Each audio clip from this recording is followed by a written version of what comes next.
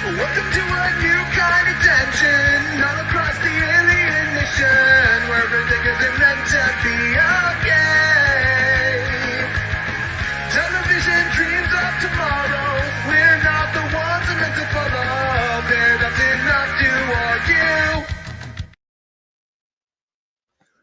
Welcome back to another episode of Ash and Their Fantastic Friends, the show in which Ash, our host, talks to us, their fantastic friends, about a wide variety of pop cultural stuff. Mostly comics. Mostly comics.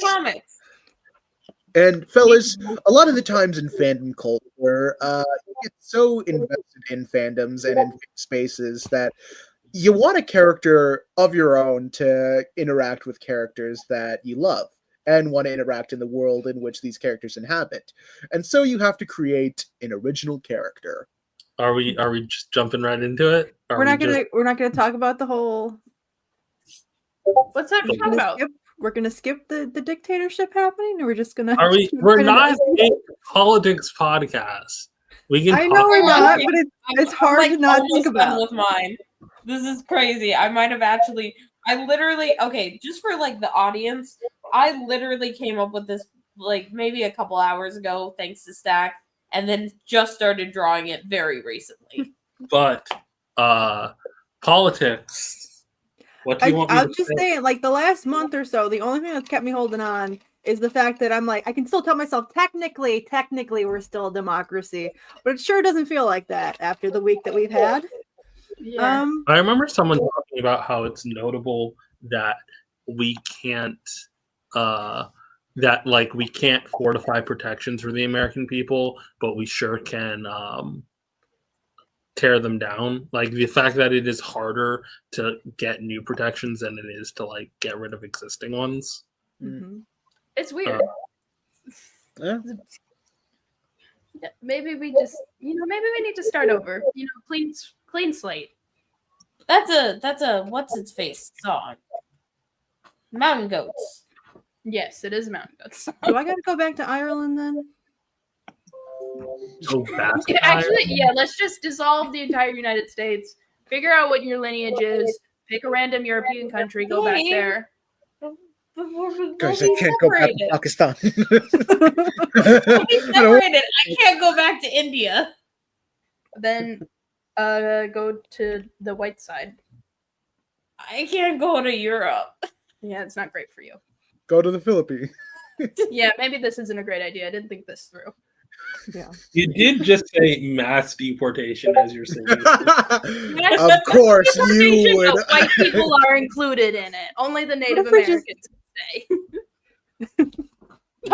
kind of fucked that they are rolling back major protections on Native groups. I mean, I know that always happens, but like it's happening a lot more than usual.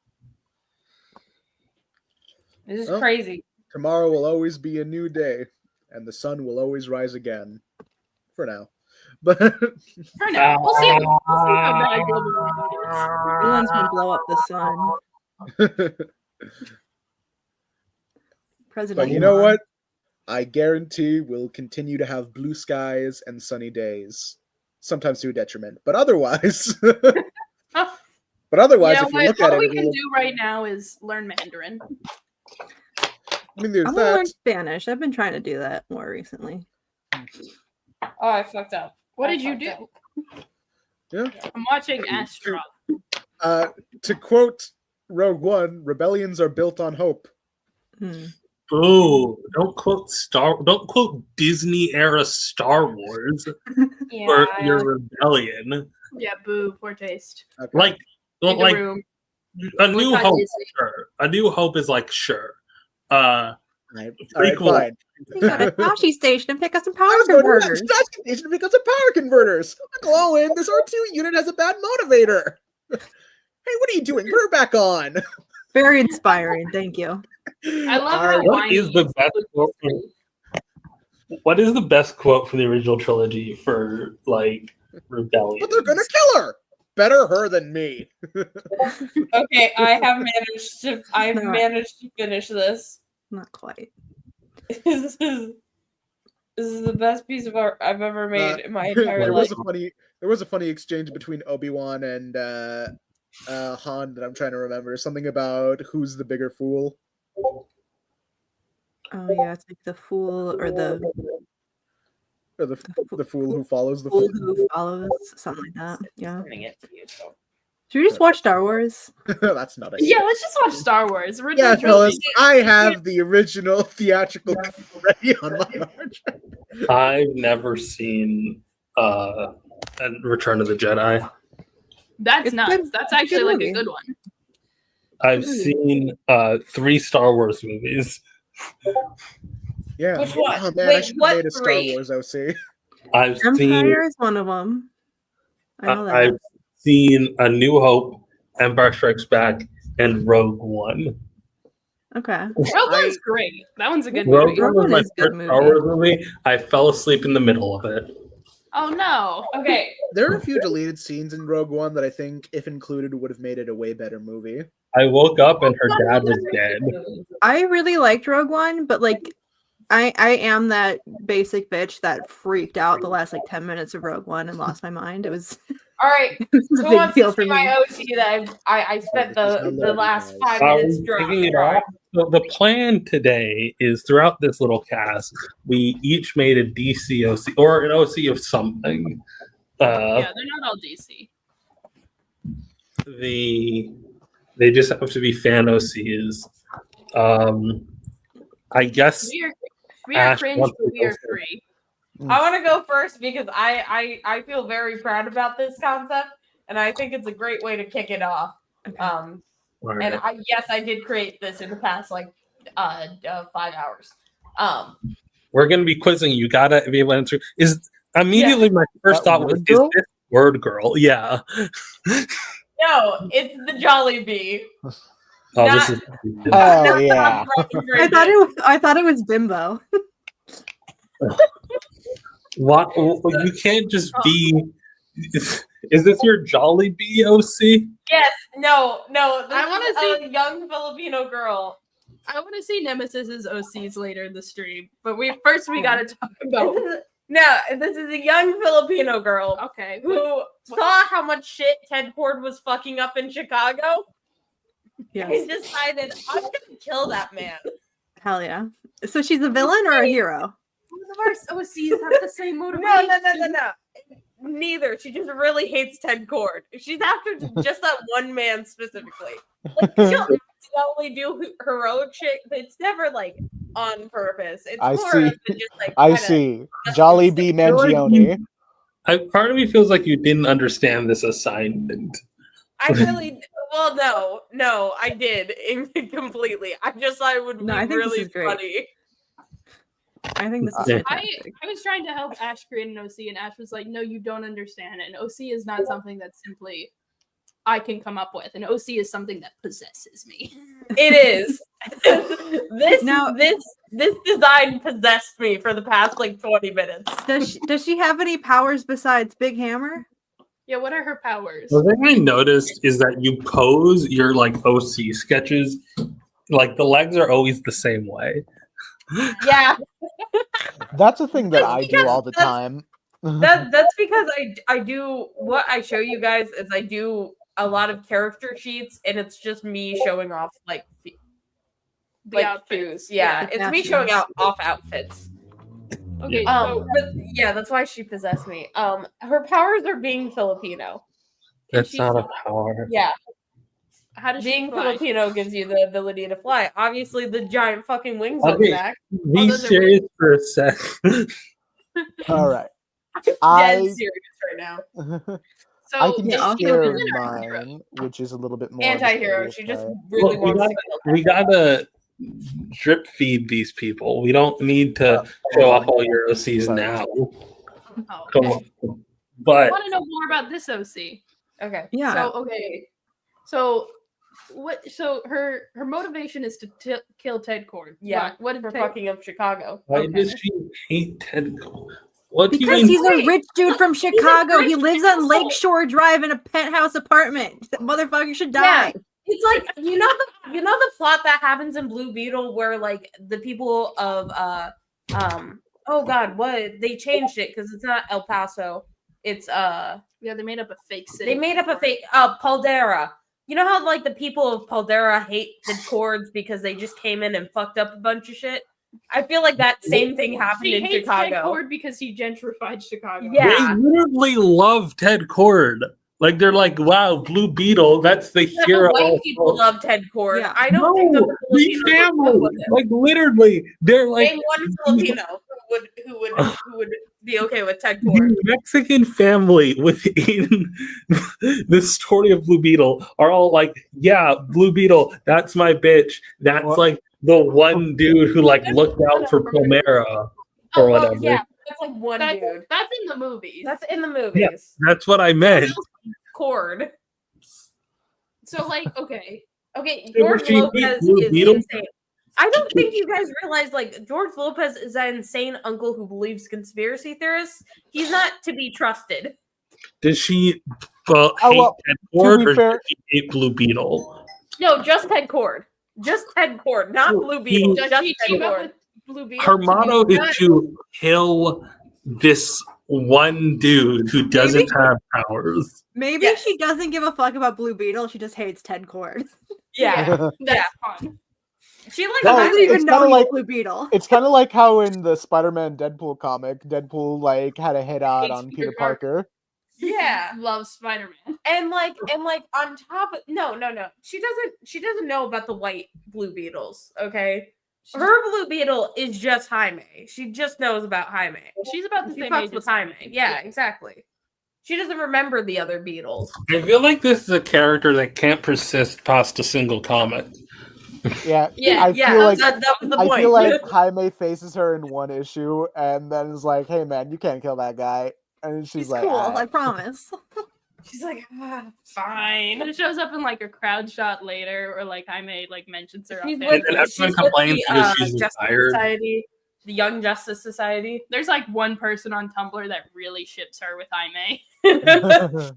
I think it would be a good like one-off issue, and then maybe like we could like backdoor put her into Jaime's book. I think that if we are getting more Ted Cord Blue Beetle, he has the comics have to do a promotion with Jollibee, and this is my pitch for it. Ted Cord Alright. sponsored by Jollibee. Why? Okay. What the hell is Jollibee? The restaurant. You don't know what Jollibee is? It's a Filipino. Okay, so it's like the Filipino equivalency to like McDonald's, Computer, pull up but Jollibee. it's really fucking good. Oh, Yeah, hold show on. the Jollibee Okay. menu. It's fucking delicious. We had it when we were in Chicago. I fucking love it. I miss it deeply. they I'm have literally spaghetti. driving up to Chicago just to have fucking Jollibee again. It's a chicken restaurant. It's mostly chicken. I do love my chicken. It's good They chicken. have some of the best fucking chicken sandwiches. Like you know how Chick-fil-A makes their sandwiches? No, No, I'm not Don't homophobic. fuck Chick-fil-A. Yeah. it's But like Chick-fil-A like does I'm not like Christian. the like certain like kind of breading, but like it always falls off and it's always like weirdly like not the right texture. This is like the perfect texture. It's the greatest. And they thing also ever. have like really good sauce. they and also put- have Filipino spaghetti. It's very good. Yeah, they have Filipino spaghetti. This It's sounds not like KFC. It is pretty much I guess it is Filipino KFC. Yeah, that's a better way to describe Yeah, it. and they also have ube. They make like ube pies and stuff. It's great. I love this place. You can go to their What do website they? and pull up the menu. Why are we looking at images? I don't know. Because Hey, are I we doing What's OCs? ube is like this. I don't It's know. like this like purple root, and it's like really sweet. It's delicious and like earthy. I would It's, order you. Is it's- it like it's so a? good. Is it a food? Is it a drink? What is it? It's like a root vegetable that gets turned into like an ingredient in like a lot of desserts. These are all very important informations for your OC. Yes, it It is. Okay, I'm accidentally doxing myself. I just want to look at the menu. I feel like I would be if I was reading Jaime's like one of the few series Alright. he gets nowadays. Okay, I'm reading one of Jaime's few series he gets nowadays. He's already sharing too much spotlight with Ted Cord, okay? Or you open up an issue and there's a Jollibee advertisement in the shape of a character. Ash, your address is gonna pop up like that. I don't No, think no, you- no.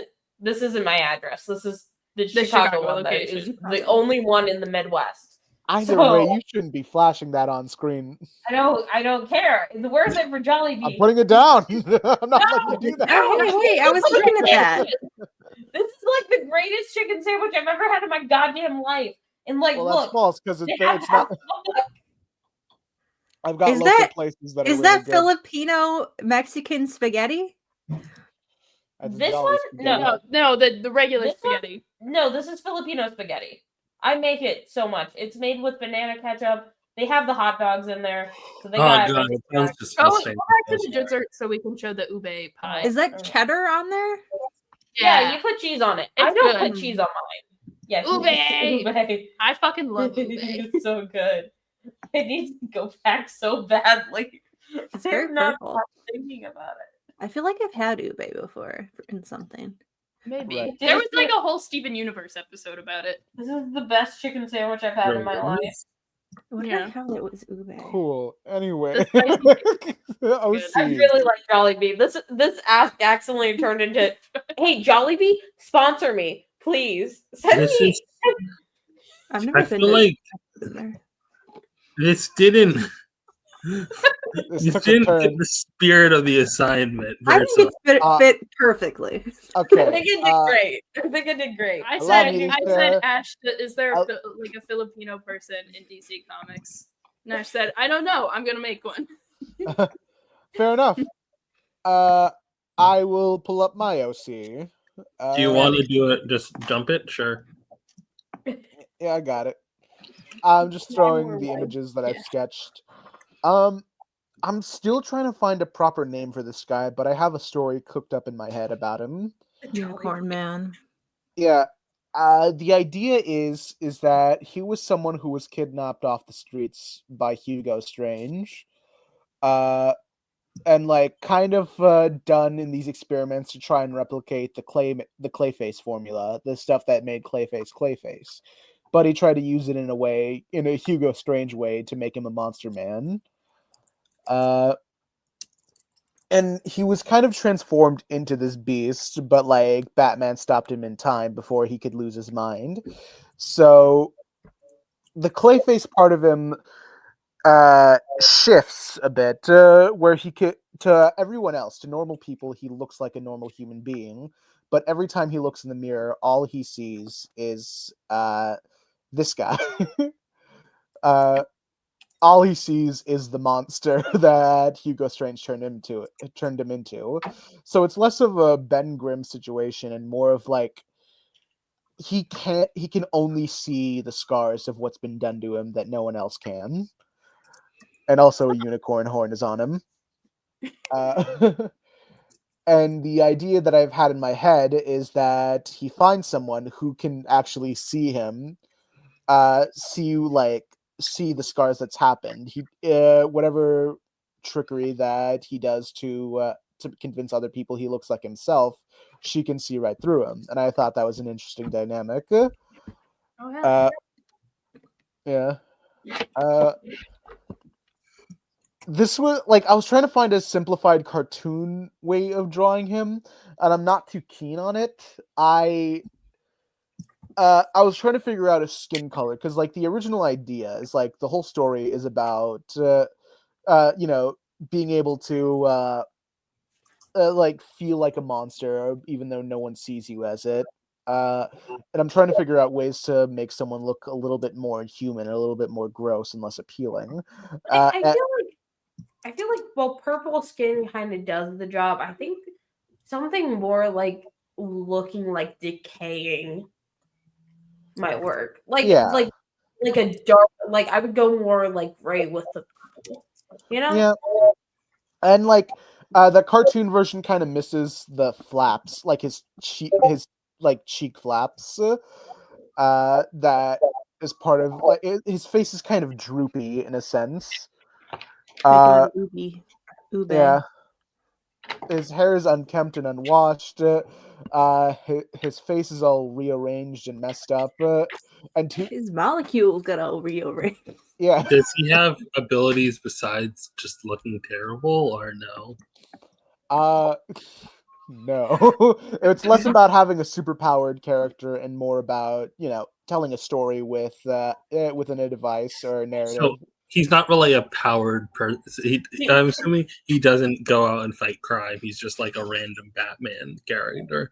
Yeah, like I was toying around with ideas of him being somewhat of a low tier thug, like unable to kind of handle with the scars. He just kind of does chaos for chaos's sake.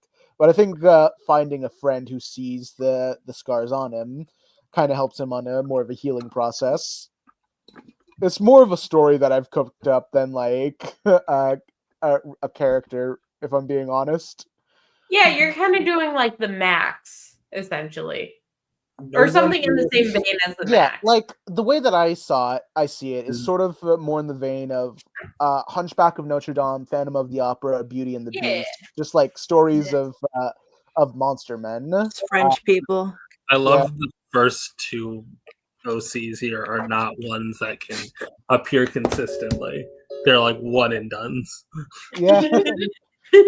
To be fair, I did just come up with that like 5 minutes. I didn't really create him to tell a never-ending story. His story ends with him finding acceptance with himself, if that day ever comes. Yeah, that's good.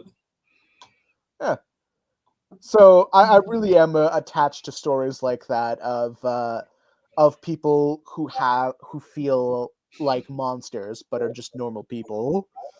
Like the French stories that I've already included. I also there are hints of Two-Face or Ben Grimm in there. But whereas those characters use their powers or use their abilities to become like either a supervillain or superhero, it's just more the story of him trying to find his own way, Also, he has a unicorn horn. Because Hugo Strange was weird about that for some reason. That's good. Do we want to watch the press conference just happened? Trudeau just... Are we? Oh. We're not Canadian. I think... I do believe that we are now in a trade war with Canada and Mexico because they both have put up retaliatory tariffs. So how would they just that? So. Everything's gonna be so fucking expensive. I didn't vote for this shit. You didn't vote. I This did. is very- Well, I'm a legal resident of Arkansas, so You are a legal resident of Indiana. I don't think That's you know how legal residency works. You have to apply for it. No, you don't. You have to apply to Indiana- change where you're voting. Yeah, exactly. I'm registered You don't to just vote. go to the Here's a poll. funny one. Apparently, there was just an NHL game in Canada where they played the American national anthem and everyone booed. Good. Deserved. We should start doing that. I'm gonna have to go to sports to boo the national anthem. God damn it! Open up the Pop-Tarts I brought over here for myself. Yeah, I opened it for you. Okay. Hold on. Audience watching at home, there was an alternate thumbnail that I made too late at night that I would like to share. Yeah, Hell show off the alternate thumbnail because I was debating on switching it, but the cow was too good. We are cringe, but we are free. Me. Original character. Who's that original character? I guess we just have to do it again. I guess we just have to do this again next week and then use this thumbnail. Oops, I don't No, make the rules. too late. Too close to the Boom Studios one. No, we gotta do Boom Studios eventually, but episode 69 is Nemesis's reading list. Yeah. Oh, I got those two mixed up. I'm really excited for. I love Bone. I want to talk about Bone. Wait, did someone have a list for it? Yeah, Okay. I put it. It's in. Don't worry, it's in the Discord. Sorry to hear your OC died. He gets 5 big booms. Boom! Boom!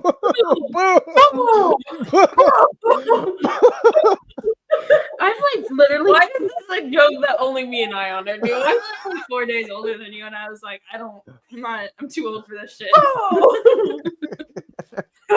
Sorry to hear about your brother dying. He gets 5 big boom.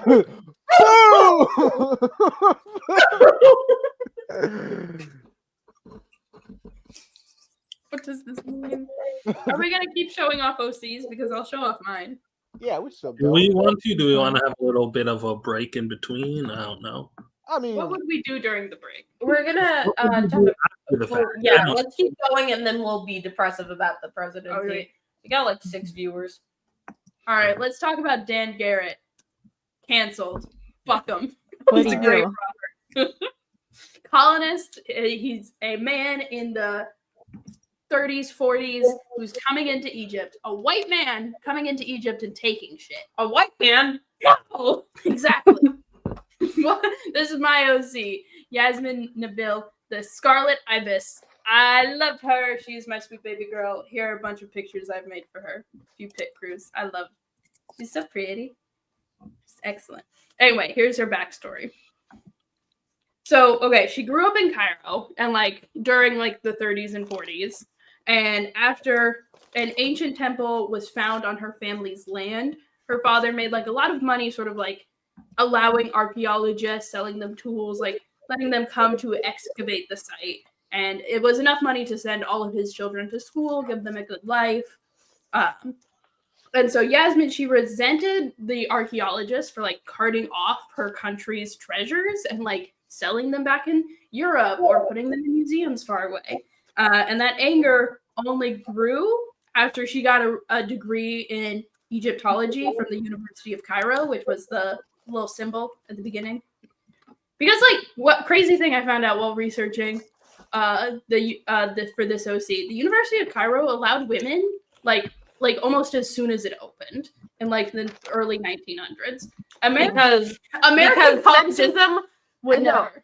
No, people thinking that Arab countries and just really just the area that Egypt and all of us in Muslim countries, the people thinking that those places are sexist, that is American propaganda.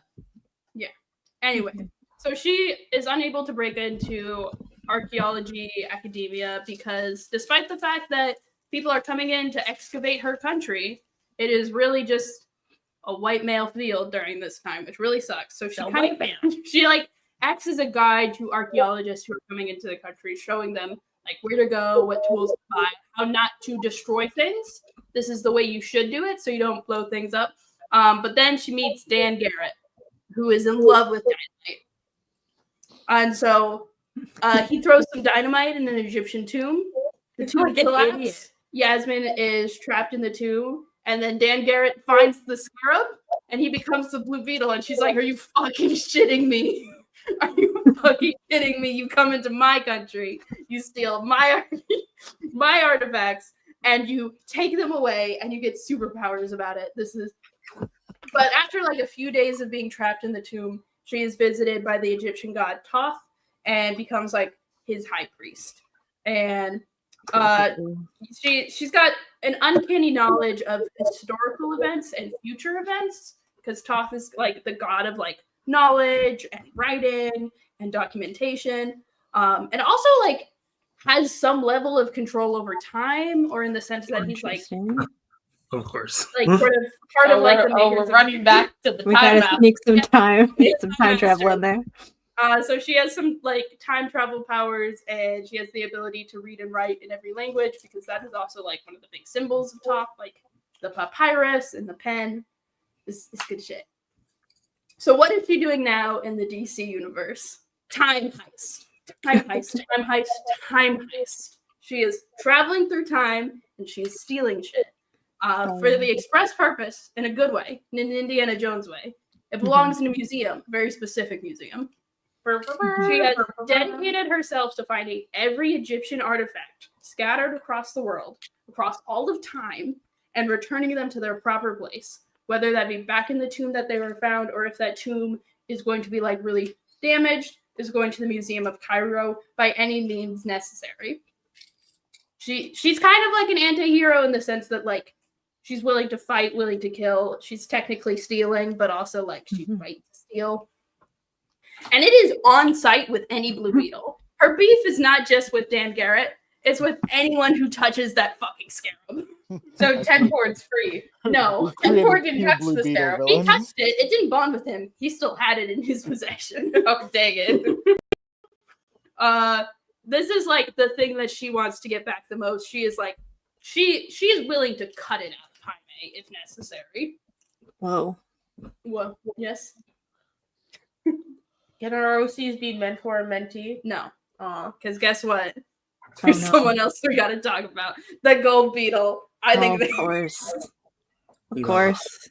It all comes back to her. it all comes. She's a time traveler. I love her. Did I invent this OC to spite Dan Garrett and also because I wanted a love interest to ship the gold beetle with? Yes, absolutely. There's a pit crew that makes them kissing, and this is them kissing. They're in love.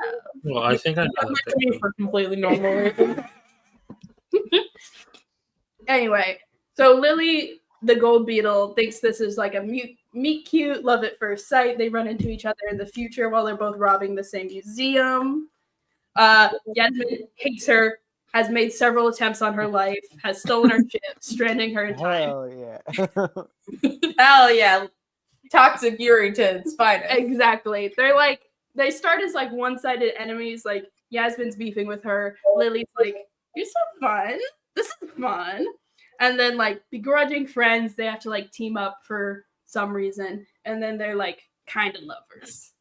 So like Kinda. Lily would like help Yasmin escape the linear men and Rip Hunter because they're both wanted time criminals. Yasmin helps Lily break into the Flash Museum. And then they're like, okay, we're useful to each other. You're fun. You're competent. Lily doesn't actually have the Blue Beetle scarab. So like, it's so far removed from like the Blue Beetle legacy that it's like, okay, my beef is not with you. I'm going to go back in time and kill some other people about it. They're like, I don't think they would do anything official. Like, I think they're so busy jumping through time that they kind of just have like a, if we run into each other. Yes, the town- Wyatt A Wing. a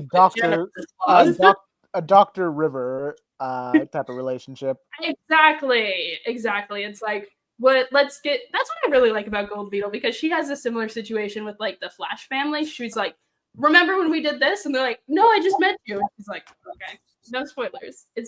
Gold Beetle's a really fun character. More people should read her, and DC, bring her back, please. I love her. She's great. And then this is what I think the Pokemon team would be. Dang, that's a good idea. Really, Stack started making Pokemon teams for like Alex and Johnny and Wyatt and Maria and Mayday and Will and Benji. So we've got. I don't think I told any of you about Will. If you've played Diamond and Pearl, the unknowns are in like this really cool cavern, and then it evolves into Sigilyph. Love. Obviously, you've got like the sarcophagus Pokemons. This one, Unknown evolves into Sigilyph because it doesn't. what? Unknown doesn't evolve into Sigilyph. Yeah, it does. No, it doesn't. Unknown doesn't evolve. I don't know. They're very similar. And I then don't know how Pokemon work. fuck you. And then Dialga. I've cut them. Why Bombardier? What's Bombardier about? It's a newer Pokemon, but it's like kind of the closest thing I could get to an Ibis. Oh, okay. And then Dialga, because it's the one that goes through time.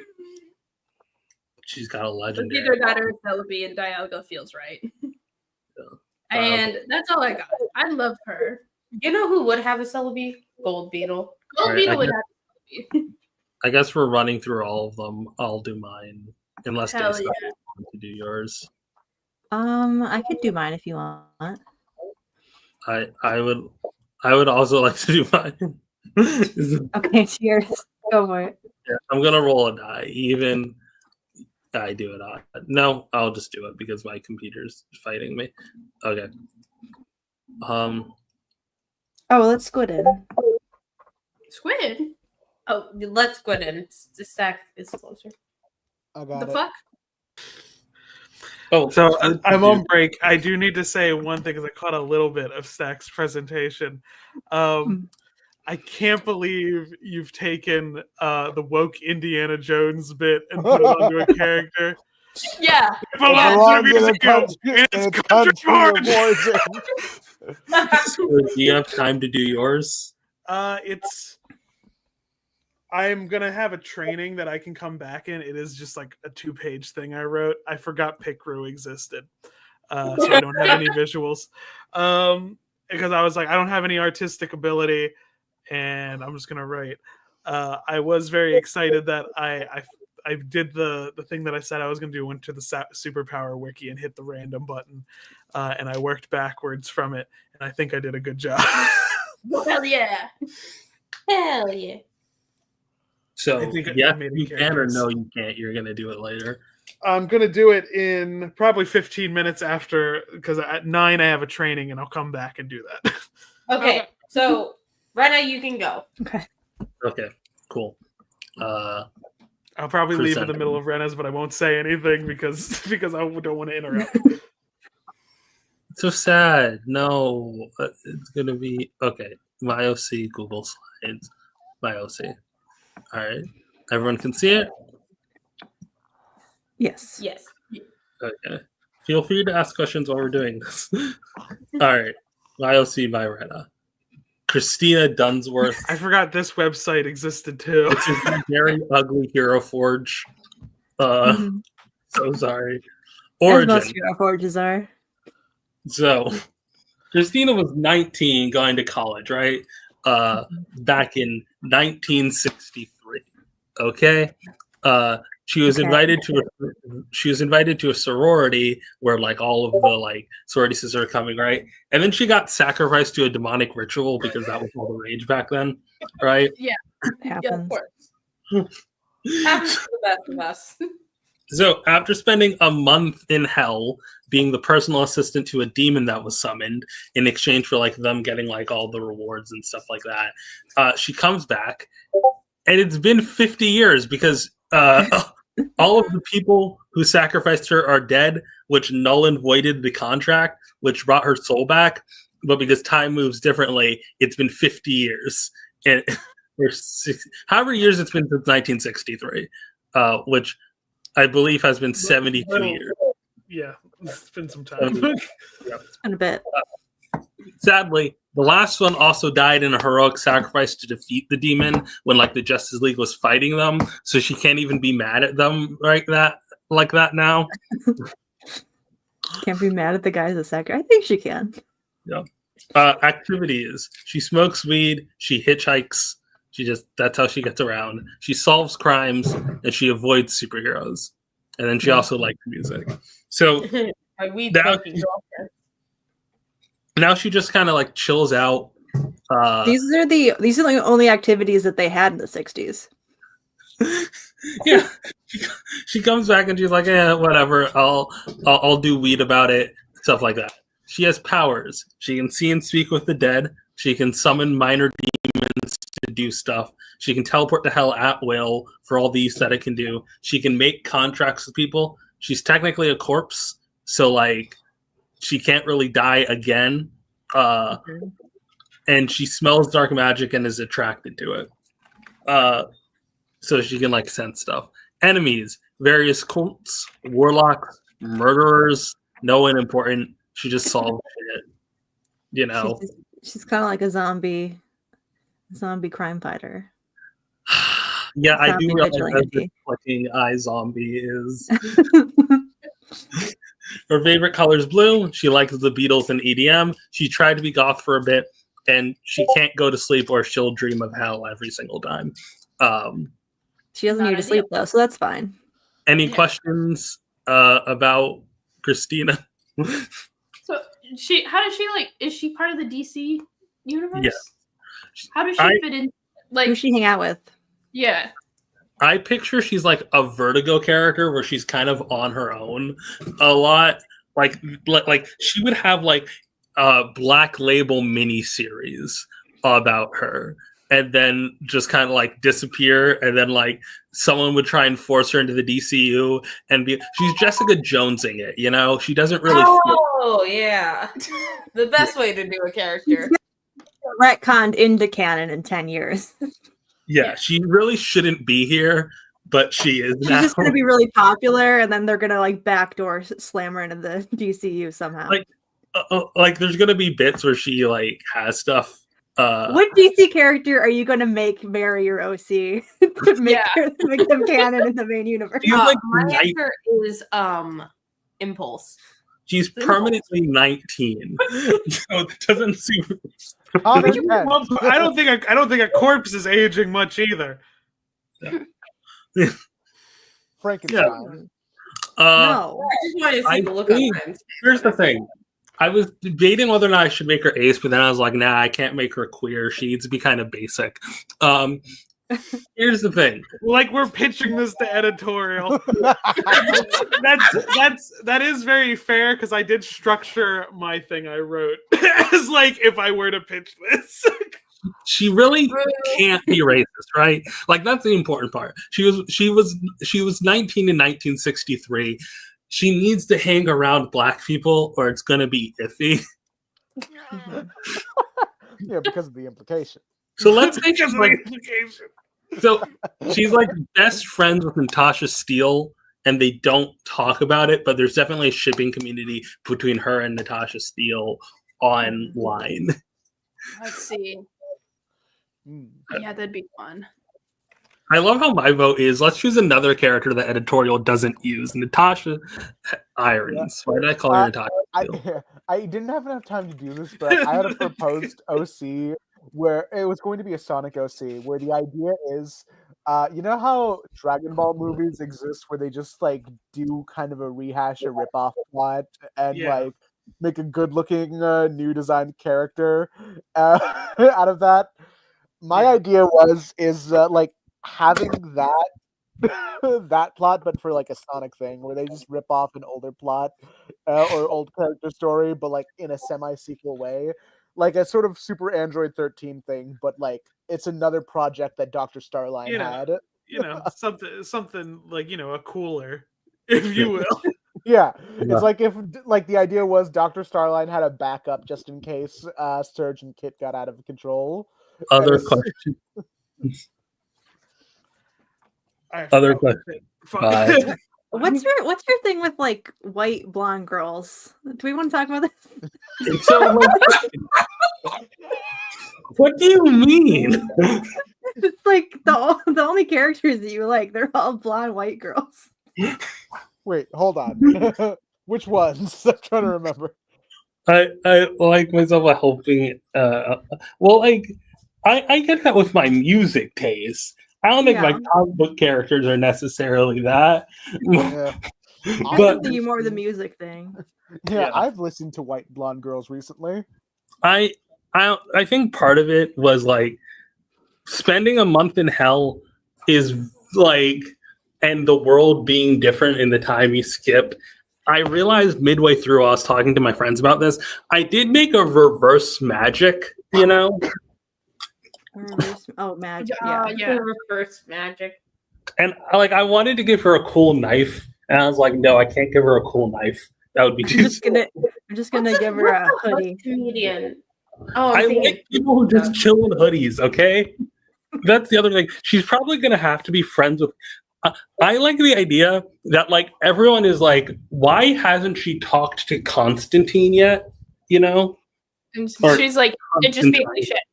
I can't do that. Yeah, don't like the vibe. Like constantly, like there's a bunch of fan comics about how they'd meet and how they'd exchange words because they seem like they would run in the same circles, but they are always away from each other. And people seem to forget that Constantine is like from Europe. But like she just she likes her hoodie. She sleeps in like train cars. She's British too. No, she's not. This is a story of American sororities doing satanic things. Okay. Like God intended. But yeah, that's Christina. I don't know why I do blonde women. I think it was just magic was on the brain and magic's blonde. So I made. I thought magic was a card game. You made casual cosplay magic. Magic if she was chill. Magic if she was just regular about it. If she was normal. Here's the thing. I want to be clear here. She's not that traumatized, okay? Like everyone's like, "Oh, you live in hell. You have to definitely be like super." No, it was just like a shitty month of her being the personal assistant to a demon. It's like, how wasn't that bad? I don't know why people freak out about it. And then she wakes up, and then her entire family's dead, and like she's got no one. So Yeah, she that just would suck more. She goes womp womp. yeah. So like, and also she's legally dead, and she can't really die, so she doesn't know what That's else. gonna be when she tries to get her renew her driver's license. Yeah. So damn. Okay. Want to do All mine? right. Yep. Let me share my screen.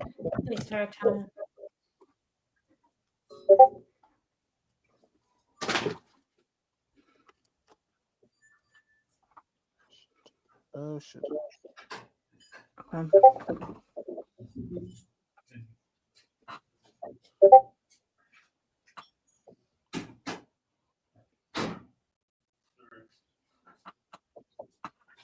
I got food. All I right. really want to go to Valley now.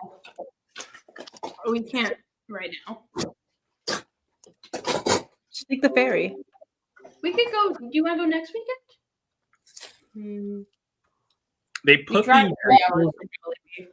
Oh, yeah. they put the in the box with the food, so now they're covered in like. Sauce. That's So I- the god. I just want to Wait, talk about how much I love this book. I read this book, and it's really good. It's called The Godmother. It is like, it's a journalist who does like a feminist analysis of women's role in the mafia in Italy, and it's really fucking good. And my OC is kind of inspired by it. But I do think I do recommend this book. It's good. Anyway, Mamma mia. I didn't do a. I made mood boards for my character. I didn't do a pick or anything. I did make a nun. Yes. I should have expected Catholicism. Catholicism is here. We are in. I want her to be. I kind of want her to be not contemporary. I'm thinking 50s or 60s, maybe 70s. I'm not really sure. But so her thing is okay. So she's a nun. Yeah. Yeah. Like most of us did an older OC. Heidi's like over Yeah, 18. We don't now. like being contemporary, huh? No, Yeah. older like Like from older. the back. Yeah. Oh yeah. Yeah. I did. I guess I she did could be modern day. contemporary. But so she's been a nun her whole life, and she is not really about it because of how corrupt the church is. So she's been like stealing from the church to try to like get people out of Italy and escape like on the side a little bit. And one day this one lady comes to her and she tells her, she's like, okay, I just found out I'm pregnant and I need your help to leave. She wants to go to America or something, right? And so she is like, okay, I'll talk to you later. Like, we'll meet up. And she's like talking to her. And the priest overhears this conversation and he rats her out. So he rats her out to the woman's husband, who is like a mob boss. And so then the mob boss comes and gets her and takes her back to his house, or he has in his basement. This is something that they actually would do. They have like pits of acid that they would throw people in and dissolve them. So while the wife is watching, he throws her in the acid and she burns to death in the acid. And How do then I get an acid pit? Oh my! That's not what you should be taking Oh. from this. I'm sure you can get one. It should be fine. And then he drains her into the sewers under Italy. And then she reforms into a slime acid monster. I And she's recognize able- that from JLU. Yeah, this is a panel from JLU that I colored green. This is kind of her whole deal. She's all like soupy and acidy, and she can like reform back into her original form, but she can also like turn into acid and burn people. So that's what she starts doing. She goes around and like burns up the mafia guys, and she starts with the priest. She goes and she like goes back to the church, and the priest is all like, oh my god, I can't believe you're alive, you're supposed to be dead, what's going on? And she like pours acid down his throat, which was like a common way they would kill women in Italy, to like be like, oh, they killed themselves, they drank acid, but like really they forced them to drink acid. So that would be how he dies, and then she would like make it like he killed himself. And so then this is her thing, and she just like goes around and she kills mafia bosses and frees like kids and women that are being abused by their families. That's my OC. I love her. Does she have a name? Alicia. Alicia. All right. Is the Italian name for defender. Ooh. Sister Alicia. These are from these two. This picture and this picture are by the Matt Dimino, who is an artist for D&D. These are pictures from the D&D book for Ooze. I think it would be very funny to do a D&D game with all of these characters. I do like how you asked me, like, what's the word? How mine interacts with the DC universe. You just put yours in 1960s, 70s Italy, fully outside the range of anything that happens with DC. She's also a Vertigo thing. Yeah. I feel like she could. She has the energy of a Batman villain. Yeah. She would make could be like a Joker situation or a Swamp Thing situation, kind of. I think that she would be introduced in the Batman comics, but she would then get a Vertigo comic that went more into her backstory. Yeah. I feel like maybe if they let Elena go back to Italy and do stuff there, they could team up or something. Yeah. She would do great on the Birds of Prey. Yeah, she would be a good hunter villain. She could be like a folk legend that like it has faded into obscurity now that it's been decades since she's been active, you know? Mm-hmm. Yeah. Like, we heard original character and we said, okay, original story, barely connected to main canon. No. You just made a, what are they called? Like a product placement? I feel like mine could be. There's like a word for like when people make like brands or like animals, like human sodas.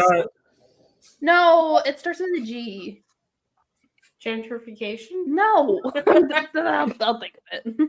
I feel like mine has legs to have an ongoing, though. She can have multiple adventures with her little acid powers. Yeah. How would our characters interact? Okay, like everyone name your character's favorite and least favorite character out of the bunch. Well, obviously my character's favorite would obviously be Stax. Yeah, I think mine is also a Stax character. I think my character would like the Jolly Bee girl the most because you'd be like, you're a Blue Beetle hater? Blue Beetle hater? Fuck yeah! But if she saw you teaming up with Jaime, it'd be on site. The team ups with Jaime are very limited and far between. I think my favorite would actually be Daystars, you know? Mm-hmm. Especially because we get to exist in the same era. Yeah. Well, I think me and Ayans could be friends too. We're both like swamp sewer creatures. Yeah, because like my character's more of a loner. He doesn't really like talking to people. Mm-hmm. And like especially people who have like larger personalities, he's kind of more of an introvert in that sense. So I think like interacting with your character might be a little bit more chill. Yeah. I like the idea of me and Daystar's characters solving mysteries together, you know? Yeah, that'd be fun. We can solve murders. I think your guys' characters, I think Ash and Stack's characters would make fun of my character's unicorn horn. No, I don't think. Stacks wouldn't. Mine would. No, I don't think she's very serious. She's like, I've got a job to do. It's getting done. Yeah. I was really thinking over on like if he's able to drop the mask that he puts on for himself and let other people see it. I think that would be interesting because like I didn't really think in terms of like what powers he has because I did mention that he has Clayface, or at least his original design was based around Clayface. All I can really think is he has enhanced like strength, and that's about it. He's stronger than the average human, and there aren't any specific properties about him that, like, I think he's kind of what he doesn't have any fingerprints or anything. He's kind of gone a little off the grid now, Yeah. kind of like a mold. No. I think originally my character wasn't gonna have any powers, and I was like, nah, I can't just have a dead girl wandering. That's not a DC character. Mine's also kind of dead. Tell that to the Dead Boy detectives. You know? I've never read those comics. So I had to give her powers, and then I gave her a bunch.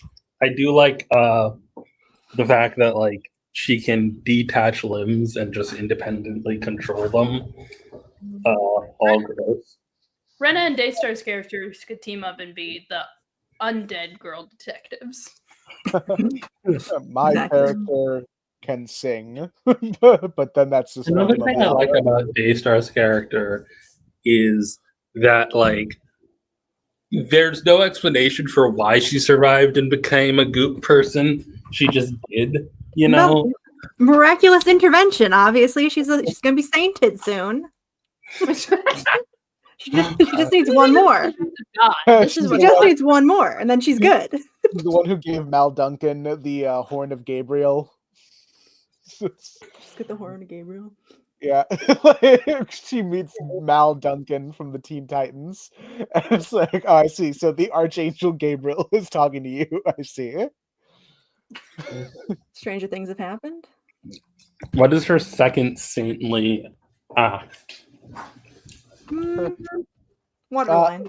Is she familiar with the Phantom Stranger, who is canonically Judas? I think she could hang with Judas. I think, like,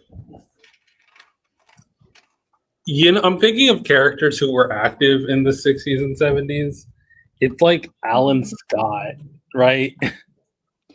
Yeah, I was trying to think of like who like if I put her in the golden age, who would be around for her to interact with? I could see like maybe Black Canary.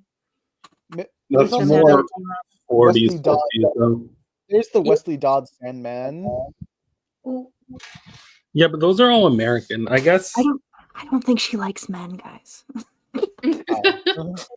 JT does bring up an interesting point. I feel like everyone but mine could make a very interesting Justice League Dark. Yeah.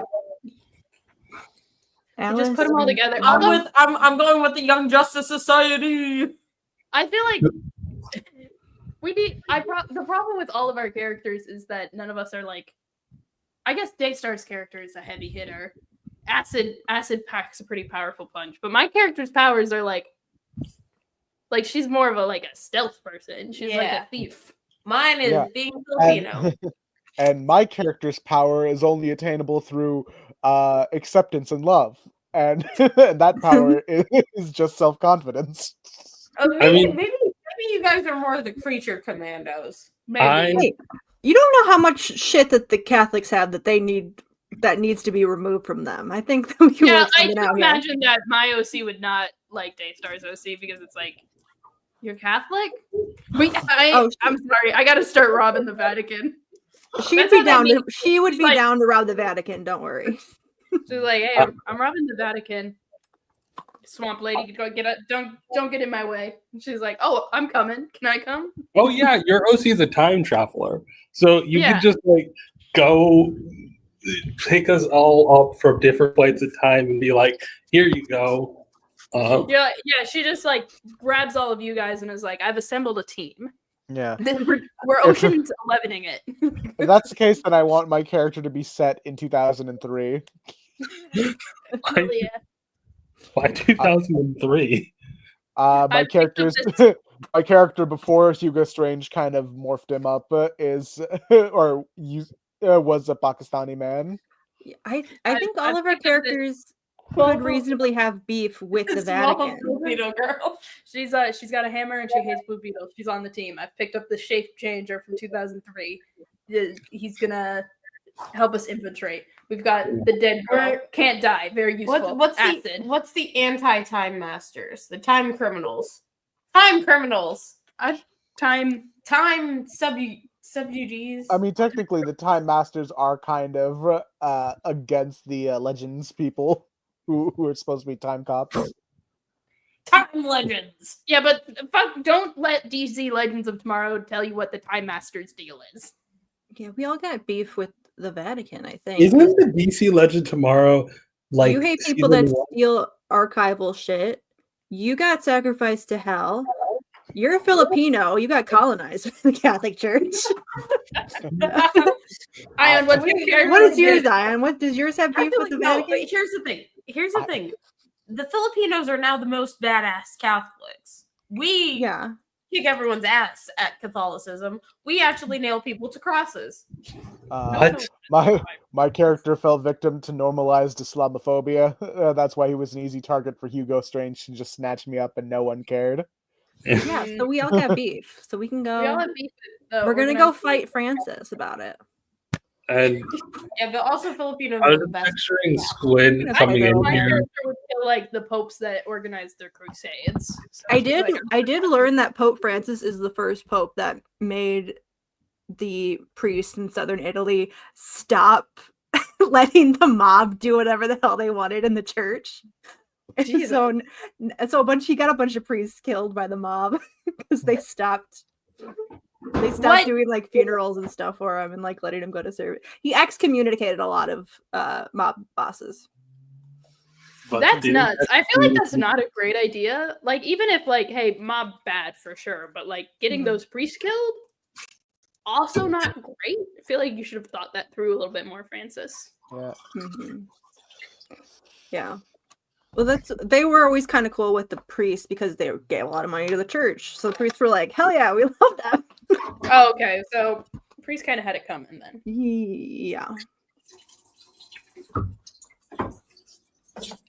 Can I have my laptop back? I So can't read the fascinating, comments on the big screen. I keep on going back and forth.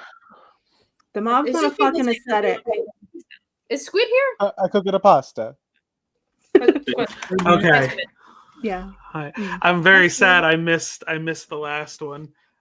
Just because it looked like it was a man thing type character. Yeah, it's man thing. Catholic man thing. Did you hear it? No, I was on a call and but I saw the green goop out of the corner of my eye and I'm like, this seems like a character I'd really like Are you She's- here for the night or no? for 30 minutes. She's Go! she's a nun that got murdered by the mafia. She got dissolved in acid, and then she turned into an acid monster. And she Holy shit! she's It's got acid Catholic all the powers. way down. Okay, so what I did, I went to the superpower wiki, and I clicked the random button. And when I stopped getting things like chipmunk physiology and got like real powers, the one I got was power enhancement, like being able to enhance other characters' powers. So I'm like, cool, I can work backwards from that and make a real character. All right, you got your Prezi? I wrote this all in the middle of the night, and I've been working all day today, and I forgot Pit Crew existed, and I forgot Hero Forge existed. So I just wrote this out, and it's written kind of like a combination of how I write TikToks and like a pitch. Is it written Okay. by hand? Can we throw something up on the screen? Yeah, at hold all? on, I'll just share my screen real fast. The character's name's Auxiliary. I'll just share this. Scroll down. How do I zoom in on Google Docs? There we go. You don't. There we go. You die. Okay. Rachel Day was a college freshman at Central City University, a chronic underachiever, yet socially withdrawn. She always seemed like there was anywhere she'd rather be, wherever she was. I liked that sentence a lot when I wrote it. She never left her hometown. She was born and raised in Central City, and any zest for life that she used to have seemed to have faded. Her life would change one, fateful day. I don't know, fateful day, when she would be caught in a battle between Flash and the Rogues. The Scarlet Speedster and his foes had crashed into the residence hall, and while the majority of the students managed to escape, Rachel was pinned beneath debris. Flash, of course, came to her aid, unburying her and carrying her out, but found that as he sped out of the building, he could no longer slow down. In fact, if anything, he was slightly increasing in speed against his will, leading both the hero and his would-be rescuee to begin panicking, while the Flash eventually finds a way to stop himself, running to Canada and crashing into a large snowdrift, providing the softest cushion possible for the two. Through their subsequent conversation, it's revealed to both of them that Rachel's a metahuman with the ability of power enhancement. I imagine like there's a moment where she like shoves him and it makes him like zap back just because she made contact with him. By making physical contact with a superpowered individual or being in close proximity, Rachel makes a hero's powers grow more and more potent over time. Having grown up in Central City, where a lot of villains are tech-based, and having never spent any time or much time around the Flash family, this powers lay dormant her entire life. Flash is thrilled about the possibilities surrounding the power, but Rachel is clearly annoyed, cryptically commenting, "Great, another reason to get stuck on the sideline." I've tied her not liking her power into her character. That was something I worked hard on. Flash is about to interrogate this comment before it dawns on him how much danger that ability puts her in. He immediately tells her they need to take her to see the Justice League, or at least Batman, for proper threat assessment to ensure that there's no way she could become a target for a supervillain looking to increase their own power. Growing frustrated, she yells at the Flash to leave her alone, that she doesn't want to be a metahuman. She doesn't want to see the Justice League. No villain will target her. She's not special. She knows she's not special. She's just Rachel. As she walks away from Flash in the snow, the panels, this is now, it's like a pitch. The panels progressively pan out to the final panel of the page. We're in space next to a LexCorp satellite. Final page of the issue would be Lex Luthor staring at a monitor with a video feed of Rachel saying, "Interesting." I love that. That's fun. The series would follow Rachel as her powers develop, as she's repeatedly forced into more superhero-related situations, mirroring the development of her abilities. The comic would also begin unpacking her baggage of why she acts the way she does. A neglected childhood where she, the second child who was unplanned, was always compared against her overachieving older sister and treated as lesser for not meeting her parents' expectations, and began being denied her own opportunities to grow as a person as her parents prioritized her sister, and if anything, treated Rachel as just a means to help out. Hence her dislike of what her powers represent. As the series continues, she begins to have control of her abilities, not just involuntarily enhancing powers, but she would begin to activate the powers from a distance and even be able to sense when a superpowered villain was nearby. She eventually takes up the superhero name of Auxiliary. She also reunites with her sister as she comes to understand that both of them were children, and their parents also used to use the way they treated Rachel as a scare tactic to push her sister to keep meeting their expectations, as otherwise she'd get treated just like her. And while she was given opportunities, they were always what her parents wanted, not what she was interested in. I'm picturing real dance moms energy from the parents. Yeah. They find that I can't talk. They find that they weren't both just denied childhoods, but the chance to be actual sisters and help each other grow. That would also serve as a moment where Rachel finally grows to understand and begin to like her powers, as she realizes that you don't grow in life by yourself, and when you care about others, you give of yourself without realizing, and that those who care about you will give right back. All right. So, important question: what is her beef with the Vatican? Well, my character? Yeah, does your character beef with the Vatican? We're all teaming up to fight the Vatican. That's what we've decided. I'm putting together a team. Okay, her parents can be Catholic. That's fine. Don't change bits about your character. I didn't. The religious part wasn't important. I'm sure all the moms on Dance Moms, at least parts of them, are Catholic. No, I think she doesn't have beef with the Vatican. We just like made her tag along to use her powers, and she's pissed about it. So She's been kidnapped. So the way Yeah. I've written this story, I've written this as like a thing that would like you could do the origin story cleanly in like a 4 to 6 issue mini, and the rest of it, it's like, yeah, if it gets doubled in length, you can tell the rest of the story, but it's also something you could tell in the background as a B story in a team book. So that's how I wrote it, like a pitch. So she's going to be pitched. So she's going to get her mini. It's going to get canceled. Well, minis don't get canceled; they just end.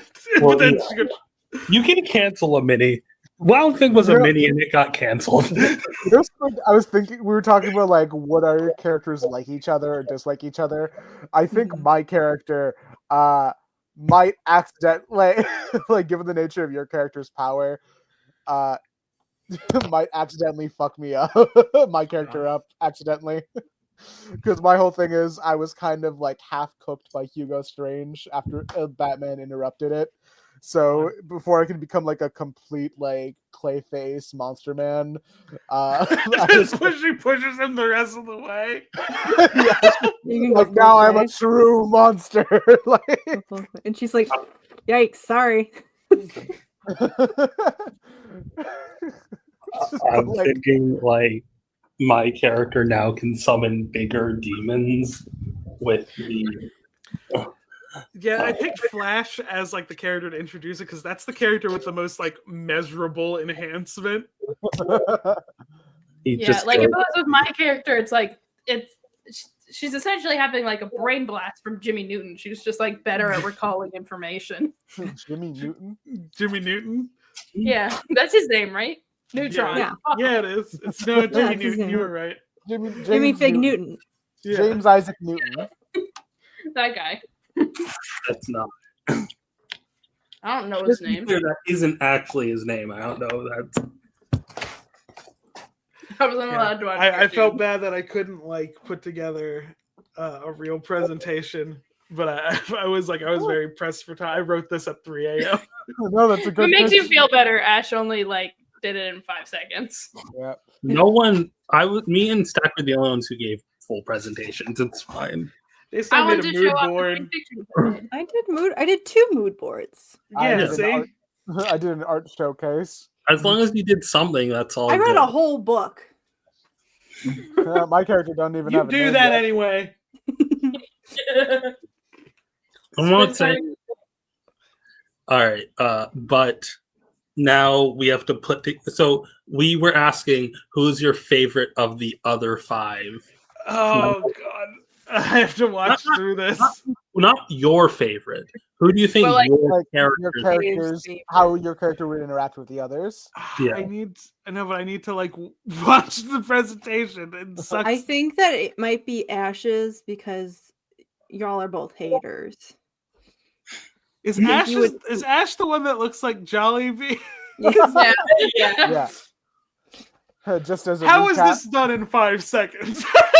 It was done literally 20 minutes before the live started. Yeah, like Nemesis is while OC. we were doing stuff. Yeah.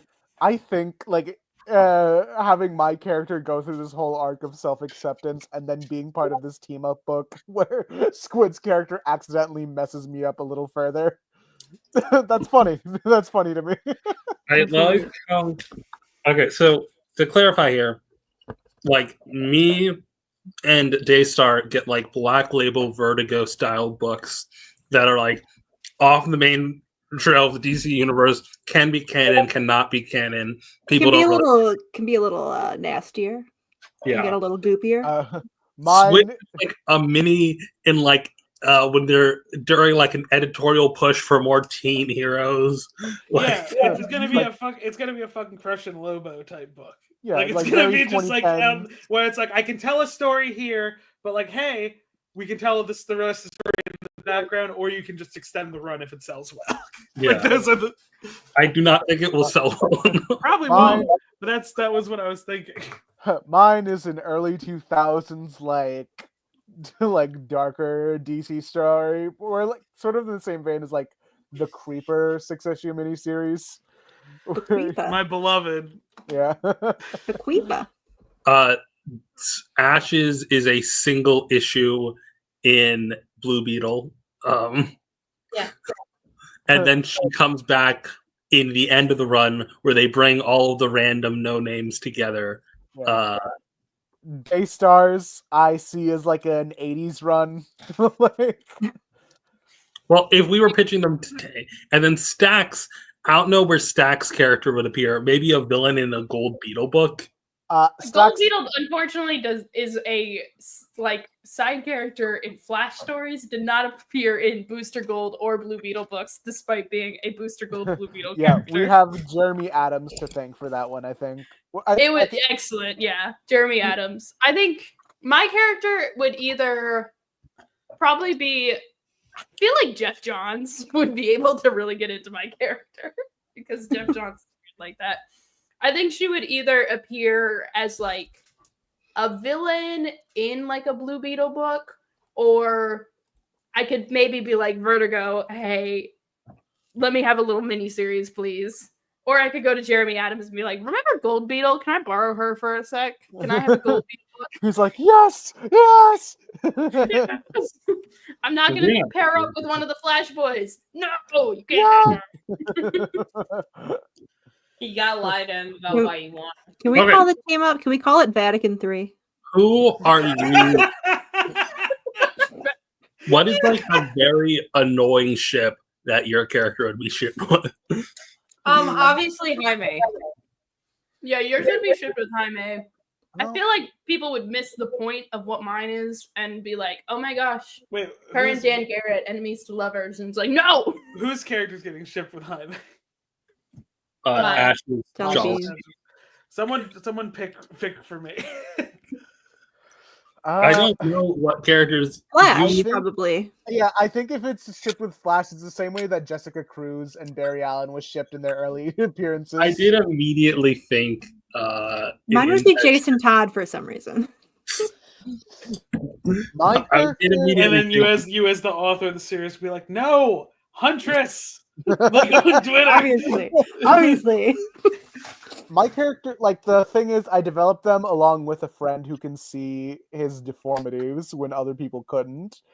So I was thinking, like, that's where the Phantom of the Opera, Hunchback, and like Beauty and the Beast aspect comes into play, where you have someone who like sees the true him and understands him. What is your character's thing? Is it just like if they look in a mirror, their body will shift to be, or is it like a mental thing? Yesn't. Jolly Bee's superhero is so funny. I just have that like single frame up. Yeah, I think Ash won. Yeah, having him half cook, like, I'm trying to like because like it's more of a conceptual idea rather than it easier to give you a full explanation. Like, I don't have the intricacies planned out, but the idea and concept of a character who looks deformed to himself only and looks like a normal person to other people is something that interests me as a story. He's got body dysmorphia. Yeah, that is what that is. Yeah. Oh my god, I can't believe Ayaan. People are going to be made adding you on character Twitter have body because I made a dysmorphia. transcoded character, and you'll be like, did I? Huh? No. What? Yeah. But I do like the way our characters are. Is Ben I Grimm a really transcoded character? I think like if your character was forced on a team, what's like the worst team they could be forced on?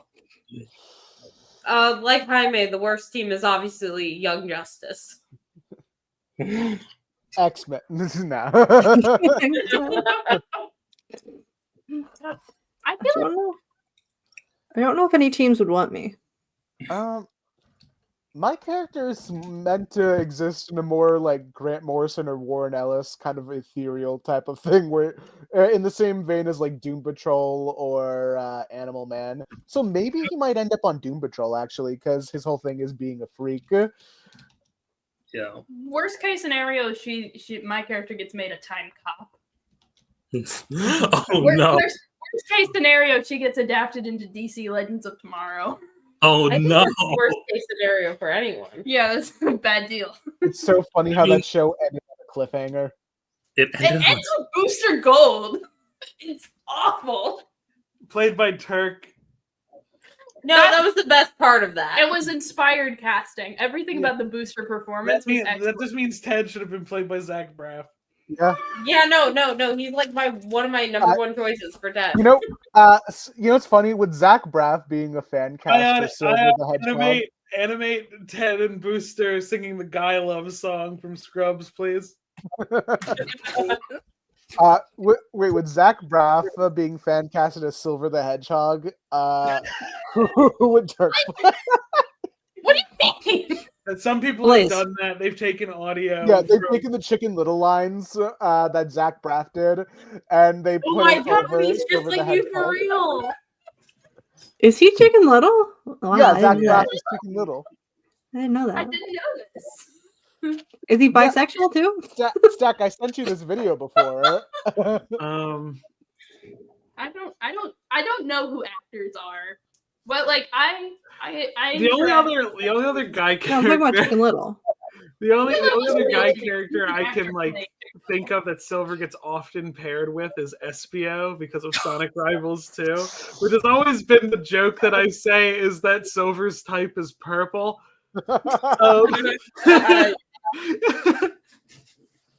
It's a very good Just joke. picture Zach Braff singing "Dream of an Absolution." Oh my god! Yeah, actually, I'm sold on Zach. What do you think a level 2 hazmat situation is? What scale do you think that goes up to? How bad is it too? What How are bad you is it? talking about? I'm looking at Twitter. There's a fire in California that's a level 2 hazard. Level 2 hazardous material emergency response. What? I want to know how high the levels go. How bad's it 2? I have no idea. Probably not It may- good. It's called emergency response. Look up the hazmat levels. Hazmat levels. Number 1 is class 1 is explosives. Class 2 is flammable gases. Class 3 is flammable liquids. Class 4 is flammable solids. Which that's just trees. So it's less Class 5 is description. Yeah. Class 5 oxidizing agents and organic peroxides. That's air. I realize. Do any of ours? So wait, what was Daystar? What was the name of your OC again? Alicia. Alicia, and that's just the name she goes by in her like hero thing, right? Like she just goes by the same name that she It has. could be Sister Acid. That sounds fun. Sister Acid. What about Mother Acid? She gave herself a promotion. She promoted herself. Mother Acid. Uh, I have to say it in Italian. It's like I guess- Sorellia, I think. Sorellia Acida. That's pretty good, You actually. speak Italian? No. Oh. Is Ashes just Jolly What's Bee? her hero's name? It can't Like just her- be Jolly Bee. Like her actual name? No, like what's her? No, superhero her superhero name is Jolly Bee, but it's spelled differently, so it can't be copyrighted by the Jolly Bee chain. That doesn't Got him. work. Is she walking around doing the Uncle Ruckus no relation? Just like Jolly Bee, no relation. Her name could Her be relation Bee to Jolly. The brand is she's holding a chicken sandwich. Yeah, exactly. Again, I think your character would only exist as like an ad. Like it would be like a free comic book day comic that is like published for free online as well to advertise Jolly Bee. It's Yeah, and Bali I'm okay G. with that. Like there would be a month where Would it- every single comic would have in the back of it a like 10-page story of you and Jolly Bee. Are there any your- other Chicago-based heroes other than Blue Beetle? Would it be too on the nose if my character got the like superhero name Quasimodo? Okay, but like what does he do as a superhero? It's less of a superhero name, What's more fucked of up? more of They an like- insult. They let somebody have Solomon Grundy. You can have Quasimodo. Like, just that would be what the book is named. Yeah, that's Maybe. his title.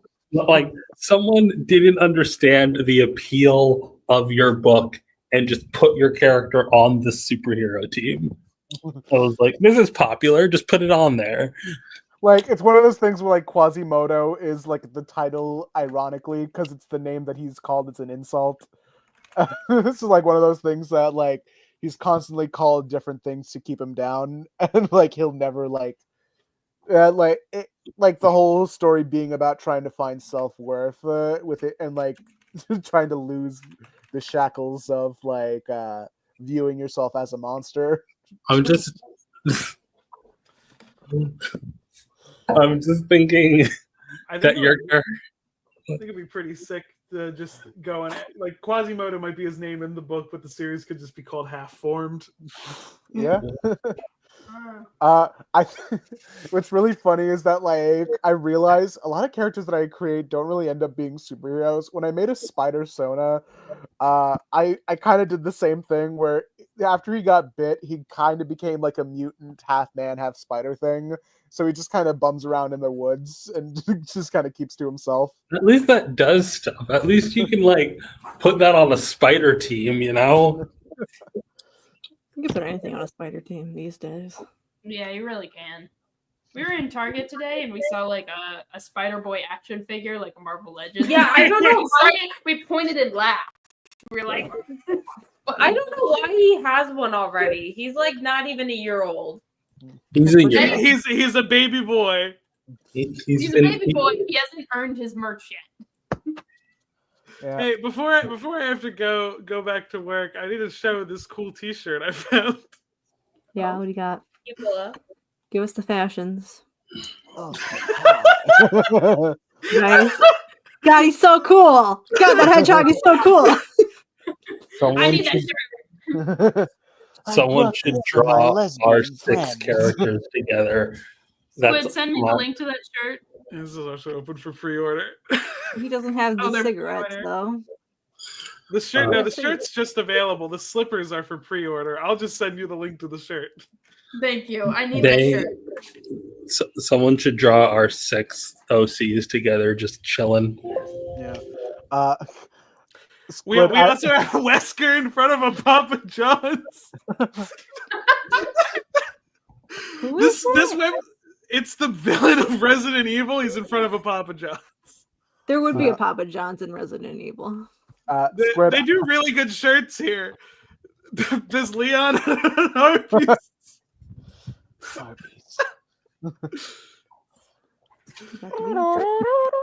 Supersonic and Super Shadow at the combination Taco Bell Pizza Hut. Was that Shadow with a monster? Is he slamming a do? Yeah. I found a Mountain Dew. Is your cat in the background? Yeah. KFC. I think nothing tops the Marlboro. Heather from Silent Hill 3 at Cane's is really good. Oh, fuck you. Would Shadow like Jollibee? It's hard to find out. There's Aaron at the Applebee's. Got Sarfield. This is really good. That's just a shirt that I would probably wear. Yeah. Women want me, fish fear me. Hell yeah, Big's in it. I love Big. Freddy Fazbear. Where was Freddy at? Is that Freddy's? What is Freddy? It's At like least a, he's it's not. a steak burger and ice cream place. At least he's not Freddy Fazbear. What is happening on the shirt? What the fuck is going on the right side? It's a cat. These shirts are nuts. Snake. Okay, he's at Jack in the Box. We've changed it from Jack in the Box to Snake in the Box. It's good. Yep. He's in a box. I like the shirt with Tails also wearing a shirt. It's shirts all the way It's down. so big Hang on, for him. can I show everyone the thumbnail that I'm editing? Yeah, quick. I'm I about need- to go. To go anyway. I want to see what that knuckles Hi, is. Squid. So Hi, Squid. I'm trying to find an image to put in the background for this. Mm-hmm. I don't know. Like, should I just do a wide shot of the rest of the Bat family? I don't know. What is Is the this video? like a specific review of Batman and the Signal? Yes. Okay, No, so this you're is for last week in comics. Oh, okay. What's the most insane thing that happened in comics last week? And just put that on there. Lex Luthor went on a date. That is not the most insane thing. Nothing came out last week. They Like, made Han shirtless. That happened. Oh wait. I need before I hit leave because I only have 1 minute. I found 2 more that are really funny. yeah, go, Switch back to me. go. Ah, Okay. we're all clicking it. Oh no! Oh yes. Oh yes. I might actually get this one. Shadow would This wear one's this, also for sure. really funny. Nice. Yeah. Shadow would wear actually both get- of these. I love Neil. I wanted to see what that Knuckles one said. This What did this the one Knuckles? is just funny to me. And, Yeah, I get it. What was the Wait, the what was Knuckles the one that was just funny to you? oh, it's also going to be funny to you. Cooler with Deftones logo on it. What was the Knuckles one? Hold on. Oh, don't let the bad days win. Hell yeah. All right, I have to go now. All right. Guys, Bye, Squid. You've lost Squid. What insane shit did happen last week in comics? Because it wasn't much. I mean, you have the Valentine's Day special. It's a slow week because it's the fifth Wednesday of the month. We want to talk about how people got really, really mad about the Valentine's Day special for no reason. I don't know, man. I don't get into DC discourse. I don't read modern So, comics. It's just, it was all Bat people, which kind of made me mad. Oh, fucking Batman. Daystar, this is all your No. problem. I don't. Other than People were being so like I was like I read it and I'm like, oh cute, they threw in Anya from the Robin run where he had the girlfriend. I'm like, oh, they did a shout out. People were so like viscerally angry about it and I'm like, calm Or down. wait, There's, like, angry. there's this weird thing with like Tim's like ex-girlfriends where they're like just like gushingly Yoshing out. they're just like gushingly positive about like the fact that Tim's like bi now. They're like, oh my gosh, I love your boyfriend. And it's She like, didn't even say that though. Like they just like they went to the restaurant she works at and she's like, oh hey, what's up, buddy? We used to date. Remember that? And I was just like, cool. She got a little shout out. She hasn't been around in forever. That was cool. Like that was my reaction reading it. But then I went on Yeah. Twitter and people were flipping the fuck out about it. And I'm like, I think I don't think getting worked up over a holiday special is anything. Yeah. But I do wish that there were like, I don't know, like last year was their Valentine's Day special was How to Lose a Guy Gardener in 10 Days. And they had Wonder Woman, they had Booster, they had Batman, they had Superman, they had like Green Lanterns. But this one, it's just Batman characters and 2 Titan stories. What was the And I Titan was like, stories? There Titan was stories were just the 4 fucking dudes. And I was like, I'm skipping this shit. it was the Fab Five minus Donna, so it's Which just is 4 like sucks. Like it's the worst. and then it Titan was one. a Raven and Beast Boy story. I skip both. Also sucks. I feel like that's The that's a Mr. stretch. Freeze one was good. I liked that one. Yeah. Hey, Mr. Freeze is always good on Valentine's Day. It's so Because he's the Classic. most romantic DC I character. feel for Yeah. that. I liked the Hawkmates one though. The Hawkmates one was good Okay. Yeah. because I didn't read that but one. he is also doing a similar thing to Mr. Freeze, where it's about like the overwhelming feeling of loss, but like even more so because like Carter really didn't have like Mr. Freeze can still keep Nora. Carter kind of just had the universe act for. The Batman animated series really popped their pussies with Mr. Freeze. Yeah. They really did. Pop their pussies. Y'all are so lucky. The Batman animated series is like, it has so much like wonderful things. It did Like- ruin Barbara. Yeah, Ruined well, Barbara, but you Well. win some, you lose some. Yeah, but you also got Harley Quinn out of it, so Harley Quinn. Yeah, like I said, you went from Ulysses. We got straight Dr. Freeze. We got Dr. We Freeze. got- I didn't think got an upgrade. Yeah, like it's Mr. fun. Freeze, Dr. The thing, Freeze. Whatever.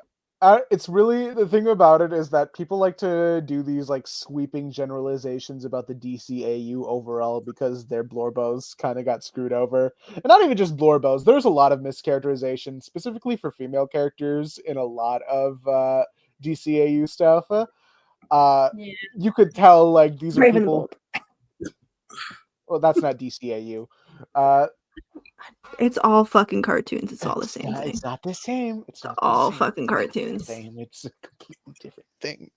I'm not all doing the cartoons Not are the doing this. DC animated. All the cartoons animated. Guess what? Guess what, buddy? It's completely different branding. Anyway, What the fuck do you mean Connor's in fucking Green Lantern now? I showed you that picture. I know. I'm just remembering. Who's in Green Lantern? So Connor Kent. hold on. Okay. The thing with the Green That Lantern is they fucking introduced ugly ass Superboy bitch. Okay, all right. Now No, you don't no, have to hey. be mean. Hey, we don't need to talk about. We don't need to talk about Superboy. I want to talk about the new characters that they introduced. Odyssey the Time Bandit. She looks so cool. I'm so sad that she's just a love interest. I also am so sad that she's in this specific art style. She looks like Hatsune Miku in like a dystopia. I love her. She seems cool. She's got a sword. She has a big sword. Unfortunately, she is in the I was gonna say the most misogynistic Green Lantern book I've ever read, but that's not true. Yeah, but it is really bad.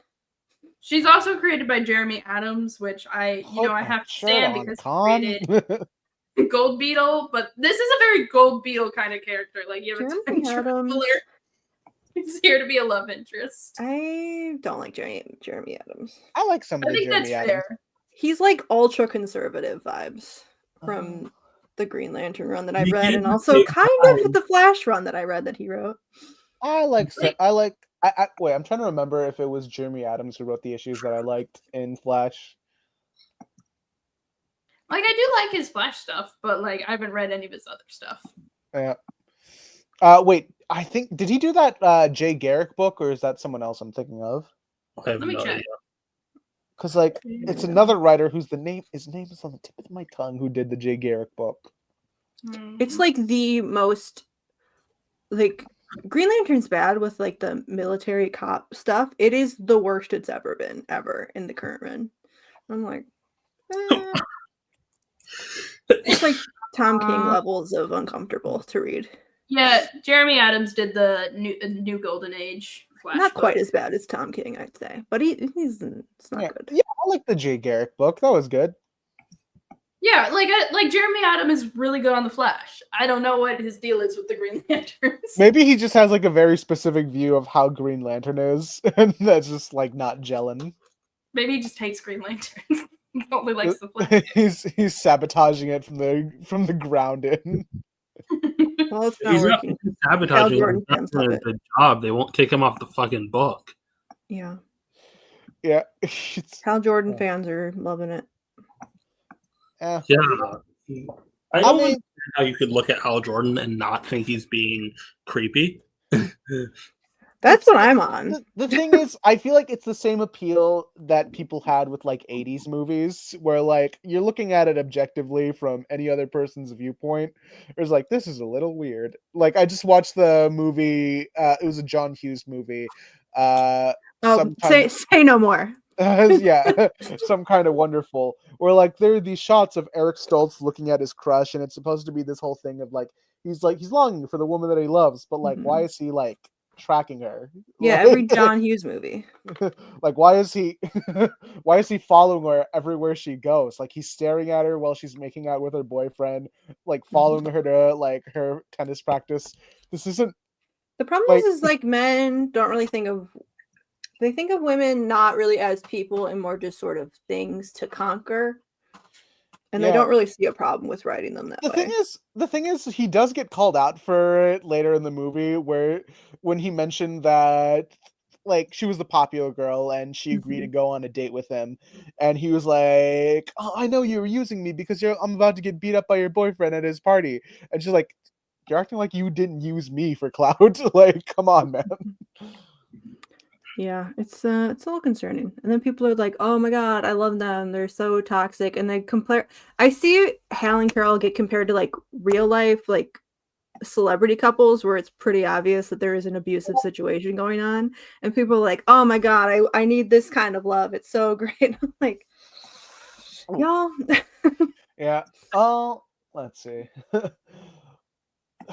But like, there's a specific stylistic appeal that I think gets to a certain audience with Hal acting like that, where they view it Yeah, as misogynists. yeah, you know. Yeah, misogynists love Hal Jordan. We agree on this. Yeah. This is not a shock. I like to explain it in a way where it's a soft blow.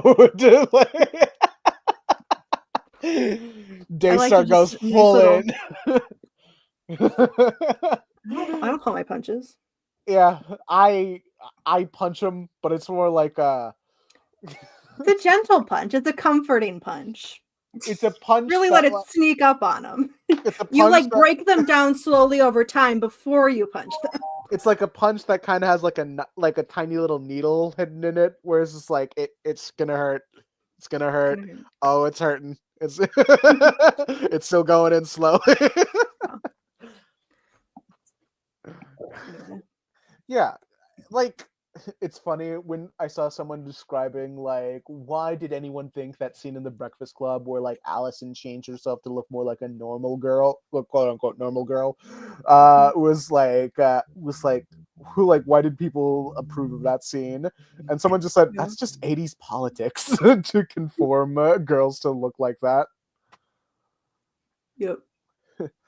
It's just conservative politics. People are more conservative than they would want to admit, I think. Yeah, and I'm noticing a lot of that, especially now, where like people are surprised, like, "Oh my god, X is a like this person is a conservative or Republican." And it's like, yeah, they're a well-to-do white person. I imagine. I think like white people have like this thought that like conservatism is like only like one way. Yeah, they think it's like out and out being a Nazi, I think. Yeah. But like social like this it's a hard way to explain the social nature of how people are politically, especially since I have a very narrow viewpoint, especially as the youngest one here. But yeah, but like I kind of notice it, especially with a lot of celebrities who are coming out as conservative in their politics, and they think it's more of a safer space to announce it. It's because they don't inherently view it as, I think they don't view it as a hateful thing. It's just them like kind of going after their pocketbook. It's like, hey man, I'm the type of guy, I'm an old-fashioned American guy who can take a good joke, who doesn't get offended by much, who loves God, and you know, all that nice American apple pie stuff. But yeah, there's certainly a lot of conservatives who would call themselves a good person who loves everybody, you know? Yeah. Whole Christian mindset. And I would rather like try to convince them that they're wrong about stuff, because it is true that they're being manipulated and lied to, and they maybe are not as chronically online as the rest of us. Yeah, and like contrary to what social media will lead you to believe, I don't think that everyone, I think like the political spectrum is too wide and varied to think anyone on a certain side believes in every single like thing in that list. Yeah, I think most people just don't really care. Yeah. Like, I do think it's kind of a misnomer sometimes to believe that everyone who disagrees with you is just misguided. But I also do think like there's like it's kind of weird that the entire election season, like people on the left, quote unquote, had this whole debate about like compromising on like what you believe in to get like a certain result, you know? And Mhm. yet there's a complete inability for anyone to think that like that could be happening on the other side, that people aren't making compromises so that they can get what they need or want, you know? Yeah. Mhm. That being said, who I will call stupid and misguided are voters who like go 50-50, you know? I just don't get them. I What just do you don't get mean? how you don't whole hog like that. Like what changes year to year? Flip flop. Oh, you just flip a coin? Yeah. It's like, because like there's how many people in this country really? Like, what's our total population? I At I least did I did look this up one time to see like it is the majority of people did not even vote. Yeah. You know? And there's also a lot of people here that can't vote, like kids or felons or undocumented people. And anyone who's not a citizen, I think, can't vote. Yeah. Yeah. So there's a lot of And people like, here that didn't vote for the man, even if they could have too. yeah. And I feel like, I don't know. I'm not a particularly remember. You guys remember that Joker video I did where I did the voice where Joker says, "I don't think the Democratic Party is doing enough to warrant my vote." Yeah. I do like Woker. It's very good. It's always a good time. Oh yeah. I just think like the fundamental thing that people are losing, especially because of social media, is that they're kind of viewing this stuff as a game instead of like people's lives. You know, Yeah. like I keep getting that Dean Withers guy on my on my For You page on his lives debating conservatives, and it's just him like, I don't care for these debates because whatever he said, like, I don't know how to describe it. It just feels like nothing's going to be gained by the end of the day, and he has this. Yeah, you don't change people's minds. You don't change the minds of strangers like that. Yeah, especially on TikTok live debates.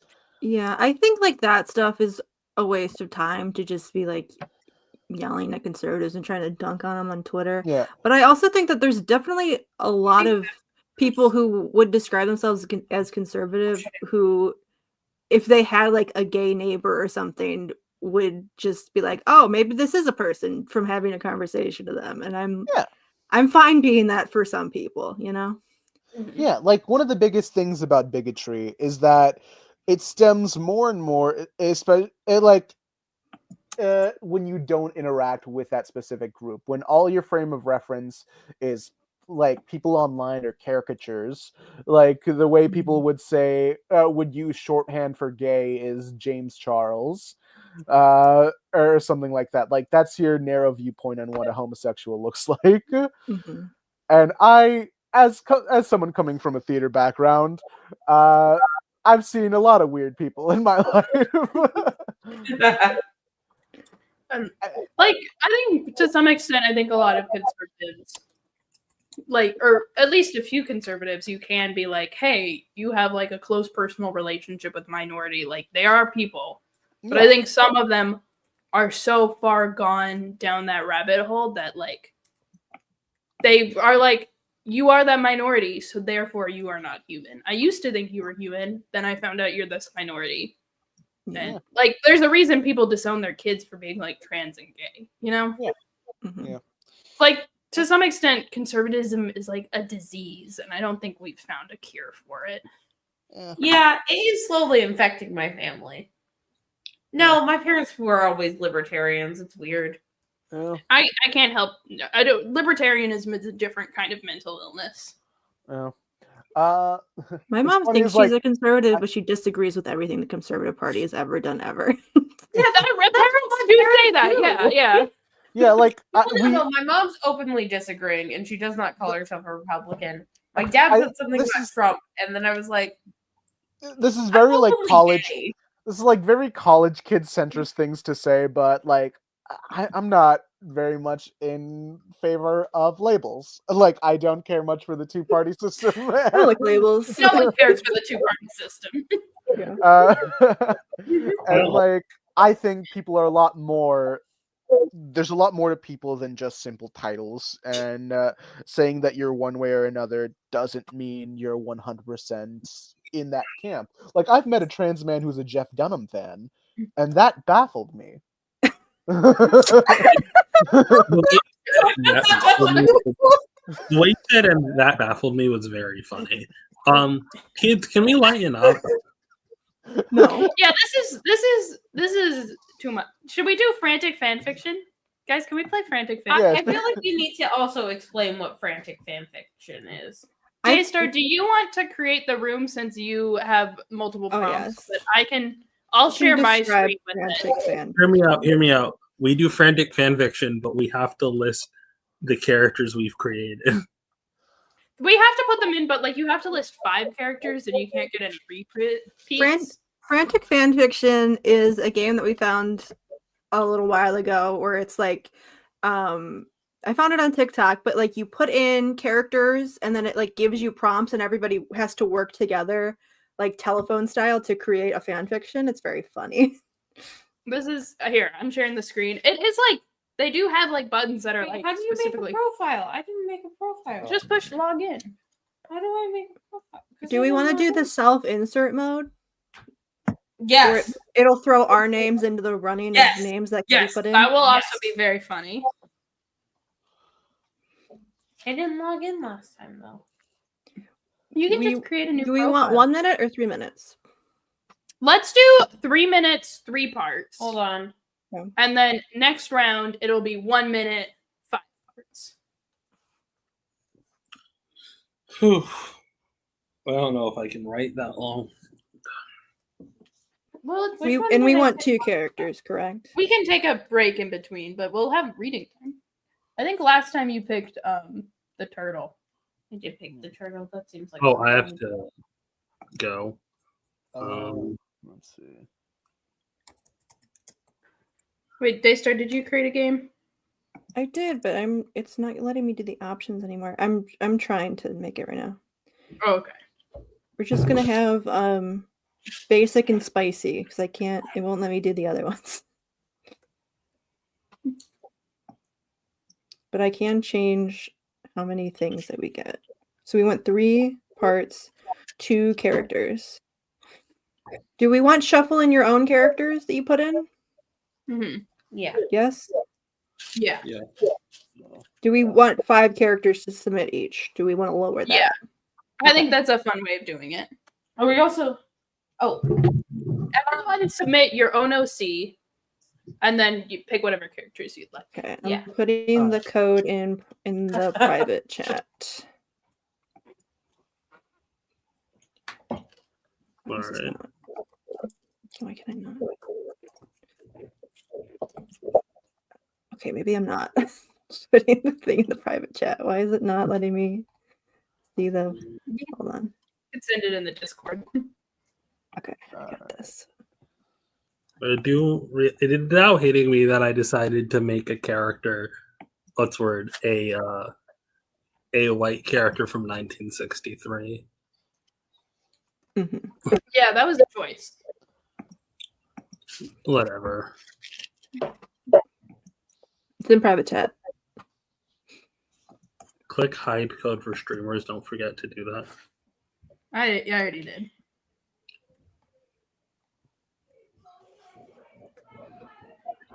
Hold on. I thought I listed mine as plus 18. What's going on? Is there a way to do Is it not letting you in? the audience? Yeah, you can. If you want to join the audience, you can go to Frantic Fanfiction and click Join Audience, and then once we join as an audience, and then once we are actually once we've actually started the game, you can do it. Is it not letting you in, Ryan? Hold on. I think I just set it up wrong. Yeah, there you go. There we go. Ooh, Ion's a little buff goblin. Okay. Okay, everyone submit your own OC. Oh, we doing our OCs? Yeah, I think it's fun. So,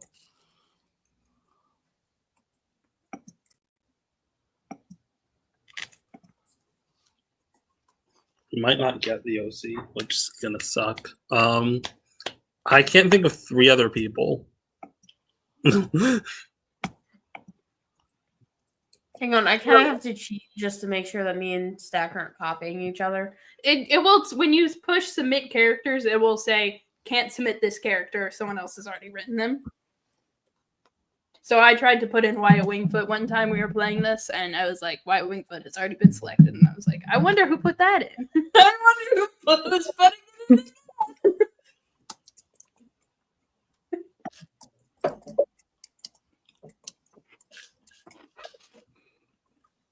This game also includes a lot of dead era, which will be fun for people watching. Well, that's why I'm streaming. You guys can watch me type, and see how. Stack is also probably the one who's going to be typing the most consistently. Yeah, I type fast. Wow.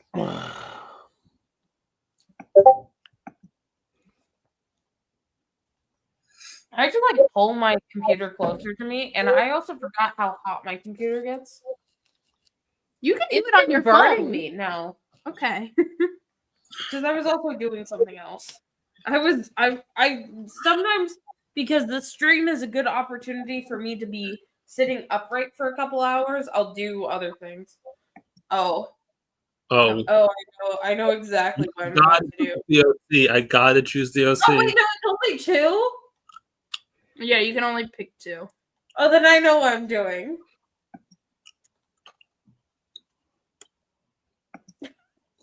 How did I get 3 Beatles?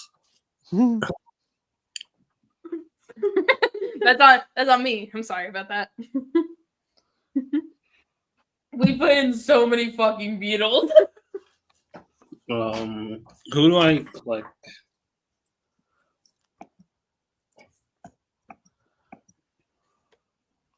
Because I saw yours. I know who you put in. Yeah, I put in mine. I put in the other 2. God damn it.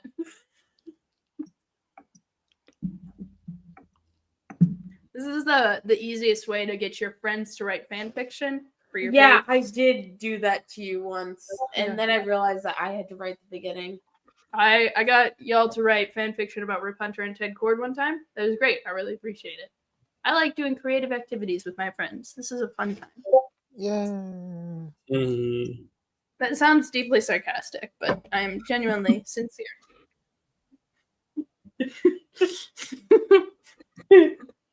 Me. Oh my god, I got the perfect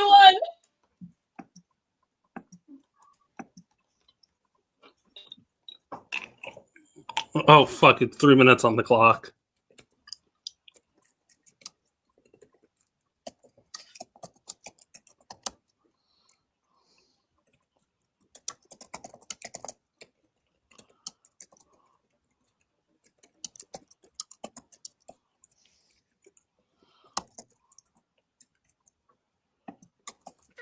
Fucking forgetting my own pronouns. Goddamn.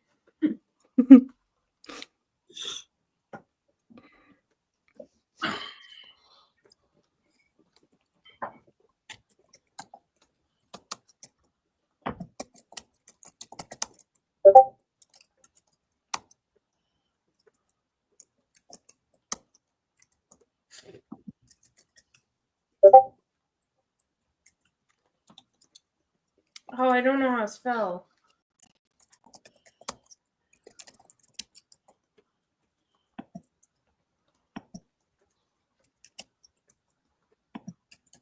This for these characters is going to be the first ever writings of them.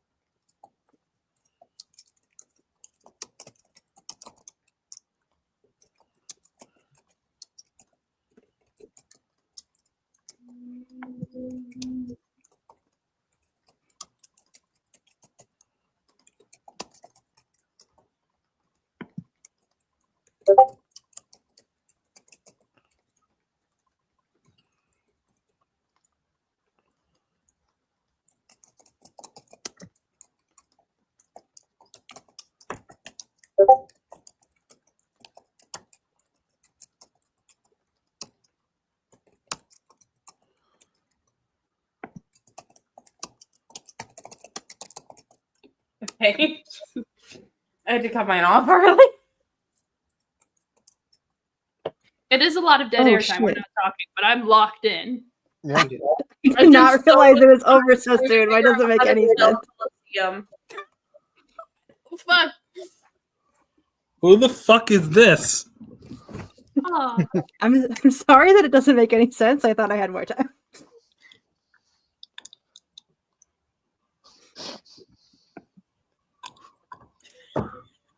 Oh, shit. Who wrote the 5th fanfic? Hang on. I don't.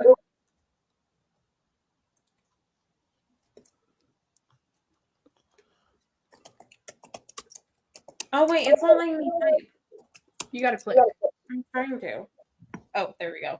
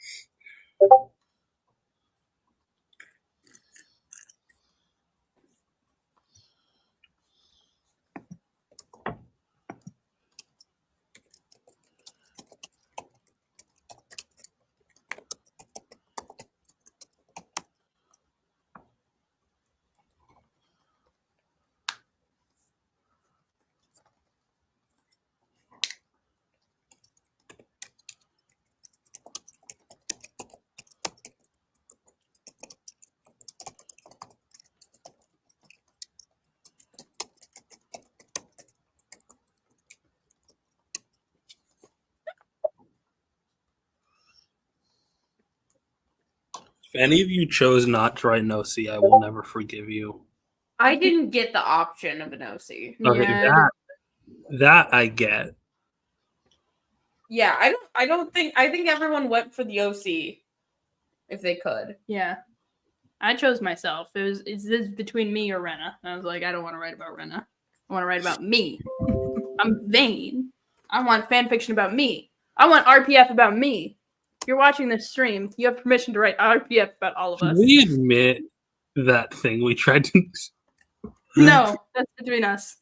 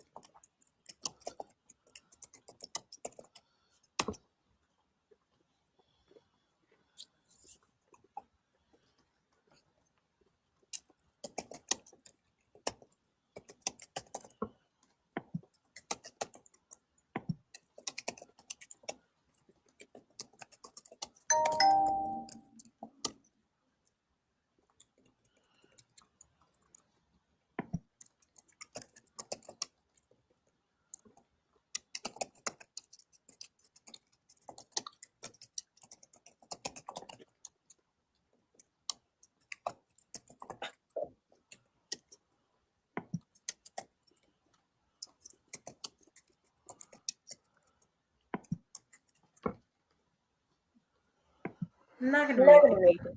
Yes. Okay. No, I'm not cheating. I'm not cheating. Yeah. Not looking at other people's fics. I guess people can see the fic I'm working on though. I can't read from back here. Hell yeah. No. Oh, what? Well, no, I know who the Ninth Doctor is.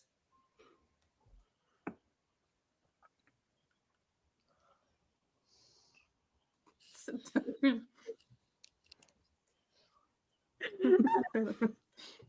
the fuck? This one's really good.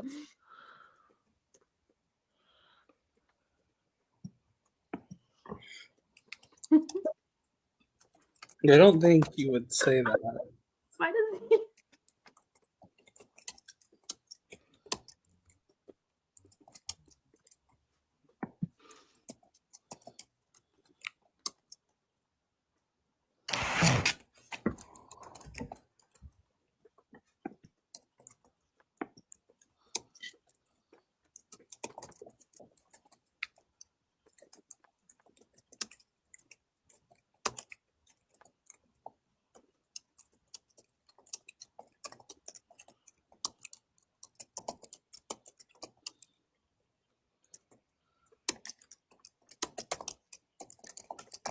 One of the cons of sharing my screen is that people see that I can't spell.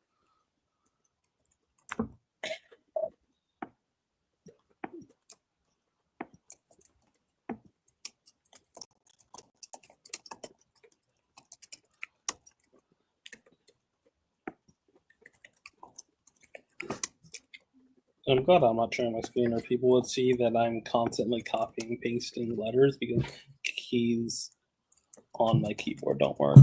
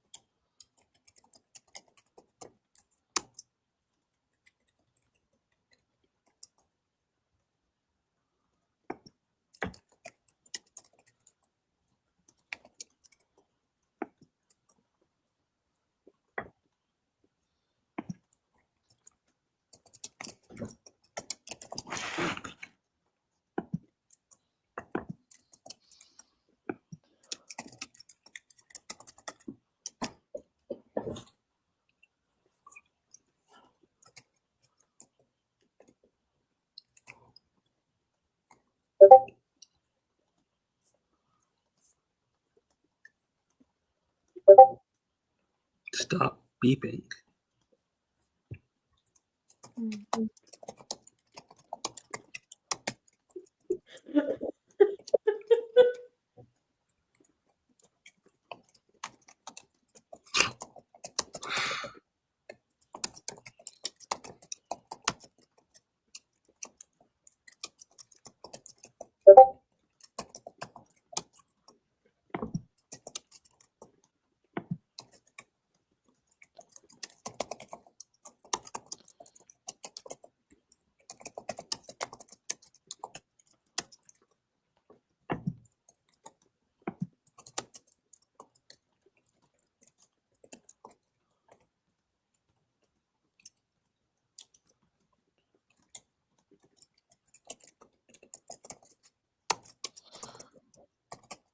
Oh god. I was really crunching for time at the end. I like the shorter time constraints. And then when you finish doing your little fanfic, Oh you get shit! little I did forget that was the end. Yeah. Yeah. I thought we were gonna Okay. keep going. Oh well. Okay, I'm gonna skim mine and then we all title it at this part in this stage.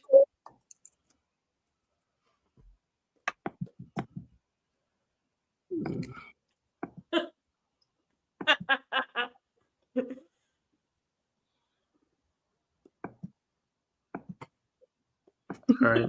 Wait, hold on a second. I did not. I just saw stacks.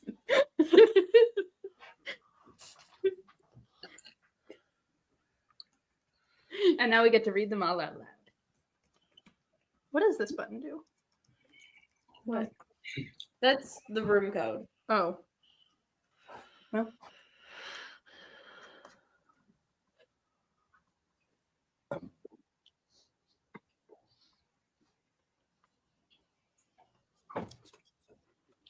She fan on my fic till I AO3. It's actually kind of crazy that we managed to keep like pretty consistent All viewership right.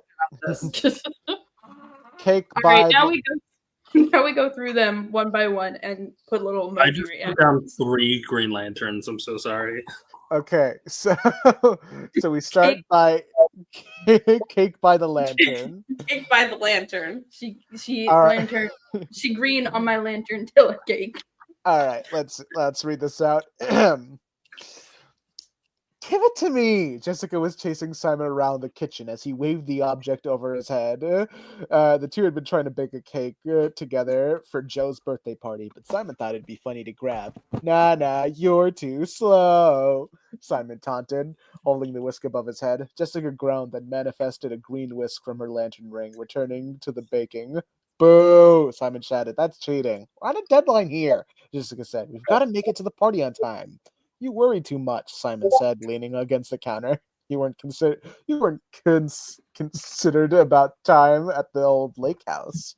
Jessica's face flushed as she started whisking the cake batter harder. That was different. Simon placed his hands on her hips, squeezing gently. Jessica gasped softly as Simon squeezes. How can I make it the same? Simon smirks. We don't have time for that, Jessica just smacks his shoulder softly. Simon looks at the timer on the cake. We can make time. They then proceed to do 18-plus activities, sloppy style. Kind of like that one TikToker who thirst traps with her husband as she makes dinner. Not in like a creepy trad wife way. These two were just so intensely in love that they just started going at it until the timer went off. Kind of like this one. Amazing, spectacular. I did want Jess Simon fanfic so bad. This could have been Simon and Ayaan so easily though. This could have been Simon and Ayaan. So if we could just go through and replace all of the Jess's names with Ayaan, I think it could work out the same way. Two teens talking it. What does that mean? Toking? You don't know what toking is? Okay. I don't know. It's when you smoke weed. No, it's talking. Teens talk now. That's what they do. Yeah. No, that's I thought it was a All right. TikTok. Who wants to read this next one out loud? Yeah, I got it. Because I know I have to read the next one now. I'll read it, I guess. Why is the Sonic villain here? You named her the Scarlet Iblis. No, there's no I here. Oh. Ibis. It's a bird. Oh. Scarlet Isis. All right. Wow. I'll read it. So you've never done this before, This is Jaime? an Egyptian god. I'm reading it. Okay, you're reading it? So you've never done this before, Jaime asked? No, why would I? I just assumed drugs were all the rage back in your time, Jaime said. I was poor. I didn't have money to waste on weed, Ibis said. Oh, okay. Jaime left it at that. The two are currently smoking outside the Staples Center of a long fight. Hi. You gotta keep through. Where's the Staples Center, by the way? I don't know. I just wrote that. Jaime had never done weed before, but the new bug on the scene just seems so cool, he had to try it out. His parents would probably kill him, but hey, as long as he didn't come back smelling like drugs, it would be okay. So can you take that smelling like drugs? So can you take that beetle off of you or what? Yasmin asked rather bluntly. Well, no, Jaime says, trying to take a drag of his weed cigarette. It's kind of stuck to my spine.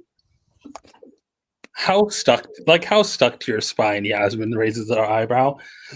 Stuck enough it could kill me if it was removed. Jaime nervously laughs. This feels weird. Like, it feels like he's being interrogated. Is weed illegal still? Why is the prompt more than a kiss? I didn't like that prompt. I didn't want them to kiss. That's fair. Oh, we're still going. Okay. Shutting down. I'm too high for this conversation, dude. Hey, do you like chicken? Yeah. Yasmin grabbed her hand and started dragging him in the direction of her time machine. Let's go. I got some coupons from a friend for this fried chicken place in Chicago, and Mama needs a chicken Sammy. Hell yeah. So I feel like I have to read this next one because I didn't take a peek at Stack's laptop. So you can read this one. So Stack the Deck of TikTok fame is walking down the street when he runs into a wall of a man. Just the biggest, beefiest man in existence. God damn, you're big, Stack remarks. The man turns around, his face oddly familiar. Excuse me? Oh, wow, Stack laughs. You look a lot like Wyatt Wingfoot. Funny you should say that. The man chuckles. That's my name. Deeply, I need you to leave and never meet my partner. I can't compete. Do me a solid here, man. I beg you. Why? Asked incredulously. My partner is a huge fan, like actually obsessed. Stack replied. Even knowing and discomforted.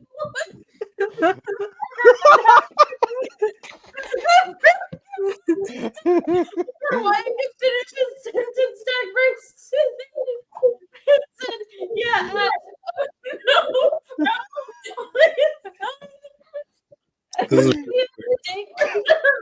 problem." Unintelligible what you're saying. You should go back and take two on that one. I already have a date with him. What that bitch said. Okay, I need your help ruining that date so they go back to me. What do I get in return? $20. Steph said, deal. Oh my god. What the fuck? 3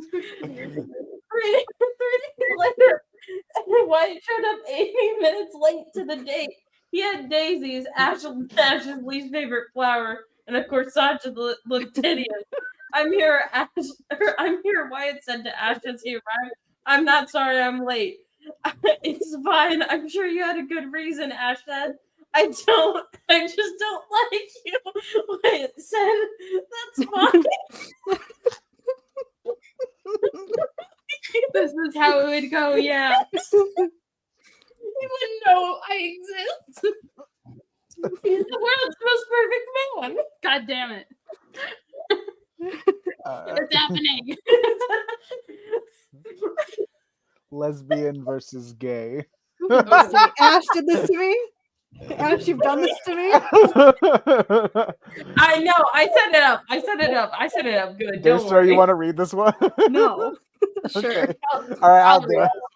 Oh wait, do you want to take it? No, we should each read one. Stack, read this one. Daystar, read the next one. Okay. Is it just me, or did arenas get bigger the earlier you are in history? Booster laughs, if only to ease his own tension. It's one thing to be stuck in time. It's another thing to be stuck in a coliseum. A time coliseum, if you will. That's not how you spell coliseum. Close enough. Where people throughout history fight to see who gets to stay in the time stream, because apparently that makes more sense than jail. The guards throw him in the arena, removing his handcuffs. Time cuffs, if you will. This is really good. Before shutting the door. On the other end, his challenger approaches. It is Daystar, because I'm running out of time. I don't know how to properly get them into this fix. Amazing, sensational. No way. Get the fuck out of here. I'm not doing this, Daystar said. That is Look, exactly how they we started are, talking. but we're going to work together here, Booster Gold said, taking off his pants. Stop! Daystar started pounding on the door and screaming to the guards, he's naked now. I need out. Oh no. Why is he naked? Because the prompt was nudist. The guards the prompt was nudist. Okay. The guards approached the cell looking in with concern. Whoa, dude. One of the guards says, that's not cool, man. Oh, Booster said, that's not what's going on. It's not naked wrestling. It's a fight to the death, Daystar says. Dumbass. Oh, Booster says, I'm sure he's disappointed in the change in activity. One of the guards grabs Daystar through the bars of the cell. A gift from a sponsor. Not how you spell sponsor. They said, handing them a small Just tablet. correct your own spelling. Yeah, I did. I knew it was wrong. I didn't know how to fix it. Daystar inspects it, but before they can ask what it is, the guards are already gone. That night, as they await their public death battle, Daystar drops the tablet in their water, hoping it is what they think it is. Booster takes a long sip and then falls to the ground, convulsing, whimpering, and then unmoving. Poison. Maybe there is a god. I like how it changed from like being the fight to like the day before the fight. Yeah. There was like a we have to work together, and I like misinterpreted that as like they're on a team or something.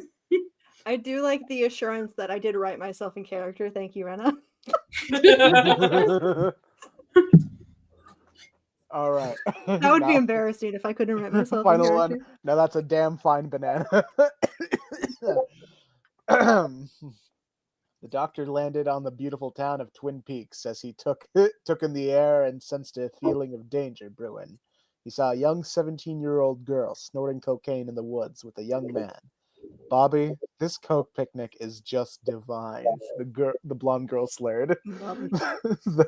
the doctor knew he had to step in to help this poor girl. He ran up to her. Hey, young girl, put those drugs down, he said. No, they're mine. Ah! She shouted. She quickly sniffed all the cocaine she had on her, and she started convulsing. Oh no, she's having an overdose, the doctor said. He quickly took out a sonic screwdriver and straight up started blasting her. She slowed down her convulsing gradually until she stopped altogether. There we go, the doctor said. My God, you saved my life, Laura said, her Twin Peaks bobbling up. Okay. Who did this? Oh no, that's Ash. no, this is what Twin Peaks is about. You're thinking you got confused with the restaurant. All in a day's work for the doctor, Nine says very Britishly. You want to have some? Laura, She opened this saying she was 17. Girl.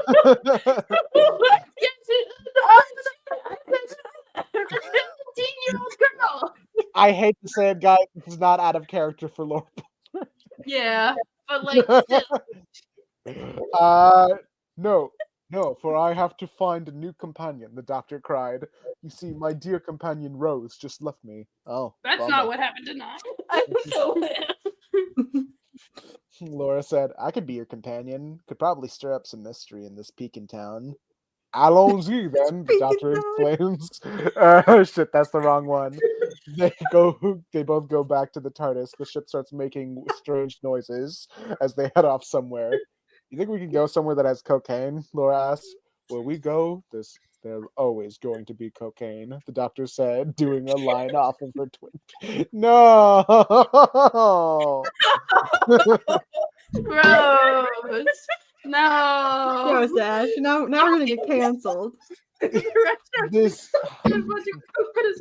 They ended up at the restaurant Twin Peaks with. Everybody go ahead and give that a poop emoji real quick. Oh, I didn't know what the fuck it was doing. But it was okay because the doctor had the sonic screwdriver that could stop them from overdosing, and also a sonic strap because he accidentally went through a few deaths. Everybody All right, give poop well, emojis. Ooh. Ash, what Yeah. the fuck? I misread the Ash. beginning. Ash. No. No. I can't believe Ash made the Doctor a pedophile. Yeah.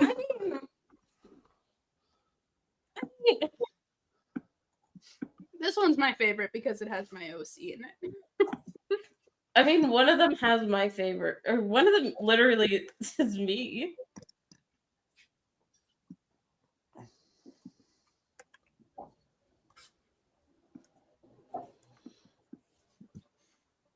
Well, I guess this one. Well, yeah, that one's edgy. I think there's a clear answer for which one's the edgy one. Yeah. Whoops. I think Ash might be the funniest of all of us, though. It might be the funniest.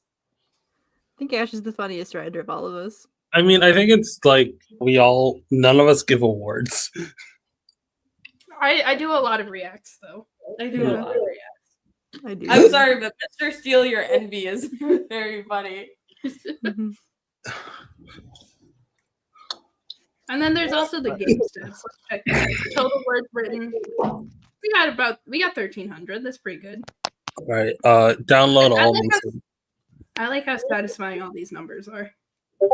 Oh, I'm the most loved writer. Huh.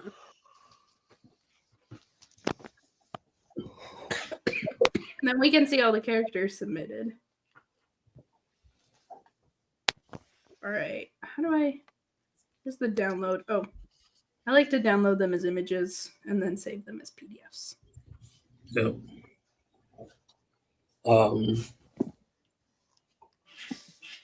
Oh shoot, this is actually a game on Twitch. So if I knew how to use Twitch. We would be doing that. Yeah. Putting them in the Discord so that we save God, them. if you just say Quasimodo, everyone's gonna think you're talking about the Hunchback. I think they Who- know. Who's the Oh, that was the Ayaan. Daystar, I'm not writing Lady Gaga RPF. I'm so sorry. It would have been funny. You don't want to see Lady Gaga talk to Booster Gold? Romance. Should we play again where it's like 1 minute, 5 parts? I want a little bit of a break first. Let's play again when Squid gets here. Yeah.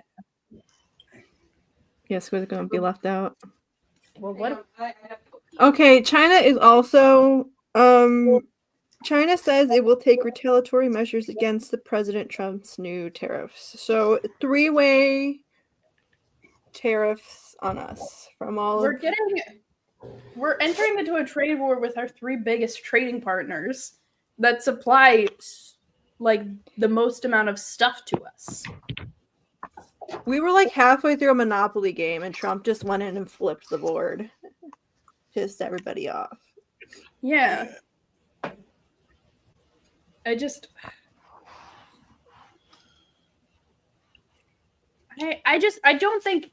know what I can't even like begin to parse what his thought process is.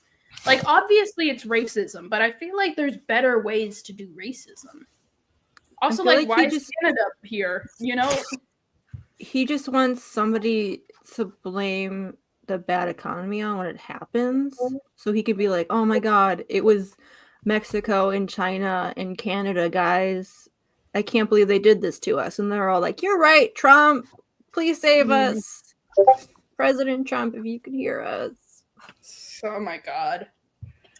And it's like the reason I really hope this is I hate to say it, but I think the only way things can get better is if they get much worse. You know what I mean? That's acceleration.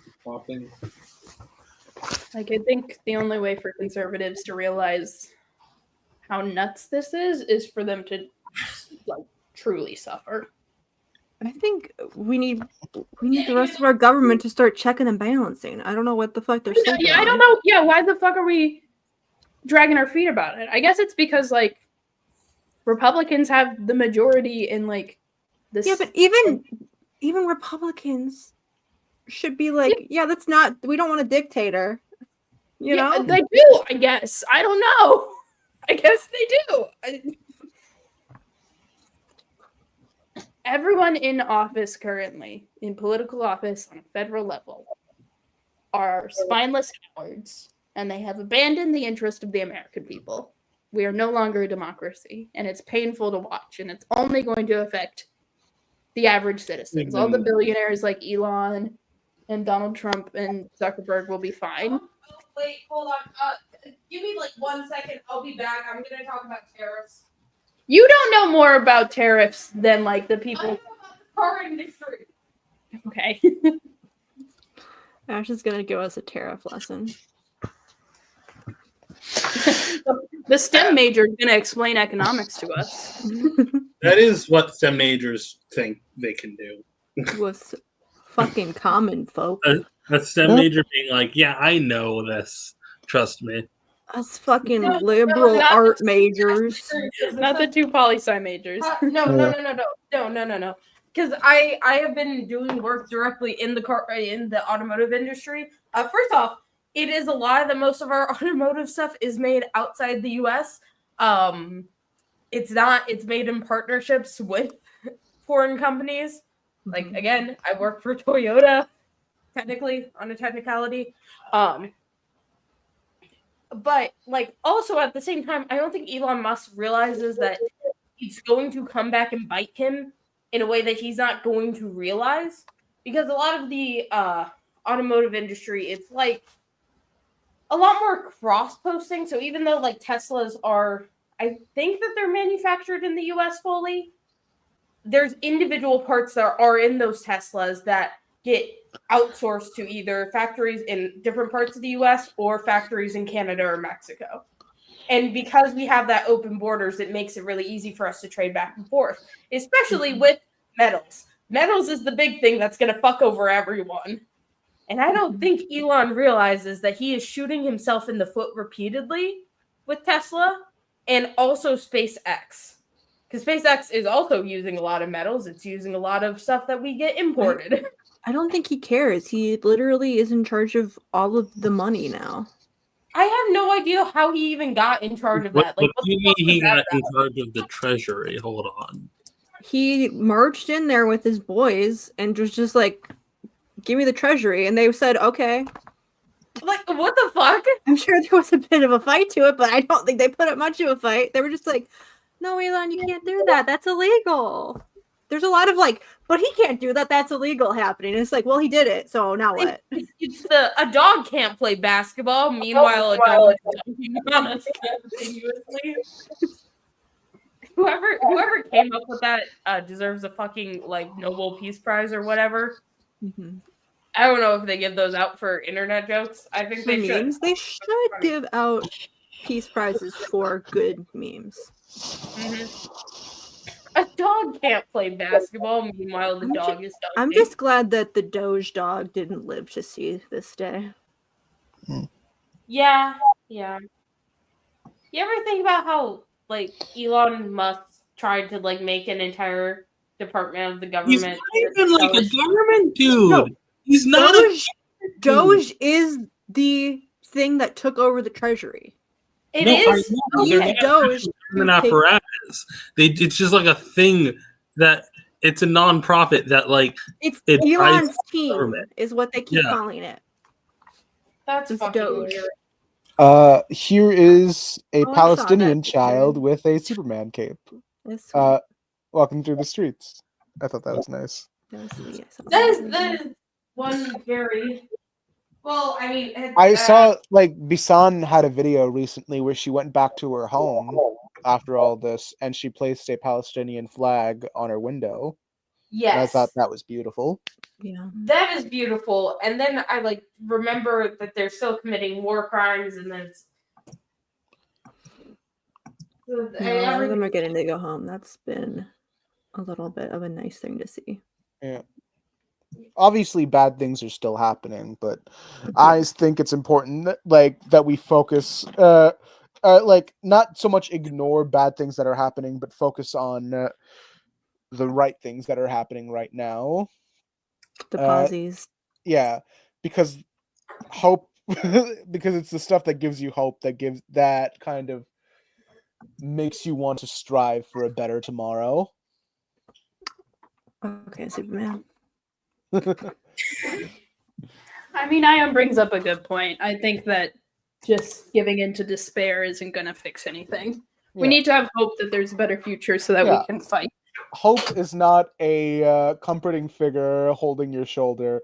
Hope is... Wait, I'm trying to remember the full quote. 1 second. One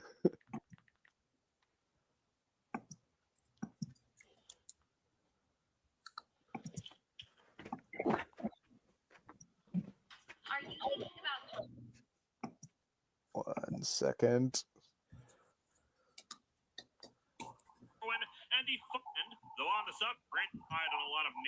Oh no! No! I can hear his voice. I don't know what's happening. What are you talking about? I can't like close the lid. I can hear his voice. Do you guys want to hear about my? Do you want to hear about this one guy that was in my Mafia book that I thought was really funny? What? Yeah. We gotta pull up this meme real quick. I hate that this. I want to do more of the OCs. I don't know what else. We got to put them in situations. All right. All right, I found the quote. Hold on. It was rough already, but it's only going to get worse. But as has been said, hope is not a soft figure providing. No, fuck off! Fuck off! Get him out of here. Who is this guy? Out of tooth as they proclaim, right? What's next? And some are you. It's fucking Linkara. It's a good quote. He's quoting someone else though. Whenever Linkara talks, it's just like the adults from Charlie Brown. Just that's all I hear. Yeah, he said. You're just upset that he doesn't like Avengers Disassembled. Also made some drunk. I don't Iron care Man about jokes. his opinion on anything. I don't care about his opinion about anything. Okay. If you didn't care, you wouldn't be so negative. No, I don't think that's what it is. I think Daystar doesn't like what Linkara represents, really. People not reading comic books. Linkara reads comic books. Yeah, but he encourages others not to. Yeah, he contributes to the problem of people not reading comic No, books. the fuck he doesn't. No, Ayon's I'm correct. saying I this, hate I men mean- who talk about comic books on YouTube. That's fair and real.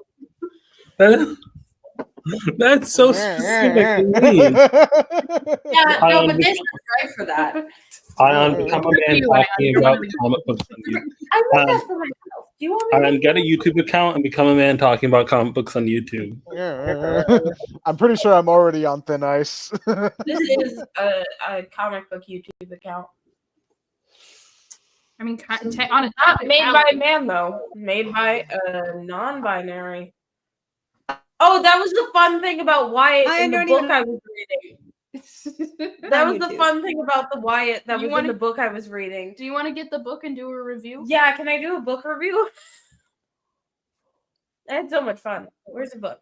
Where'd you put it? I don't know. Did you put it in the book drawer? No. It's still under the thing. What? Is it in the bedroom? No. Yeah, it's in the bedroom. I'll go grab the book so you can do a book My review. internet died. Anyway, so we can have content. So I read a book recently. I like reading shitty romance novels. This is my hottest of hot takes. Specifically YA novels. I don't know why. Oh. I don't like adult romances. I tried to find one in the adult romance section. It was like impossible for me. I don't. Except I did find one about a woman who builds a robot boyfriend and then falls in love with that robot boyfriend. But then I looked at it because I was trying to figure out if they were going to talk about the ethics of having a robot boyfriend, and then they didn't. So then I didn't get it. But anyway, so this book there's not a lot of like ethical discussion in romances usually. I know, but I would have wanted one. This is the problem with me. This is the problem. You with wanted me. the robot boyfriend to rebel a little bit. Yes, yes. I wanted the robot boyfriend to have a fucking spine. I didn't want them to end up together at the end. Anyway, so this one is called The Feeling of Falling in Love. It stars a gay trans man named Neil, who like his childhood best friend tells him that he loves him. And then he's like, "Oh no, wrap this shit up. I'm self-destructing. Bye. I'm out of here." Like he fucking knows out of his life. And he then decides to fake a relationship with his roommate, whose name is Wyatt. And that's like 80% of the reason I picked up this book. Anyway. And so it's like Pretty Woman, but with gays. Never seen it. Okay, Pretty Woman is all about like a rich person finding like some like non-rich person to be their date for an event. It'd like be their date for like a week, okay? And they buy them all nice clothes and like pay for everything, and they fall in love during it. Okay, so this is just Pretty Woman, but it's two gay It's taking out a lot of important parts of Pretty Woman and My Fair Lady, but go off. Well, Wyatt's not a prostitute, okay? He's just a little southern boy. It's also He's about a little classism. southern envy. It is that. Do they touch is on about- classism in your romance book? Yes, there is classism in this romance book, which I appreciate quite dearly. Anyway, so the reason I picked this up was because the main romantic lead's name was Wyatt. And then I found out that Wyatt was non-binary in this and has two moms. And that was the greatest. Did you pretend that the other guy's name was Johnny? No. Did you just like white out the name and then write it on top of the rich boy? Here's the thing. The main character is not Johnny. The main character is actually Alex, which is the funniest fucking shit ever. Alex is Ash's OC. Don't worry. I feel like I need. Yeah, I don't need to give. Are we gonna talk about Alex on the OC stream? I feel like we've talked about her a lot. You've made a PowerPoint about her back when we still talked about Marvel.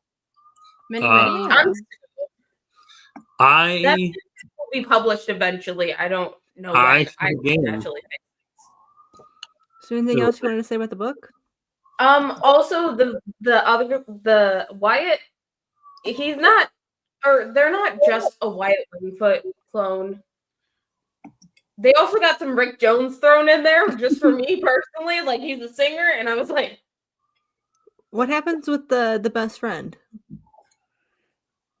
Oh, the best friend that said that he was in love with Neil. Yeah. He just is kind of like, it was kind of shitty that you like just ran out on me after I said that. He doesn't get a plot line? No, he didn't. He didn't really get that much. I do think that like he mostly was like a background character, but also I didn't really like him at the same time, so I didn't really give a fuck that he was there. I thought of a game. What's the game? It involves our old friend, the prompt generator. Oh, so a random prompt's gonna go by The Feeling of Falling in Love. It's very good. I also think that it's just a good like queer romance novel for younger kids or like teenagers. A prompt's gonna go up. We have to choose two characters from our OCs and pitch like you were pitching to DC story with that trope and the prompt. Okay, let's go. Okay. Wait, what is this? This isn't the right prompt generator, is it? No, you gotta click on the AO3 prompt generator. Baby, do you know what that's worth? Ooh, heaven is a place. I'm trying to find. What's some good snacks we can have? We bought a bunch of Valentine's Day candy and then. Okay, here it is. All right, generate 1, 3, 2, 1. Sexual experimentation. I don't think DC will let us do that unless we go Vertigo. Okay. Even so then, it's a little. Quasimodo. Okay, So the Vertigo. Quasimodo's friend is curious about what that unicorn horn do. So Can he come with Yeah. his? Can the unicorn horn come? Can it do a come? I don't. Can it do a comb? Can it? What you gotta do is you gotta put like a cotton ball on the top and then put a condom over the whole thing. Yeah. Ew. Just so that nothing is punctured. Yeah, it's a little. And so pointy. that no STDs are spread. You can just like use a nail file, just like shave down the tip. It'll come back. That's how horns work. Hair. Okay. I. I hate this Like your so, nail. I hate this so much. Oh, I that's hate experimentation. All right, we're going again. I don't think anybody wants to fuck acid. Power imbalance. You'd be surprised. She's also none, Isn't so. power imbalance like that's like I think this is the wrong prompt generator. I don't think AO3 tabs I, are good for I think the idea of doing a power imbalance fic, but it's like referring to like power scaling stuff is funny. Oh, I was thinking, okay, hear me out. Christina manipulates the fact that she is technically 19 when dating someone who is older.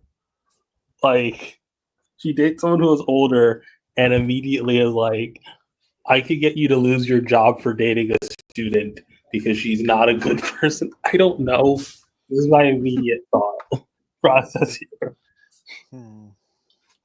Power imbalance. There's like a site we used to use all the time to generate like different levels of fan fiction. Where the fuck did that go? I don't know what they're talking about. No, we used to use it. It had like different levels. It had like easy. Was it like trope generator? I think it was the Look in the history. Okay, we're gonna generate 3 tropes here so that like they're not all bad. Poetry, body hair, alternate canon. I think all of ours are alternate canon. Body hair. Body hair and poetry.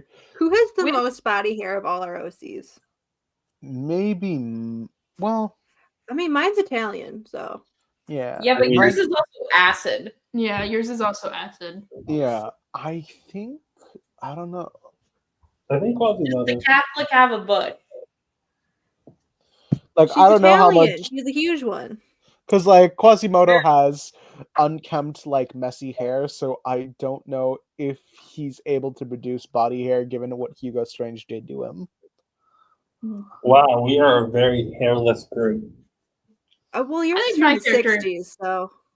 We've used this trope generator before. Do we want to do this All right. one? There's multiple options. Sure. Let's see. Okay, randomize. So easy mode, magical AU. Medium mode, characters discover fan fiction of themselves, but with arranged marriage, or drunk married, but make it friends to lovers in fairy tale AU. I do like the idea of a magic AU with just like an acid slime monster also being there. Like a dark academia magic school vibe. It's like a gelatinous cube. Okay, so I'm gonna name the girl Sabrina. And See, my character's magical power is being Filipino. That's If I Oliver, think what- if we Filipino were all in a do ship magic. together, who would end up getting shipped with who? If we were all a team. I think Quasimodo's original name was Kamran. All right. I think so. How old is your character? Kamran, but does he have a last name? I do think Ibis. Her name's Yasmin. Her like actual like superhero name is Scarlet. I think Yasmin and Jollibee are most likely to get shipped. But like Jollibee's Actually, a that's not child. true. They're two Yasmin's brown like women. a Let's be honest with ourselves here. I think the answer is Christina and Quasimodo. No, but lesbians. Yeah, but like People don't like lesbians, Ash. Femslash is unpopular compared to what I'm pitching here, which is white woman with man. White woman with monster man. Monster man. And you can get weirdly problematic about it. This is a good point. We're also trying to sell a book that is all women plus one man. So we've got the token dude, but that's almost worse than having an all-girl book. Yeah, he's going to be the main character for sure. Well, the thing is, he doesn't really. Get ready for He's not really equipped for a team book. Get ready for a harem thing around Quasimodo. When you said he's not really equipped, I thought you meant he didn't have a dick. His dick got clay faced off. Okay, what would each of your OCs react to finding fanfic of themselves? I think Yasmin would react negatively because she's trying to operate undercover, be a thief. She's like, I don't need people to know I exist. I need to be in and out. I don't want people in museums and thieves to know that I'm taking their artifacts. I think so. I've got to delete the entire internet. I think she'd be upset because she's most definitely being shipped with beetles. Yeah, she's like, I want them all dead. They have scorned me and my family and my country. I think Amran thinks, what the fuck is fanfic? I am 20 years old and it's 2003. I have no idea. What is a fan fiction? Yeah, I guess in 2003, if you didn't know what fan fiction was, like, you couldn't find it. No one talked about it. I think Alicia would be fucking. This sounds like a smear Myers put on. Is that the thing Seth Meyers talked about with those two guys? I'm so mad. Everyone's trying to be like, well, fuck them. They deserve to be like, they deserve to burn in eternal hell because they wrote RPF. And I'm like, whoa, that's a lot. I'm not a fan of RPF. I think it's weird, but I don't think we should like publicly humiliate people. Period. End of sentence. Yeah. Crazy. That video's nuts. It made me like $40 on TikTok though, so keep starting discourse in the comments. Mm-hmm. That's how it goes. How do you feel about Butch men being heteronormative? Which one? That's turf bullshit. That is turf psyop to break up this community. Nothing heteronormative about two women. I thought it was funny. Like my character finding out about fan fiction is like, what's an egg fic? Ayaan, you gotta stop. What's it? What is it? Is an egg fic just a fic about someone you No, think if something is tagged egg fic, it's not about discovering your trans identity. It's about something else. It's about egg break? It's about putting an egg up there. Oh, yeah. Like what we did to Johnny. It's about putting an egg up there. All right. I'm gonna be honest. At least put more eggs in your faves. If I'm being honest, fellas, I didn't know that's what that was. Oh yeah, God. No, I knew what Ayaan meant. I knew what Ayaan meant. God damn it. I wasn't gonna expose him to the rest of the. Here, a high school AU or like a college AU would be very fun to write for these very edgy characters, all from very different time periods. Yeah, I think mine fits the most since like teens have the most self-image issues in around that time. Oh my god, I just realized the worst I remember asking what is the worst team your team can be put on, and I never gave my answer, and it's Young Justice. It's a bunch of fanfic authors putting them in Young Justice, shipping my character with Impulse, and I'm picturing now the way that college they don't have enough little blonde girls on the team. The way the college AU breaks down is like Batman forces her to go to college back or something.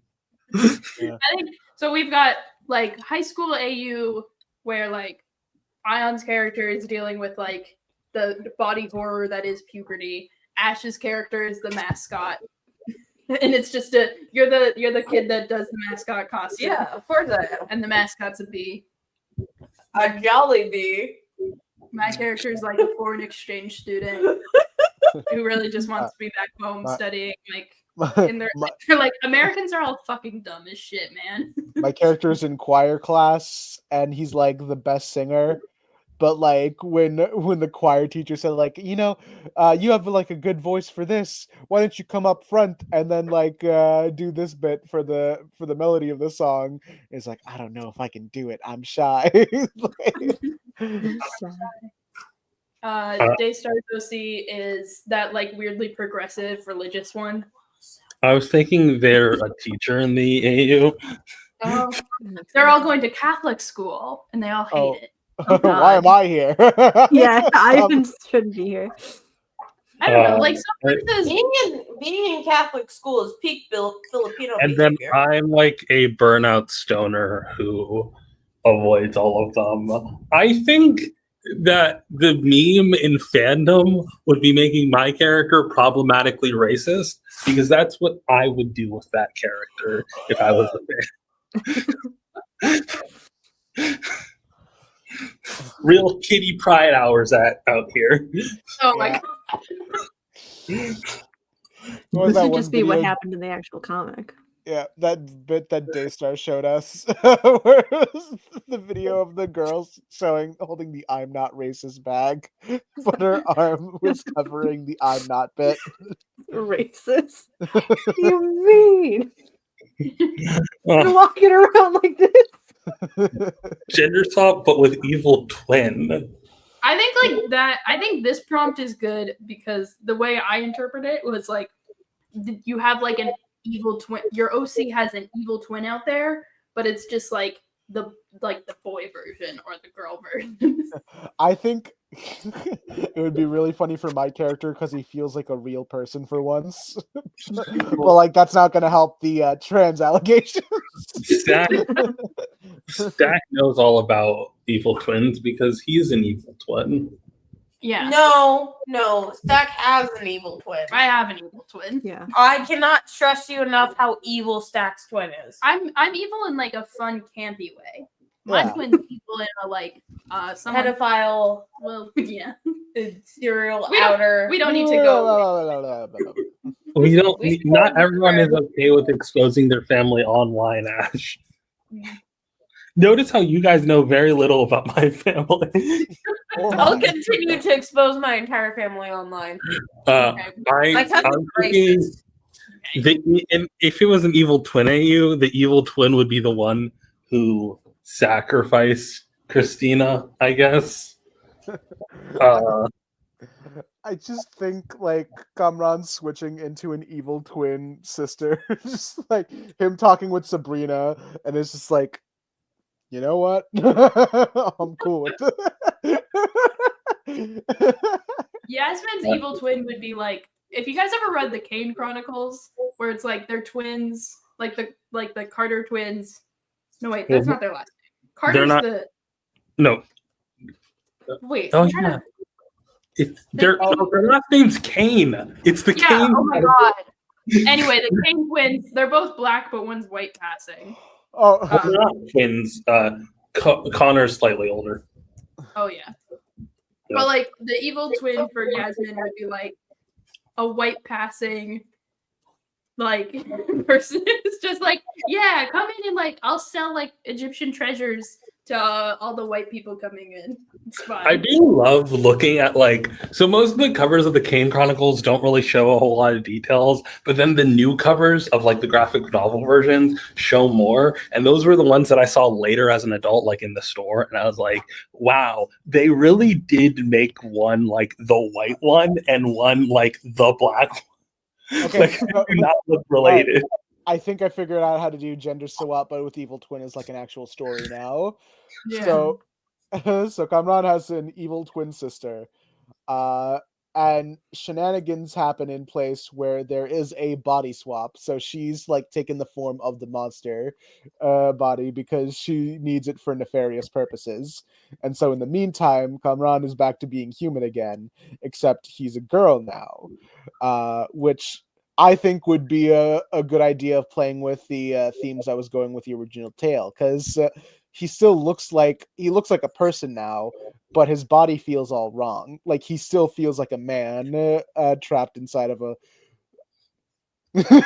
woman's body. I have my OC's evil twin. Is it just McDonald's? Yeah, it's fucking Ronald McDonald. I like think- that.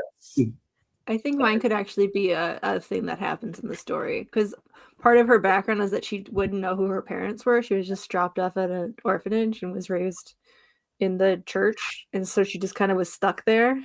But it's like she finds out that she's got an evil twin, and she has to go kill him because he's up to no good. That'd be I good. was toying with the idea that the reason why all of the people who did the thing died like within 50 years or however long it's been, like because they died at like below average rates, is like there was someone who was like killing all of the like people. So like there is a relative of Christina who just murdered everyone, who like is the reason why she's dead and is like an anti-hero in that way. Mhm. But I didn't do it because I liked the idea that Christina had no one. Like she came back and there was no one there. I guess she could have like an evil cousin. All right, click that randomize button. Oh wait, no. What would you guys do in the coffee shop AU? Who's the customers and who's the employees? I like the idea of Yasmin like having a favorite coffee shop during like her college era. Just like, I've gotta fucking memorize all of Egyptian history. There's so fucking much of it. Downing like really good coffee. Jollibee works there. Yeah, your Jollibee character works there. Putting spaghetti in the coffee. No, she doesn't put spaghetti. You put ube in the coffee. Okay, that sounds good. Yeah, it's actually good. Ube latte. Gonna get one of those. I've been distracted. What would everyone else's OC be doing? Let's see. Enemies to lovers, but make it magic and coffee shop. I feel like Amran's enemies. Let's see. I hadn't really thought of giving him a rogues gallery. But I guess Hugo Strange is someone who kind of fucked up his life. You know what? I think he has some resentment towards Clayface. Like, it's not Clayface's fault, but like Clayface was the inspiration for Hugo Strange to make him into Quasimodo. So like Clayface is just working as a barista at Starbucks because he's trying to get his acting career off, and you know how it is in LA. And he's he just randomly comes across Quasimodo, and let's see. There's some like dark tension there. And I think in the coffee shop. Yeah, I think Clayface can see Quasimodo's real face, like his distorted face. Because like Clayface is like, I know my formula when I sense that you're putting up a front. Yeah. You're doing a bit. All right. Anyone else want to end anything, or should I click that randomize button again? Randomize. Italians love coffee. Italians love coffee. Telepathy. Oh no, this is how we get stuck together. This is like for some reason there's a magical telepathy between two of the characters, and now they're just like stuck together, and they're like, I guess we're doing this. Sounds like a nightmare to me. Yeah. Let's see. Two characters. Which two characters would be the funniest to get telepathy stuck? You can't always be the funniest just because your OC's a joke. Using my telepathy to put spaghetti in your head. Oh god. I'm trying to think like I think Yasmin and mine could be interesting because like again, burnout stoner who's just like not doing anything with their lives versus this like super like hyper vigil like academic type who like is perfectly planning heists. Yeah, it'd be like, work with me here. Like, please move, do something. It's like, I'm gonna strangle you. They hate each other, yeah. Who are we crossing over with? The age, I guess, with each other. Let's pick a character from The DC universe. This is our kindergarten AU. other company that you think would be a cool crossover pick with. A cool what? A Sonic? Pick a character with the other company that you think with would be a Marvel? cool crossover pick with. When the other Marvel company- doesn't have any Catholics. Well, Daredevil. Daredevil's not Catholic. He's born again. Read a book. I fucked Frank Miller and everything. Mike, I feel like Kamran. To read a Frank Miller book. I feel like Kamran and Kamala Khan would be funny to interact because, like, she goes through a similar character arc, but she doesn't have like the mental struggle that I think Quasimodo does. So it's like, it's sort of like an older brother thing, where it's like I get it, you've been there too, but I don't think you're. I don't think you understand how. Like, we've got different experiences going on here. Yeah. I think it would be fun for Yasmin to interact with Black Cat, just because that's my favorite thief character from the other company. And I would let both of them do whatever they want forever and kill as many bugs as they need to. I think Oh, yeah, they also- I'll do Alright. Riel Brooks because they had a fun. And spider people. They would have a fun vibe. Who would have fun 5 Daystar? Riel Brooks. Who's Brielle Brooks? Brielle. Oh my god, Brielle? Who is Brielle? The Bloodline, daughter of Blade. Oh, is she Catholic? Yeah, she had a really good arc about it in, well, not really. She fights a Catholic vampire thing, and it was really good, and it was a good time. I would think like they would to. hit it off. Who would I cross over with? Who's dead in Marvel? Marvel. A lot of Dead? people. Dead. Deadpool. Goliath. Who's Go. dead in Marvel? Magic, duh. Just be like, oh, you spent your childhood in limbo. I spent a month in hell. We're both blind. Got a Let's kiss sword out of about it. I didn't. Can I have a cool? Obviously, hold on. Let me pull her Maybe up real just quick. Blade Because I don't himself. think most people remember her or her existence. But there is a Jolly Bee hero in Marvel. Her name is fucking Red Locust. She looks like she has the same fucking colors as the Jolly Bee logo. Got the little antennas. So I think it would be funny if I these think two okay. separate Jolly Bee characters teamed up. I miss her. She hasn't been in anything in a This while. is the character person I think would Jollibee would fit the best with is this one. Combo Man. Combo Man. Yeah. Also an advertisement. What is the advertising? Combos. Do you not know the snack combos? Oh, like the little pizza thingies at the gas Yeah. station? Yeah. Yeah. Combo Man and Jollibee. Man, Combo Man. They should bring back Combo Man once they stop being evil. Also, the channel has like 388 subscribers now. Woo! Yay. Right, we're like, let me go back here. Is there DH. a sports thing today? Why are fireworks? How would your character react to being de-aged?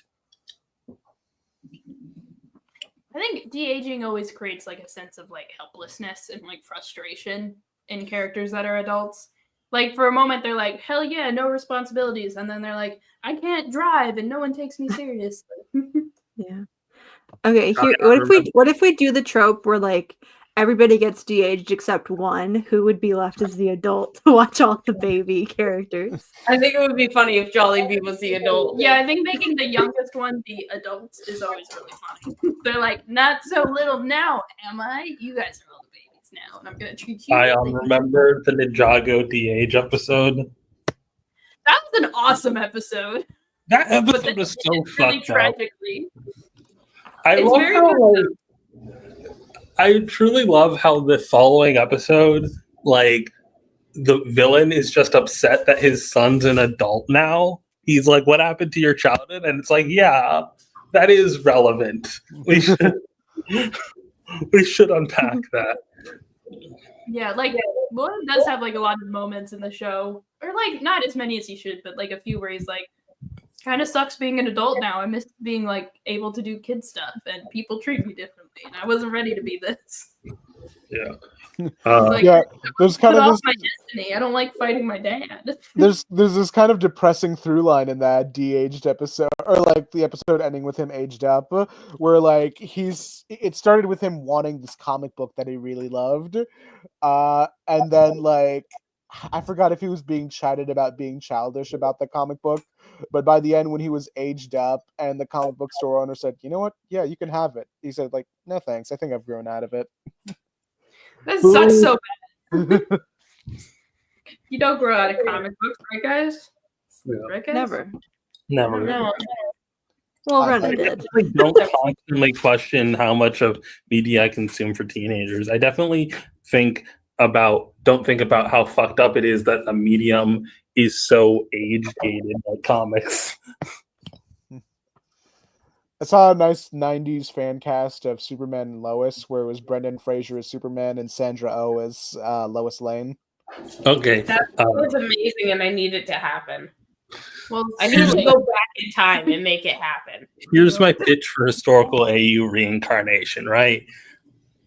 Christina wakes up and she's back in the 60s. And she needs to figure out what the hell happened that like put her back in time. And she's like reincarnated into a new form and like is like what is going on and like needs to discover like discovers this like new cult and like she has to defeat them, but by defeating them that would send her back to present day and would keep her from like living out her life in the 60s. And that's all sad. And like her family's when her family's all dead and is like it sucks. I think if I did a Magic AU but make it historical and reincarnation for my OC, I feel like the easiest way to do that is just to actually set it in ancient Egypt and make her a high priest of Thoth. Yeah. Like the reincarnation of Thoth in human form. Like kind of like how the pharaohs were like the reincarnation of Ra. Yeah. Cool. That would fuck like crazy. Man, that makes me miss the Kane Chronicles again. The King Chronicles were good, actually. Those were the best Percy Jackson books. Yeah. I like how because it was created after the original series, it's a way more diverse book, which I like. Yeah. That's the fun thing about Rick Riordan books is that they get more diverse with each series. And then, like the Heroes of Olympus shows that so much where like you look at the characters that were created before and it's like Percy and Annabeth, the whitest people you know, and then like you look at the characters that were created for the series and it's like Latino, indigenous person, black person who's so old that her grandmother was a slave, Chinese Frank, like everyone, like all these. And he's lactose intolerant. And they have one gay. And then the next series has two gays. You got one of each. You get them And then more. the series after that has all gays. But click that randomized button again. One more time. One more time. Drunken confessions, that we can take that as romantic, but I think the funnier thing is that all of our OCs come together. They're trying to bond as a team, and they all like confess to horrible crimes they've done because they're so stressed about being heroes. But they're like, we're all kind of anti-heroes. Like, I've killed a man. I mean, confession's kind of a thing. I didn't even think about romantically. One time I was dared to run into a wall. That's why there's a weird hole in the wall that fits the unicorn horn. That's exactly at this height. Yeah. I like to think about I think about that scene in Dimension 20 on Sleeping City where they're all giving confessions and then Ricky's like, I have a confession. Before I was a firefighter, I was something else, and it's like I was a child in high school. Like, that's not a confession. That's not a confession. That's just an origin story. That's not a confession. That's just how time works. Ricky was funny.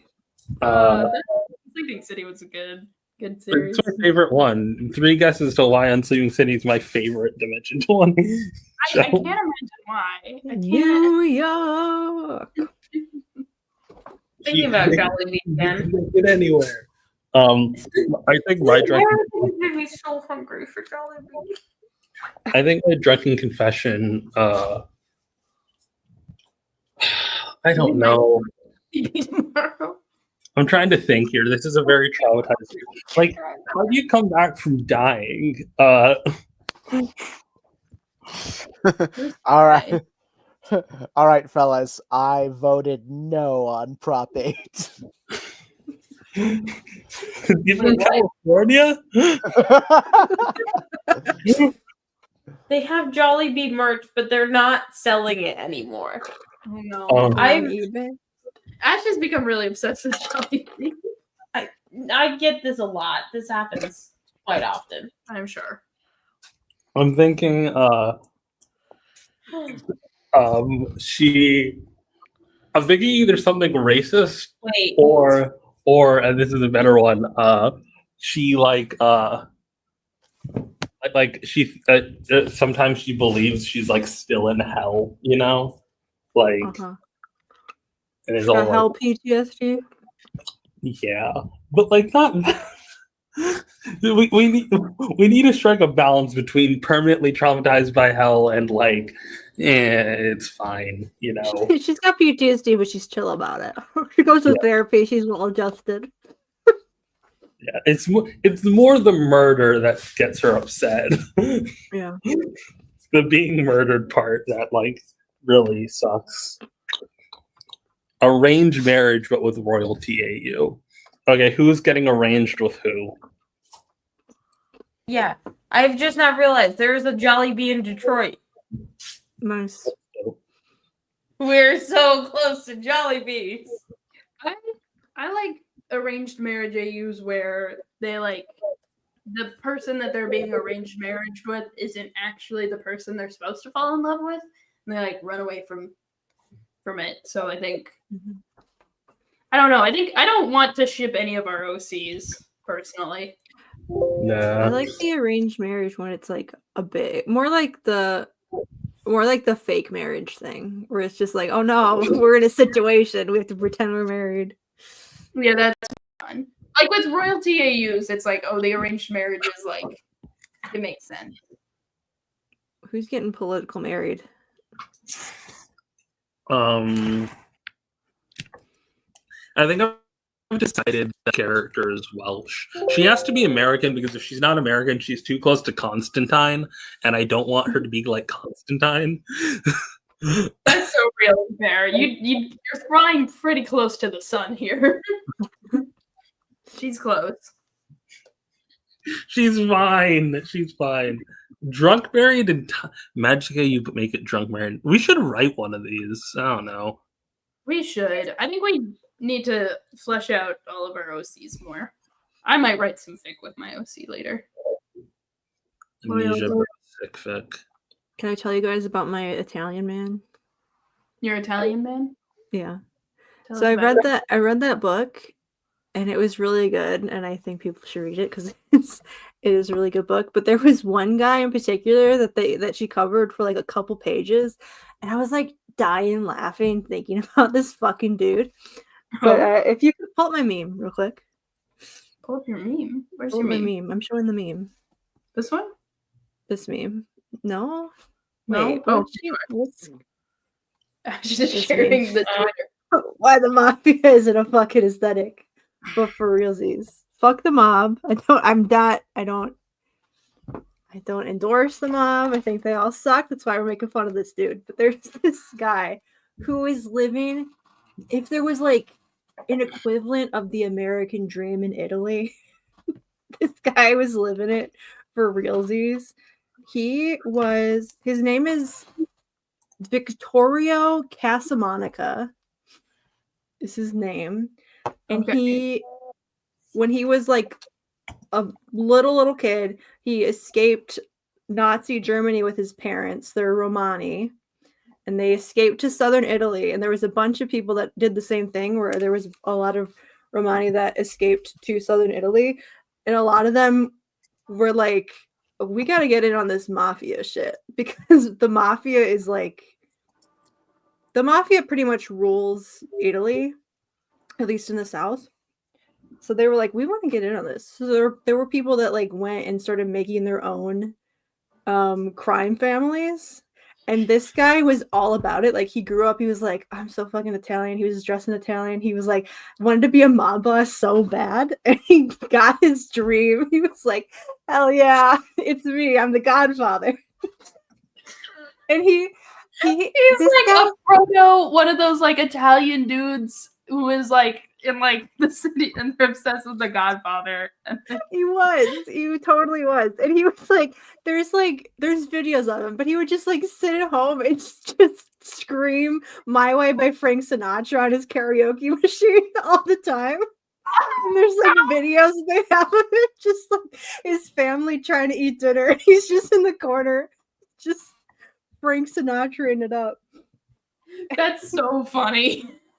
And when this guy died, they had the funeral for him. So here's the thing, right? Is like a lot of the Casamonica clan was not kind of recognized by the Italian police because they were so racist that they were like, nah, no one cares what the Romani are doing. They're not like a real mob organized family like that. So like they just sort of wrote them off as because you know how cops are, they're pretty incompetent wherever you go, but they're supposed to be like fixing organized crime, but they wrote these people off because they were like, they don't have any power for realsies, they're just petty criminals.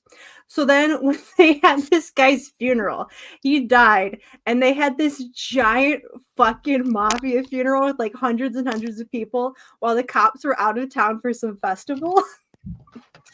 And so they had this guy, and they marched him through the streets and up into the church to the Godfather theme song. Oh my god.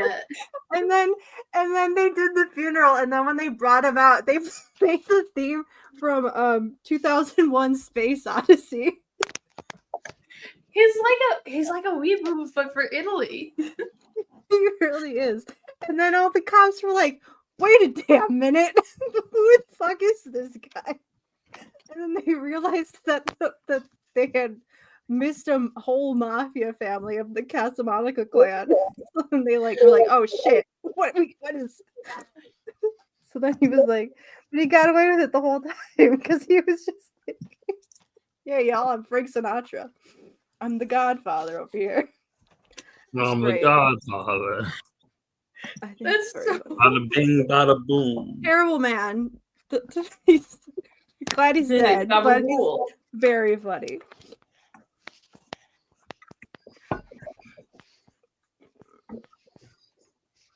Anyway, that was my story. That's nice. That's hilarious.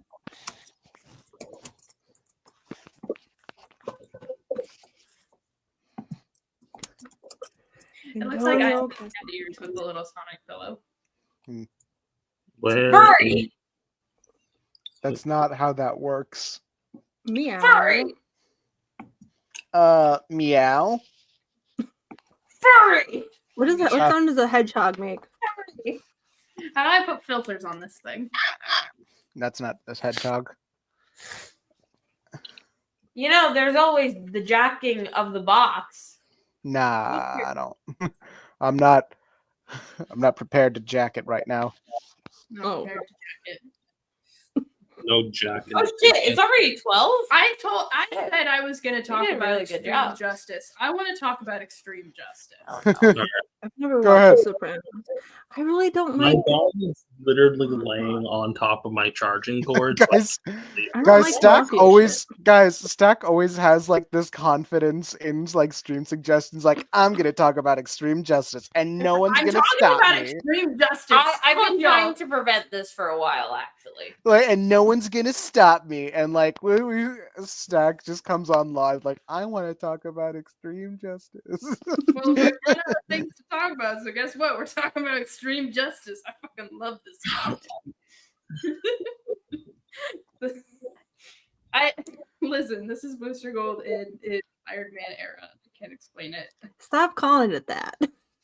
He is on a fucking life support system in an iron suit. I don't know what else to call it. Stop calling it that. Also, look up Other people are on life support other than Iron Man. This is his Captain America 90s era. Sure. During the 90s, there were a lot of women punching out Captain Atom and saying, "Fuck off! You're being too controlling, you weirdo." It's great. Look how scared he looks. She's so hot. She's so real and right for this. Look how pathetic he is. Captain Atom. I know. Arsenal isn't that bad once you get used to it. Oh my god, is that Rick Jones? No, that's Ted Cord. What? Oh, the blue I'm suit is frozen. Ted. The long hair. Don't worry about that. It's Rick Jones. Is Rick Jones? This is such a good. I like this paneling a lot. The 90s did have really impressive paneling, even if the art style is a little too overly detailed for my taste. Or most art styles. Also, Dirk's back. Hi, Dirk.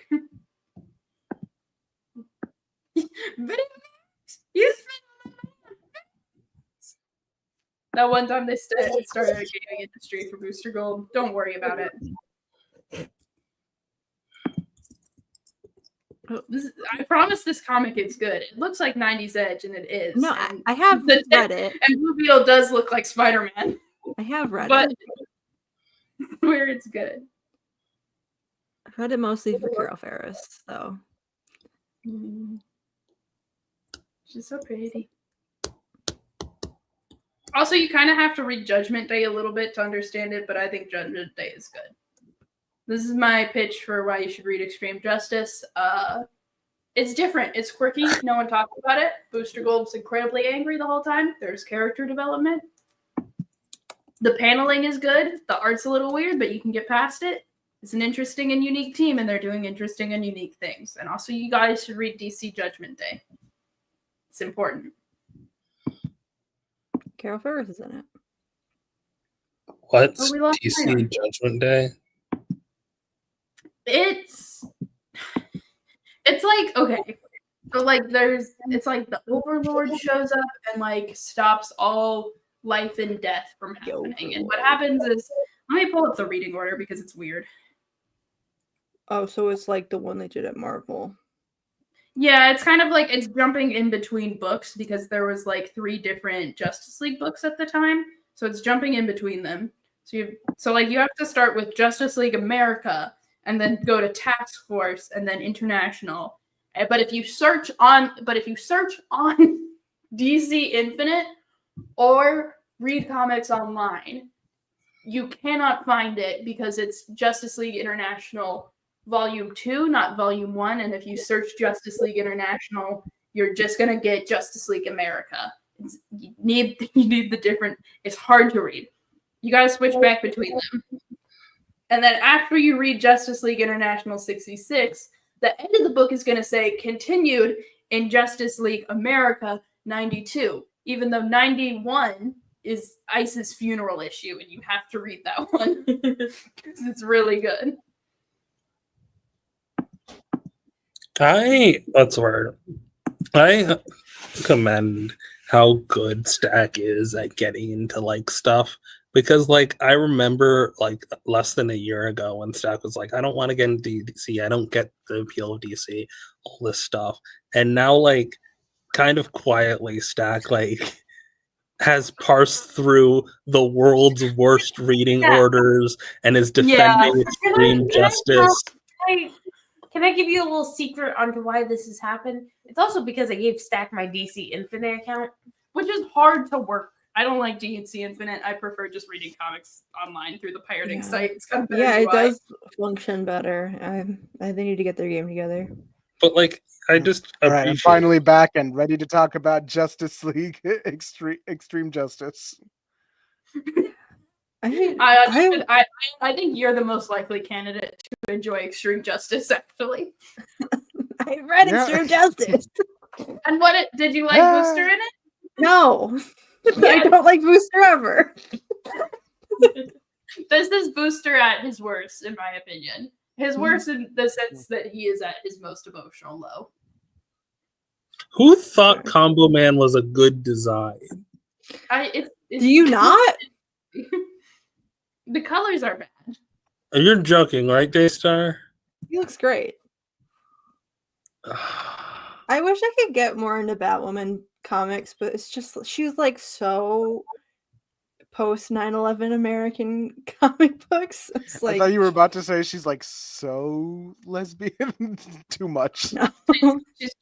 She's honestly she's not lesbian enough, honestly. Yeah. If DC could invent a lesbian that's not a cop or a soldier. Oh, now that I'm looking at him, he's Punisher and Captain America and Wolverine and Daredevil and Spider-Man, Hulk, Cyclops, Iron Man, Magneto, Punisher, Captain America, Wolverine, Daredevil, Spider-Man. Who are these little concepts right here? Before we get to Spider-Man, is this Ant-Man? Is this Ant-Man right here? No. Is that who this red section is? Is it Deadpool? Oh wait, I don't think Deadpool wasn't around yet. yet. I don't think he existed yet. He was like just new. He wasn't. What year was this? It would have been 90s. I think it would have been around Deadpool's creation. But Nemesis, what's between Daredevil and Spider-Man? Yeah, he first showed up in 1996. Magneto, Punisher, Captain America. State Carnage? Is it Carnage? Sentry, Human Torch, Silver. So hold on. I can tell who's the Human Torch. Well, yeah, it's the thick ass thighs. Sentry. Share this tab instead. So those are Hulk, Cyclops, Iron Man, Magneto, Punisher, Captain America. It's the Magneto bit. Midsection, and then it's Magneto's his shoulders. Daredevil, Spider-Man, Sentry, Human Torch, Silver Surfer. They put Magneto as the shoulders just because they wanted to give him a cape. Yeah. Well, no, it's so. Wait, click on Sentry. You don't know who Sentry is? It says no, not that Sentry, a different Sentry. Oh, it's a different Sentry. Oh, it's Forceworks Sentry. Oh yeah, him. It's wild, you know who that is. That's an Iron Man book. Wow, it's wild that Daystar knows who this one Marvel character is. All right, wait. So Forceworks is an Avengers book. It could be more balanced.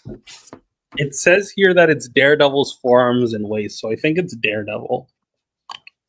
Yeah, no, but like if you look at him, the Daredevil section is like the shiny section. Or maybe the Carnage is the shiny section. No, the Carnage is the big picture. Oh wait, I didn't want to stop.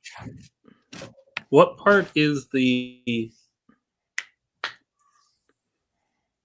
90s Daredevil? Okay, so you've got like these like silver little gauntlet things. I think now I see that that's probably Daredevil, and like the sort of black with red highlights is probably Carnage. Yeah. And then this is gloves and pants are Spider-Man. Okay, it says that it and says then his this, Daredevil's forearms and waist. yeah, forearms, waist. Wait, I wonder no. whose knees those are. Carnage's elbows. And then this one must be Sentry. That's the Human Torch. I wonder who the No, knees this one are. must be Gambit. And then the No, legs have to be. the are Gambit. Silver Surfer. Oh, the Silver Surfer. Silver Surfer is the calves. Who's the? This dude fucking sucks, man. I think it's fun. I think it's fun. I don't know why they gave. Who the fuck is Sentry? Why'd they include this dude? Wait, you don't know who Sentry is? Not that Sentry. Sentry from Forceworks, Ash. Oh. Century. Like not Sentry. Like Yeah, you guys gotta read Iron Man comics. And I will not. So he's got his equipment is Cyclops visors and the web shooters, but also combos TM baked snacks. This guy fucks. It links directly to the combos Wikipedia, not the fandom page, but just Wikipedia. Let's figure out more about combos. check if Combo Man is on the Wikipedia page. In pop culture. In 1995, Marvel Comics collaborated with Combos to create a series of advertisements featuring Combo Man, a superhero who is a combination of 14 other Marvel characters. Combo Man would get a one-shot comic book 1 year later. Incredible. 1 whole year later? That's so late. The snack was featured on Bon Appetit. Nice.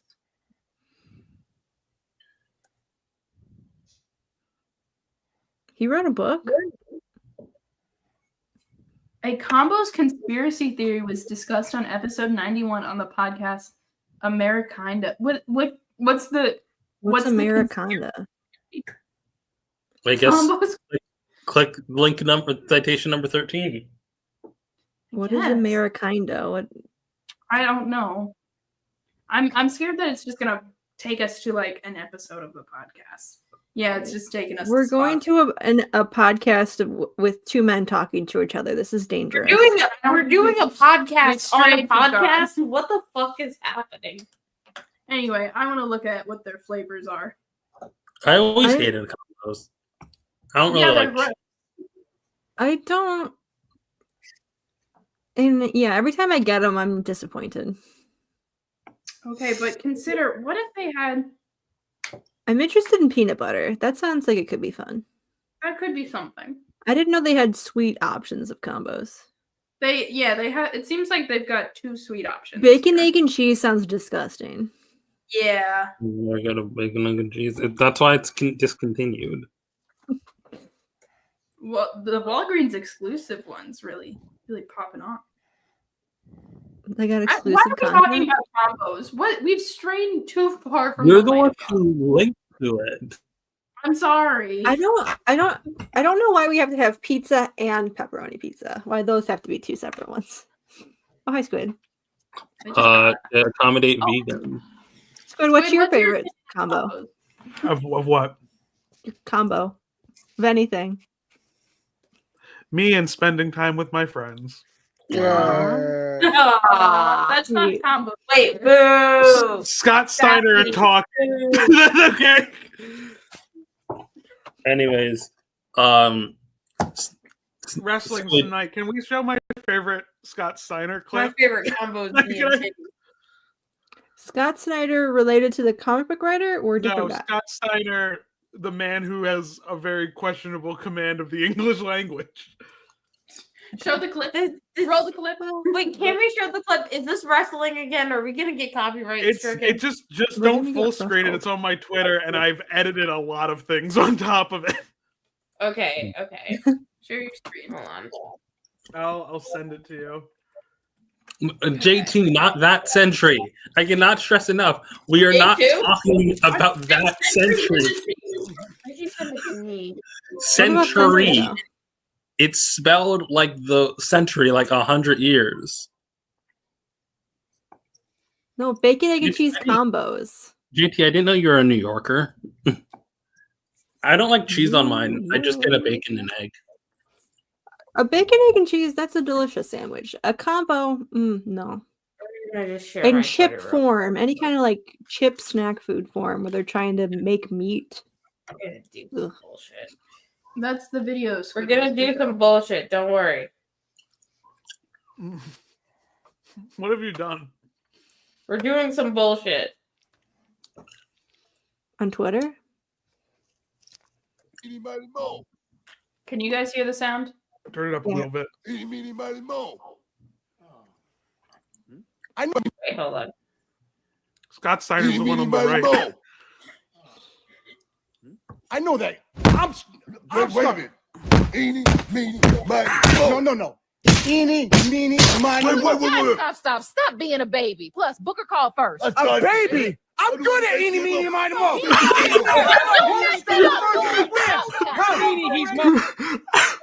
Eeny, meeny, miny, mo. I like that Scott specific protest. Is that he's Like, good I at gotta eeny, meeny, miny, mo. I'm good at this. I like that. Squid. Yeah. What would Who's your Samoa Joe? What would your OC's drunken confession be?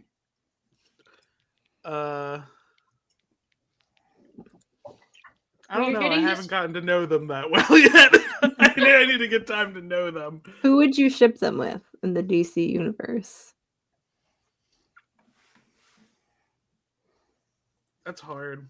What if wait, she has an older sister, is that what it was? Yeah. One of them was they have a gender swapped evil twin. What would their what would be like the worst ship for them? Like who would the fandom ship them with? I think we said Flash, right? Or that's Yeah. what because he's in the origin, but I think power scalers would because the whole thing is to make other people's stronger. I think power scalers would like faux ship. Like they'd be like, "Oh, I like them together because it would make this one stronger." They're like, "No, that's not how this should work." What would happen if she hung out with Superman? I thought he couldn't get stronger. That's why I didn't want to use. That's why I didn't want to use Metropolis for the city because it was like, I feel super than usual. You know what's funny? That was actually a storyline in the 90s. After Superman came back from death, his body was like getting some weird, like it was mutating in a way where his body was overcharged, and so he was getting too powerful.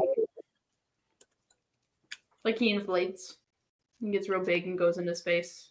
Yeah. The Superman inflation story.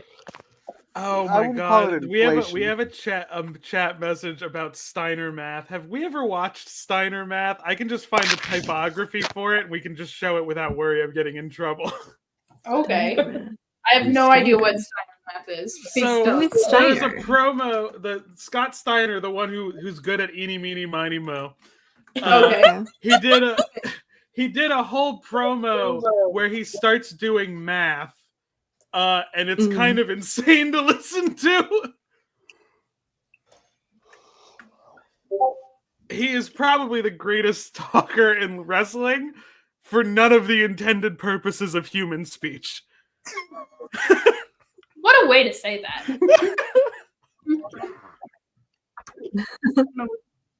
Lost Ayon's video. My favorite is Is when he Return to Steel insists he Ion? comes from a highly educated university and he has to dumb himself down for the white trash in the audience. Same. But he still talks the way he does.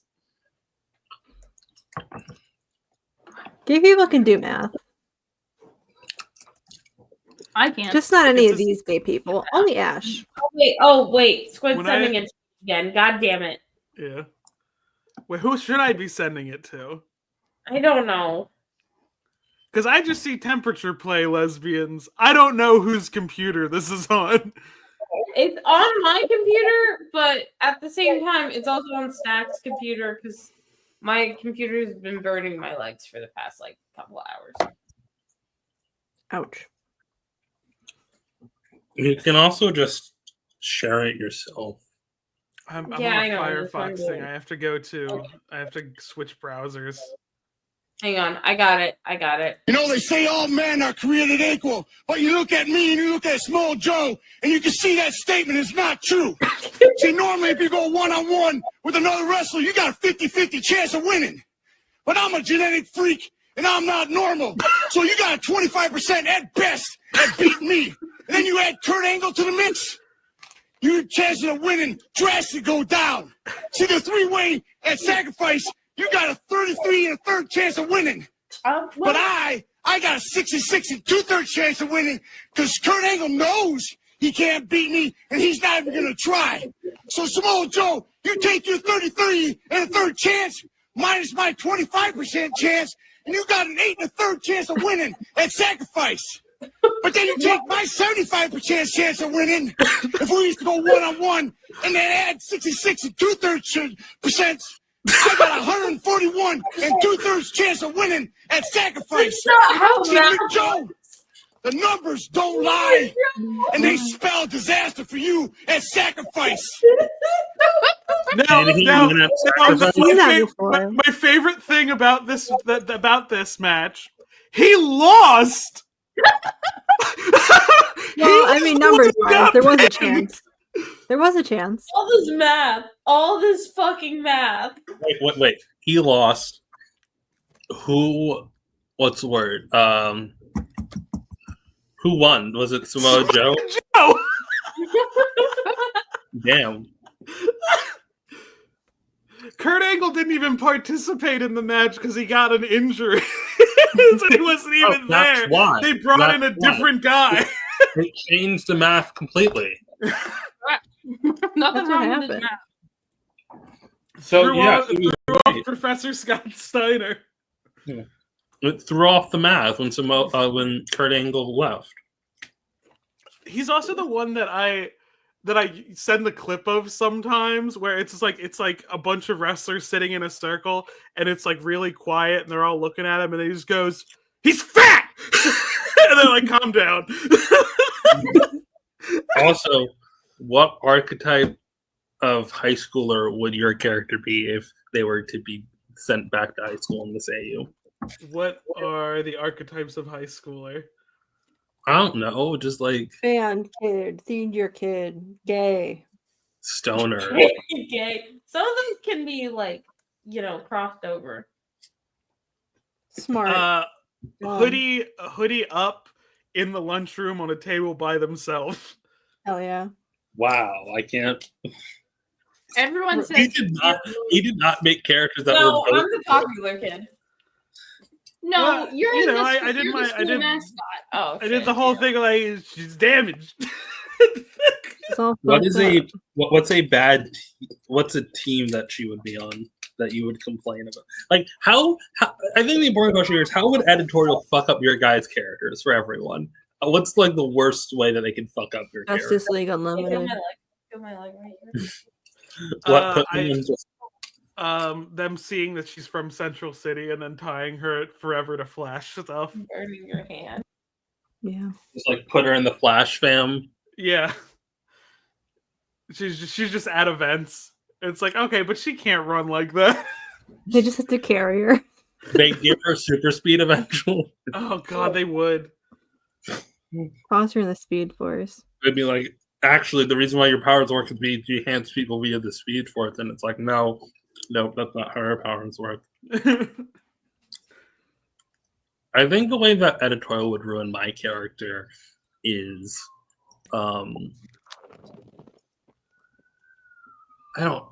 making her a typical superhero, just like slapping her on a team and being like, here.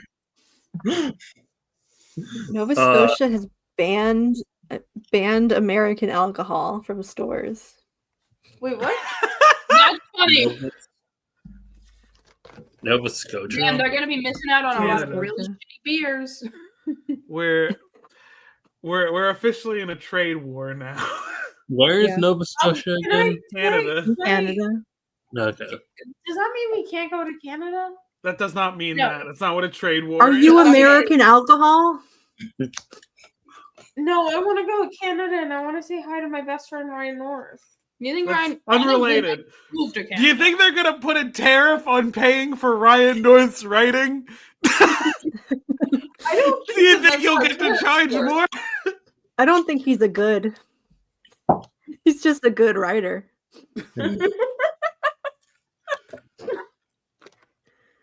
Yeah, JP, Oh my I God, have that means noticed Ryan that. North can't buy my t-shirts. Stack, how would editorial ruin your character? I Tell don't me. give a shit about Whitewash her. speedsters, but they do that to They'd live. whitewash her and they'd make her like an unrepentant villain, like just like unredeemable, totally in the wrong. Present her as like unreasonable and insane. They'd make her a Killmonger. Yeah, I mean, like the character who should be presented as unreasonable and insane is Dan Garrett. Oh yeah, My favorite of the Beatles. Blows. Dan's my favorite because he murders people with dynamite. what's crazy is like the god that I attached her to, like Toph has two symbols. It's like the ibis, which is like the bird, and then the other one is baboons. So she is the gorilla that is going to blow him the fuck up. God. Help! The gorillas will blow me up! The best panel in all of comics. Eventually I'll do a video, an essay just about Dan, where it's like the thumbnail will just be the words "he's deranged" and an up-close picture of Dan's face. Let's stick a dynamite. My favorite thing is like, you know, every other superhero from around that time period, because I've read a lot of those, that era, like they do propaganda stuff, like they're fighting Germans and stuff. His comic that does that, it happens entirely by happenstance. They never mention the war. It's just that Nazis happen to crash a plane into his city. So he's like, oh, I gotta go murder now. And he's real for that, right? Like correct response, but he doesn't mention the war once. I don't think he's aware it's happening. no thoughts, head empty, only dynamite. Oh, I think they'd fuck mine up the same way they fucked up Elena. My other favorite Catholic nun. They just make her a sexy nun. Yeah, they just make her a slut for no reason, even though it doesn't fit her character at all. And make her a How? girl. She's made of goo. Exactly. How long have you been on the Away. internet? That seems to be a self-fulfilling prophecy, I think. As a wise man once said. Ayaan is sleeping. I just EP. Ayaan, do you want us to remove you from the live? No, I'm good.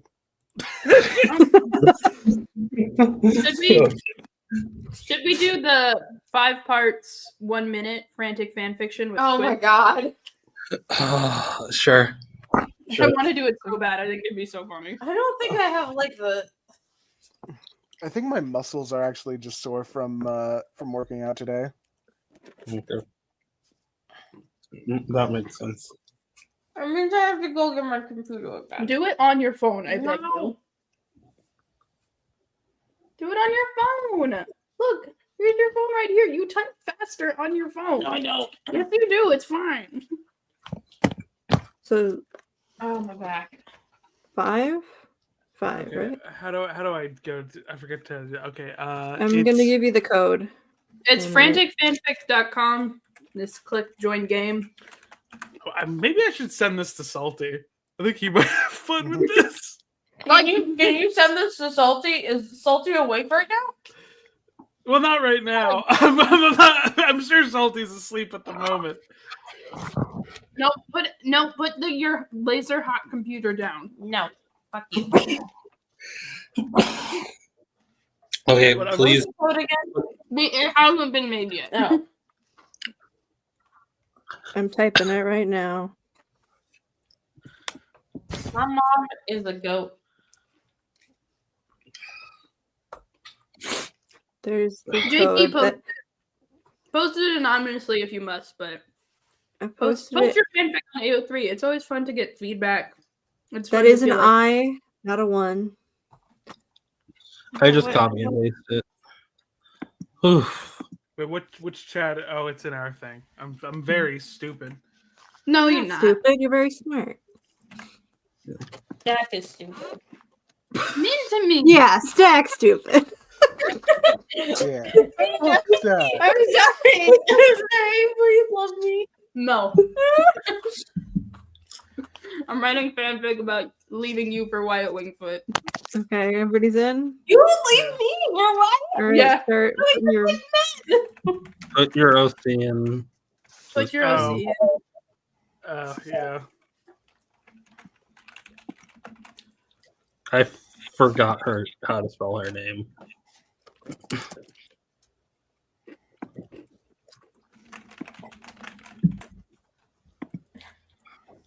I'm really proud of this. But thank you guys for participating in this activity. Hold on. I know love making I picked some insane characters. Oh fuck! This is gonna be fair if I get OCs listed. Because that's gonna be like I haven't watched the stream yet. I've been working. Oh, I was Just- gonna put my OC. If you have 1 minute of writing, it will just be vibes, and it's okay. Yeah, I did Laura Palmer, and I You haven't did- seen 12 Twin minutes. Peaks was restaurant, fucked up. so it can't be worse The than waiter said, "What is your order?" And Laura Palmer said nothing, for she is dead. I don't know what to put. I have 2 more slots left. I Yeah, don't know. What you to can't put. mess up worse than Ash did in the last round. What did Ash do? You can't mess up worse than Ash did. They made Ash- Doctor a pedophile. Who? Doctor Who, Doctor- yeah. Doctor Who, yeah. Yeah, exactly. Yeah. So Ash forgot, and I wrote it specifically that to note that Laura Palmer was a 17-year-old girl. But But Ash, was rated 18 plus. I don't know what was going on. Batman Ghostmaker was a fun ship. Just because it's rated 18 plus doesn't mean you have to put sex in it. If I had to ship Batman with a dude, They're already doing drugs. It's fine.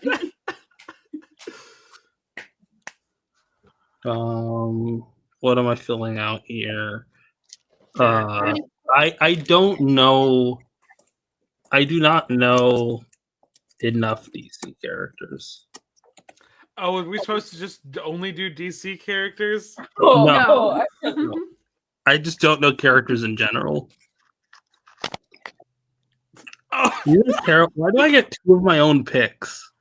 I got 2 of my own picks, but I found. Wait, let me. You pick 2, and then you click the maturity rating. I was an option, and you didn't pick me. Strange. So you don't love me? I'm joshing. I'm joshing. Oh no, I have to write this. Fuck. I forgot I how don't the even game know what works. this means. Got a minute on the clock. Okay.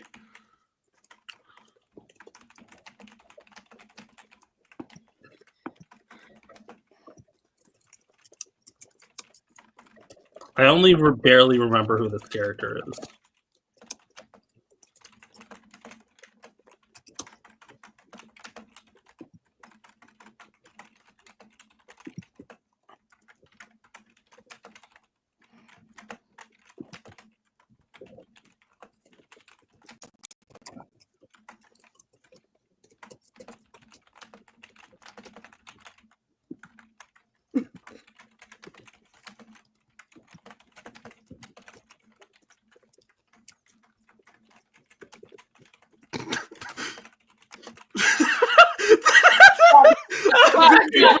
I'm very proud of the sentences I've created today.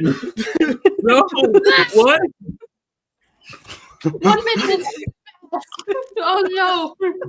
I made a huge typo. What? Oh, Okay. Okay, we got 2 minutes.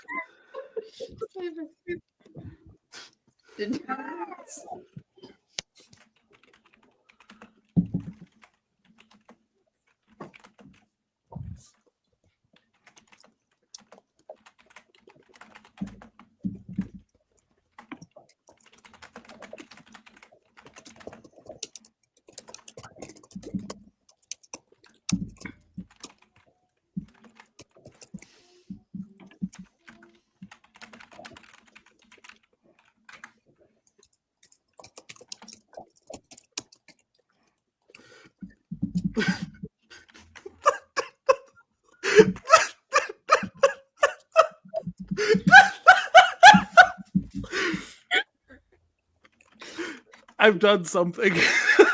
Oh, I'm so excited. I'm so excited. I'm calling it here. I'm done. Yeah, I think I'm done too. I wrote 3 whole sentences.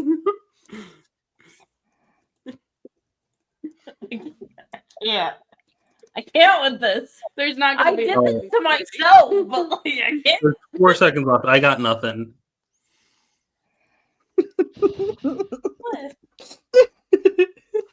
All right.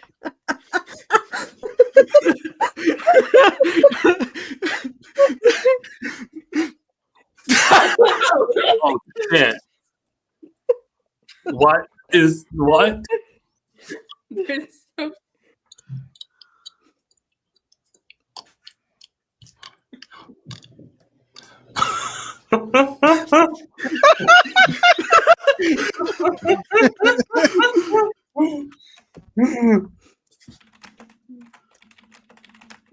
Fuck! I have to write for the first time ever real fanfic of this character.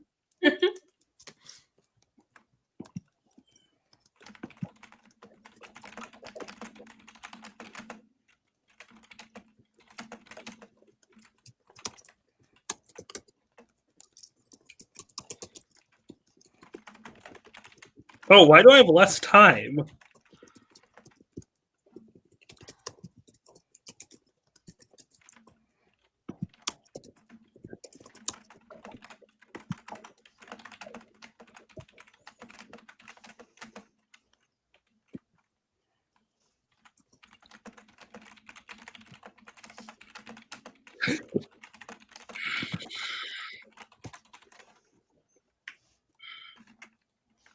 I don't like this. Why am I doing this? Why? I'm glad this isn't the end. Fuck.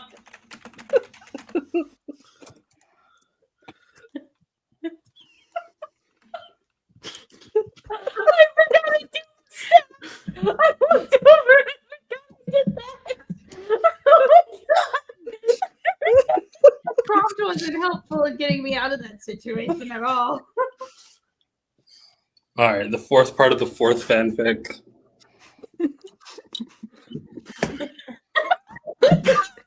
I know Oh, who is shit. that? I don't know who this is.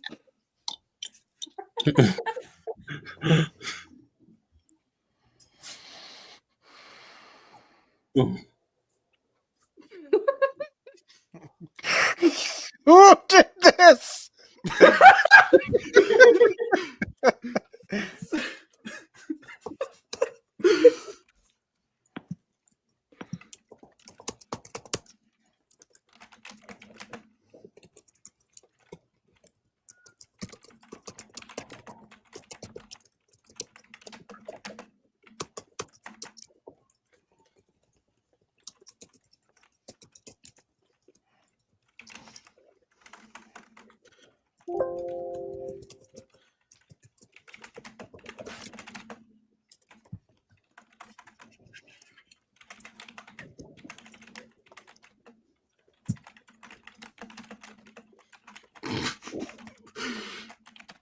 I'm taking very, very, very light inspiration from what the prompts are.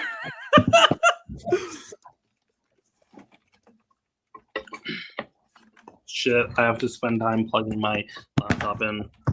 All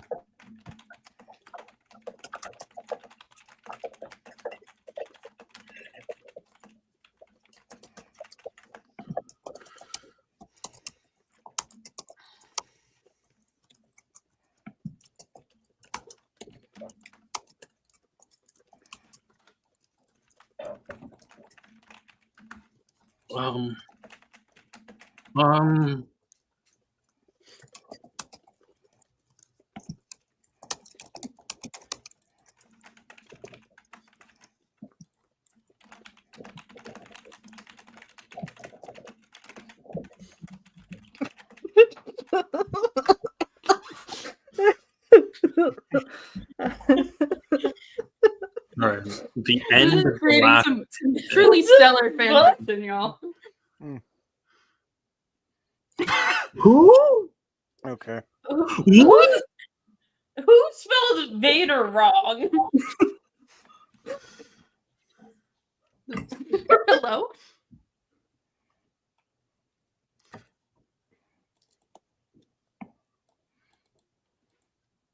Hello? Who copied and pasted the wiki article in here?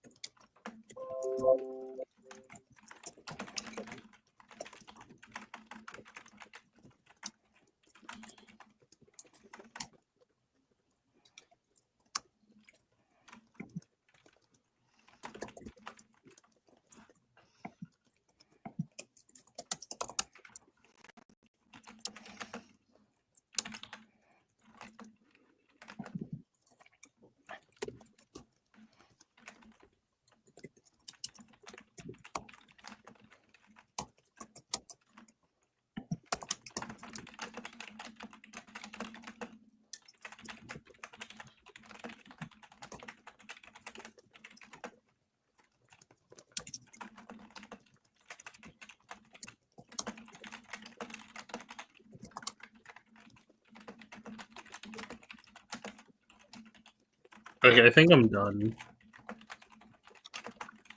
I'm just gonna click on done.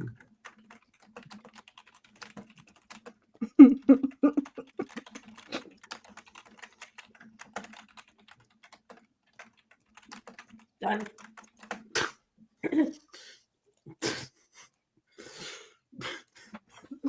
It's great.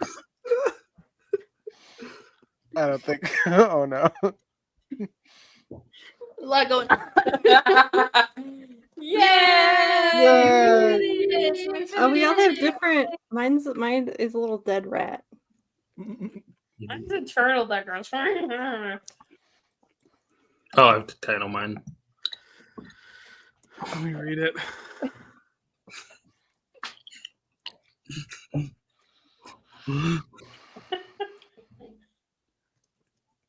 Wow, you really. What the? I like how you actually like read it, and I'm like, no, I want it to be a mystery. I know what I'm. I gotta give it a good title. I gave it a stupid title, and I'm proud of it. I think I gave a really good one.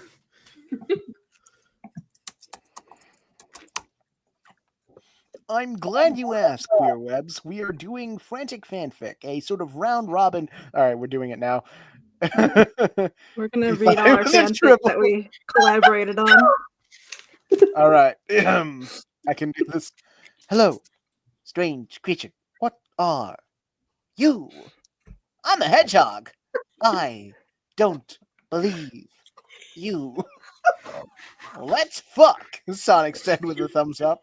Whoa. It's too late at night. It's too late at night. Kirk replied. Spock gets mad at me when I stay up late. Bummer, dude, Sonic said, sounding like a Ninja Turtle. we can do it. We can do it tomorrow. So good. Tomorrow rolls around and Kirk slaps Sonic's ass in the mess hall. Hey, baby, he whispered, slow and hot. I want that sugar you promised me. Sonic quivered, his knees weak at the feeling of Kirk's hot breath against his ear. Take me to your captain's quarters. Take me to your quarters, Captain.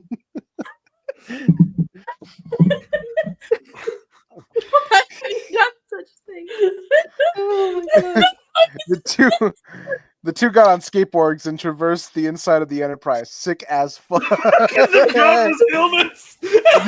They hit into Scotty, making him drop a bunch of papers like a nerd. No one could understand. Scotty yelled. I was gonna add because he's Scottish, but I ran out of time.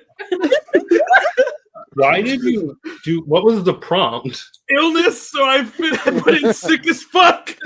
Then Kirk fucking died, and Sonic used a kiss and the Chaos Emeralds to bring him back to life. Thank you for saving my life, Kirk said. Don't mention it, Sonic said. I just wanted to give you that sugar I promised. The two then kissed sloppy style as This Sonic's happened bridal in carried. Sonic 06, though. This did happen in Sonic 06. All right, next up is Babylon Rogue One. I like that. I like that a lot. Darth Vader chases Jet in his TIE fighter. Yo, Wheezy, gotta be faster than that. Jet did God, donut. your Wait, jet voice is so good. Is Jet the Hawk? Is that a Sonic reference? Yeah. Okay. Yeah. What the fuck is Jet? He's Jet's- like the little green hawk that rides like the sky scooter. Oh, I hate that guy. I love The, him. the I'm one, the so one who's glad I always wrote the negging ending. Sonic, and they have ex-boyfriend energy. I'm so glad that I was the one chosen to write the ending. I see. Jet was wandering across the sky, but now he's in space, being chased by some fascist in a robot suit. Damn, just like Eggman. He flipped him off. Jet had been sent on a mission to take out the cyborg tyrant. He had hoped to get him by surprise, but now realized his own impetuous actions had ruined the chance of that. Hey, does being into This aliens... is Vader. This is Oh, okay. Vader, I think. Okay. Hey, does being into alien chicks make me a furry? Are you asking me this because you think I'm a furry? Darth Vader looked at him blankly for a minute. Oh, I really, a Daystar, a Fury. I really like that. That was really good. I thought it was funny.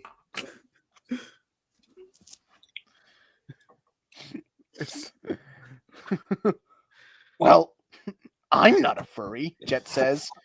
And you're a terrible father. I'm a dad?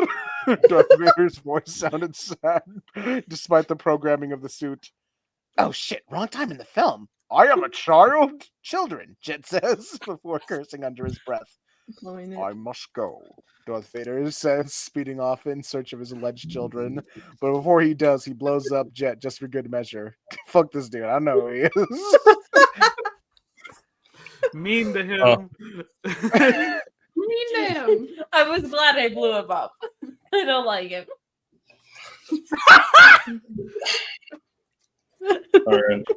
Who knows? I didn't know who Yasmin was.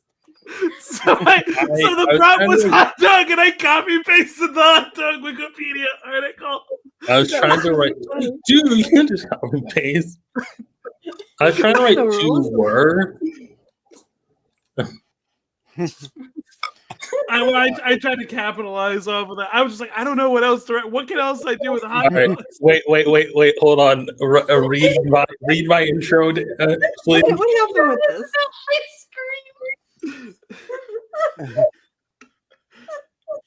Daystar and Yasmin were hanging out. Daystar gave her ice cream and the What? What? What does that mean? I recovered. I recovered. Two of them went to get hot dogs. A hot dog is a dish consisting of a grilled, steamed, or boiled hot sausage served in the slit of a partially like bun. The term hot dog can refer to the sausage itself. The sausage used is Wiener, Vienna sausage, or Frankfurter, Frankenfurter, Verstick, also just called Frank. The names of the sausages commonly refer to their assembled dish. Hot dog preparation and condiments vary worldwide. Common condiments include mustard, ketchup, relish, onions, and tomato sauce, and cheese sauce. Other toppings include sauerkraut, diced onions, jalapeno chili, grated cheese, coleslaw, bacon, and olives. Hot dog variants include the corn dog and pigs in a blanket. The hot dog's cultural tradition include the Nathan hot dog eating contest and the Oscar Mayer Wienermobile. Can I say something about the hot dog Wikipedia article that's only dawning on me now, hearing it read aloud? This is written for someone who's never seen a hot dog before. This isn't someone who wants more information about hot dogs. This is I've been in the bunker. You know, in Chicago, we eat them without ketchup, Daystar said. I don't sound like that.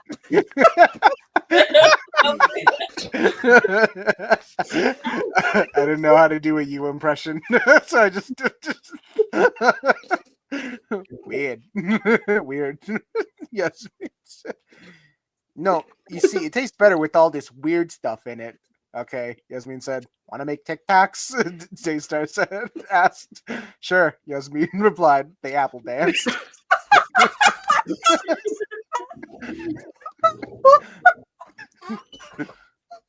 The minute is crazy. I really like the apple dance.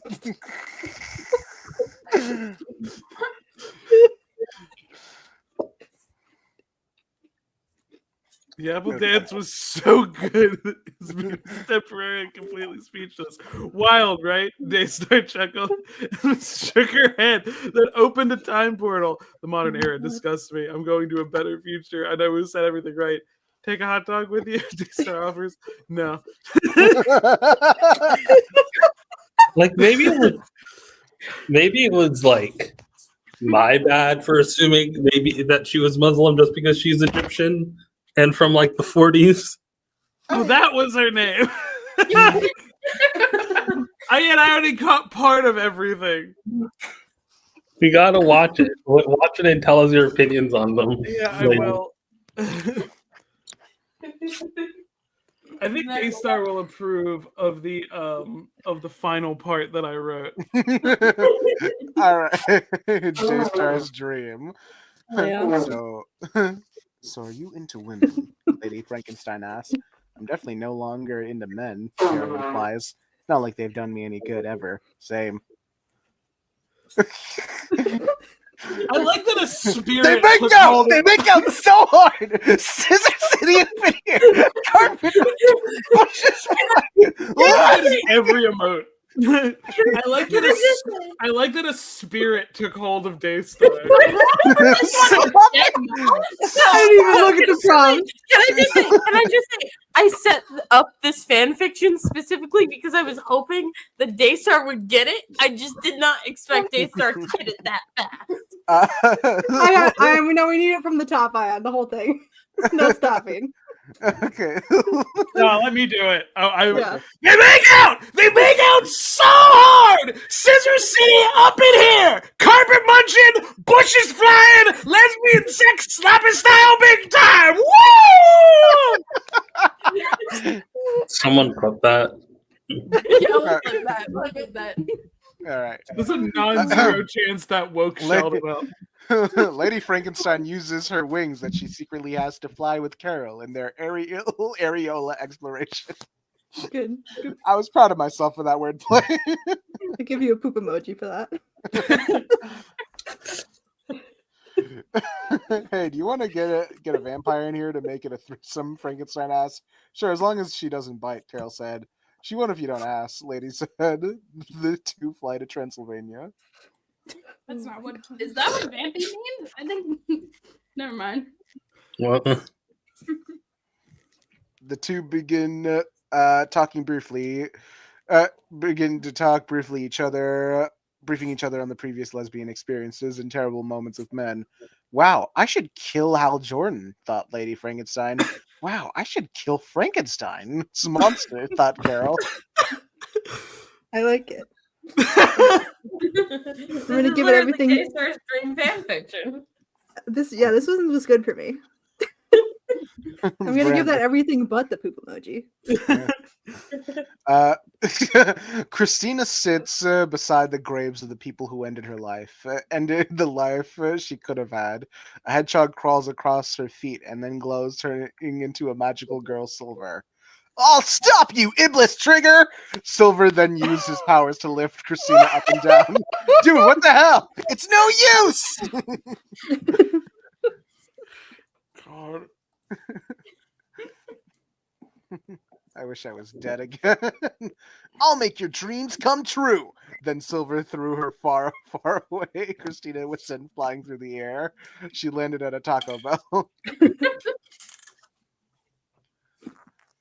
Oh shit, a Taco Bell, Christina said, going in. Might as well get a chalupa. Hi, it's me, the devil from the Bible, Shadow's dad said. Hi, can I get 20 chalupas? Not so fast, Silver said, bursting into the Taco Bell. Christina thinks Silver is going to get Shadow's dad, but instead he attacks her again and then ends up with the at a Jollibee. The fuck is a Jollibee? He says, confused. Silver runs in behind her. They decide that they're both tired and sweaty to fight anymore. Mom needs a chicky sandwich. Sammy Silver. They both get chicky Sammy's the end. This is the first ever piece of writing with Christina in it. Did you like it? It was giving Dipper goes to Taco Bell. Hi, it's me, the devil from the Bible. I was trying to get spicy food in there, so I just had her go to a Taco Bell. Because the prompt was spicy food. I love that Ash's starts always like with like a reference. Yeah, to, I like, the started last this. thing. I'm like, this is the funny because I could have had my character in it. But I'm like, this is much funnier. All right. Steven Universe walked along the boardwalk wearing clown makeup he wore in that one early episode. Oh, fuck! Squid yelled upon seeing a clown. It's okay. I'm not a real clown. That's exactly what a clown would say. Yeah, that did sound like you. That's exactly.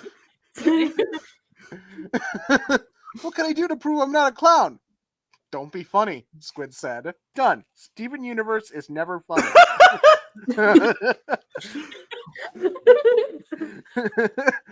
That in itself is a joke! Squid shouts, bitch slapping Steven Universe. Ah, jeez, man. Steven cries. That really hurts. You have a shield! Use it!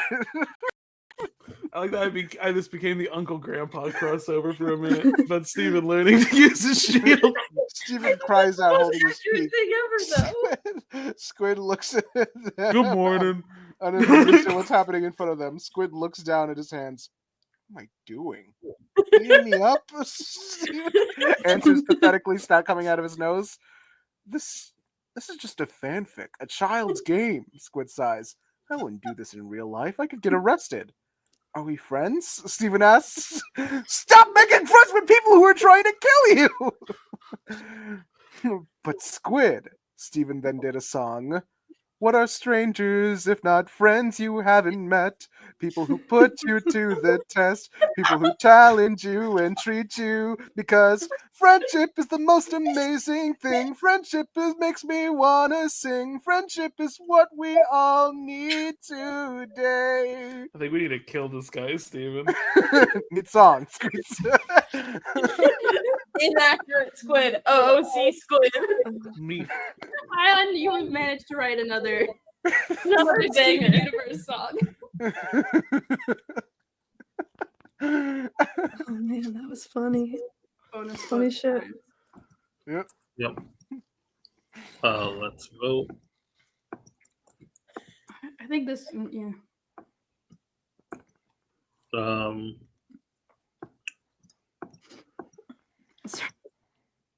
Like I vote for that one.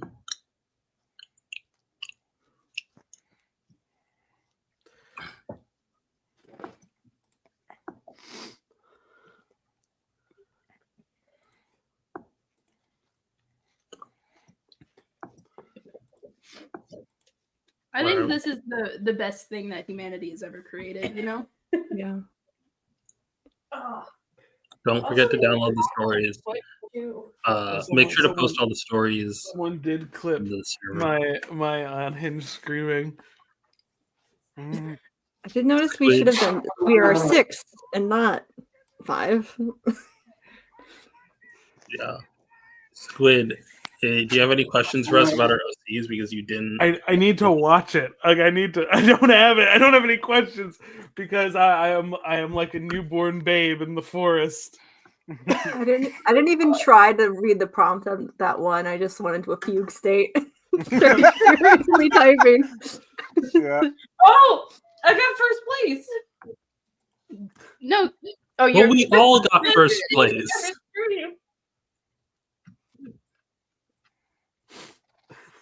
Yeah, but I came up with it. The only one who didn't get first place was Stack.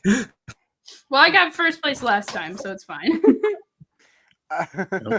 I don't mean to pat myself on the back here, but I wrote that song in under 2 minutes. Yeah, that's good. Good job, buddy. I could tell because there's typos in it. Yeah. I had the most chosen characters. That's really fucking funny. Squid, what did you think of my impression of you? Why did Squid put Macklemore? Why did you suggest Macklemore? Because I thought that was the funniest thing to put. I was like, what are the funniest things? Jet the Hawk, Scott Steiner, Macklemore. I have to put my OC, and then there's me. my OC, Macklemore. We're not writing RPF of Macklemore. Macklemore is the funniest option just because of the Tumblr post of "Go away, Inuyasha, he mackled." What? You need to show me that Tumblr post. Have you not seen that? No. Hold on, my arm hurts now. Did we do this again? That was really funny. Okay, I will post this in just our main chat, and then like if it goes up on stream, it goes up on stream. Oh. It's one of my favorite posts on the internet.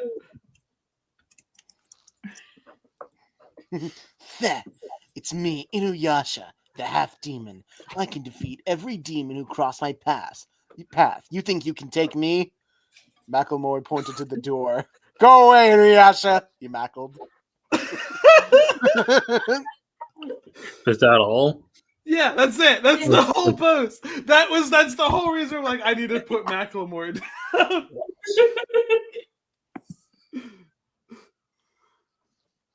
Because, like, even if I put down a character who I know isn't going to get picked, I have to, like, put down someone who I think is going to make someone laugh when they see it in the options.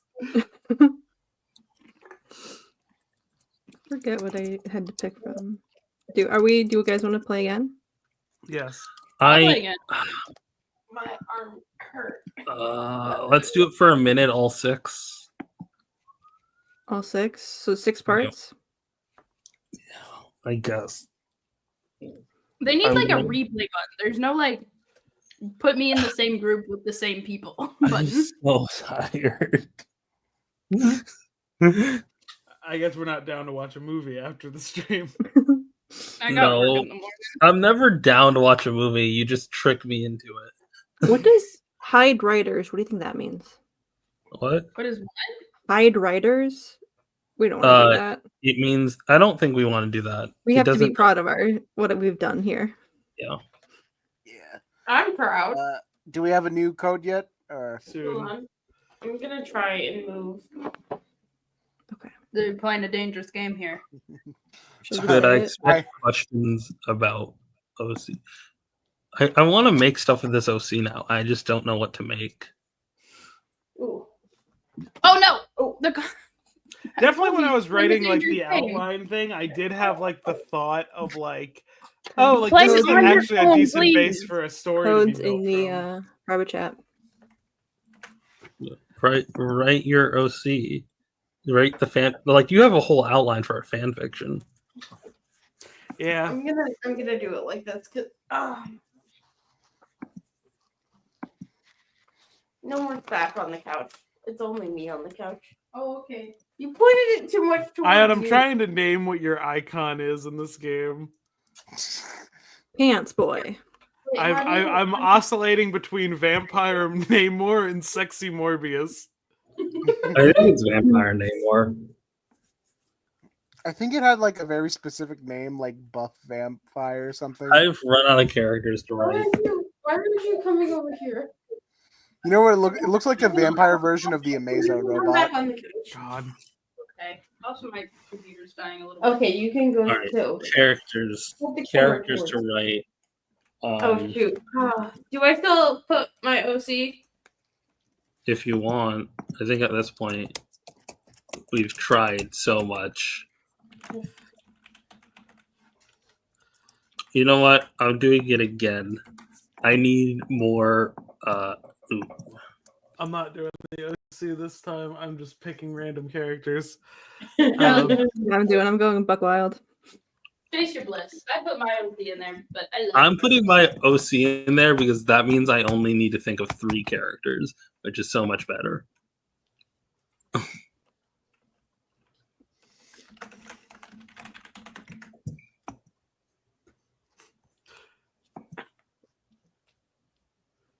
One more time.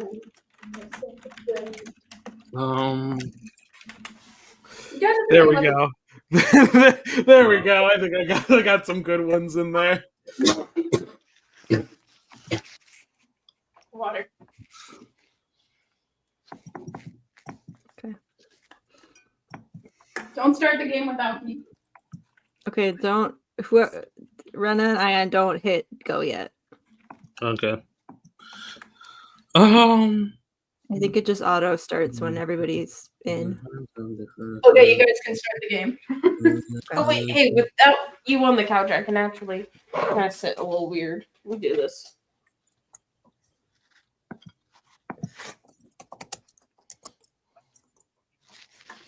Go away, Inuyasha. Macklemore, I think he mackled is what really kills me.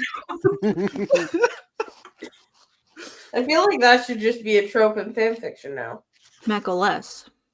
Yeah. Rena, do you have your characters? You can start.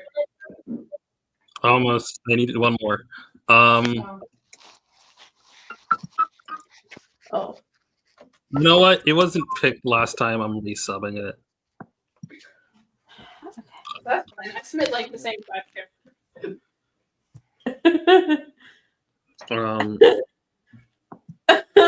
don't know what to do with one of these, but I want to pick it.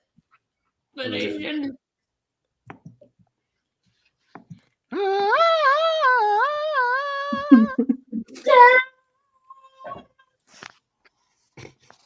Oh, no. Hey, if I got 2 people's names who are here, is it over the line to pick those? Of course not. Of course not. Yeah. Oh no, I have to write the fic now. Why did I make my own bed? Oh no. Yeah, I'm not gonna do explicit activities with a real person who's here.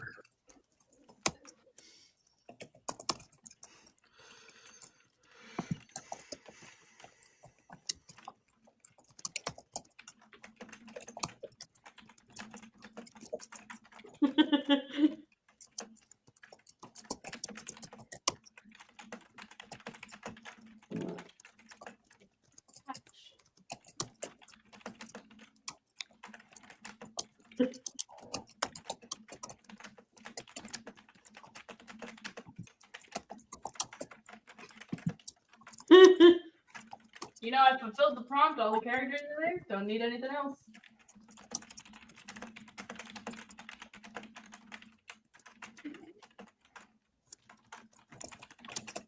No shit. Oh. Okay, that's good enough. Okay, I think that makes it funnier. It's not a lot of time, huh? Really not. What the fuck? Oh, All right.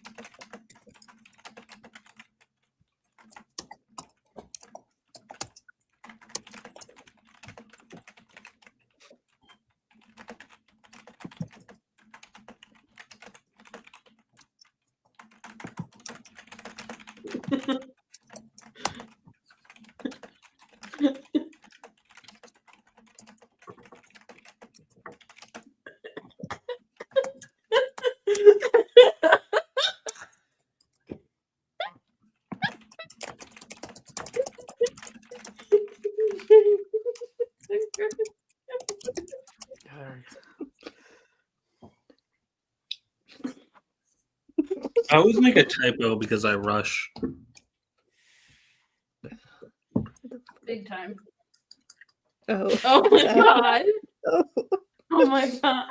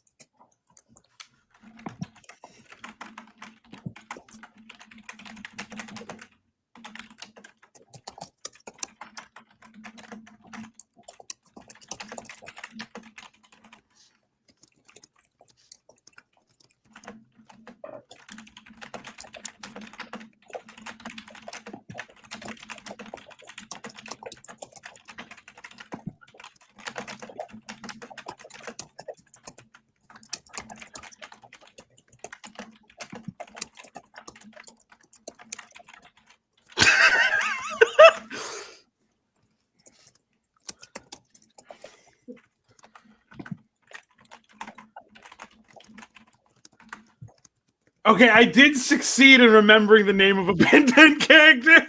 I had a bit of a typo. All right.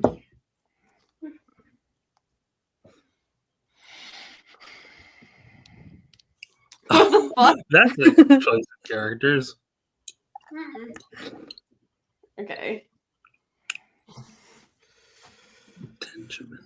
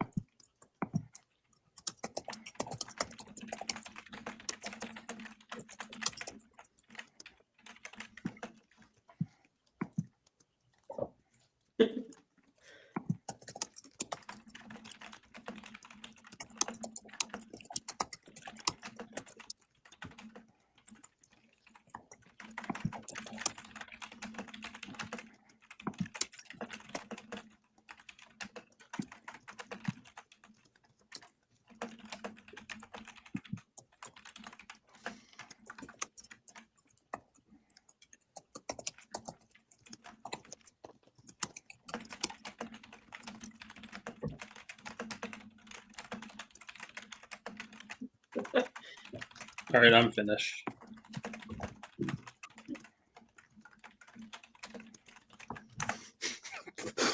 Oh, Stack's gonna be a little bit mad that I dunk on Time Masters just a little bit. Oh my boy!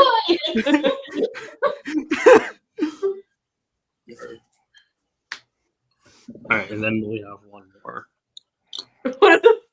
Oh This is my more fun god! with this time. Oh my god! What has happened? If you haven't gotten this fic, you'll see. Okay. So big.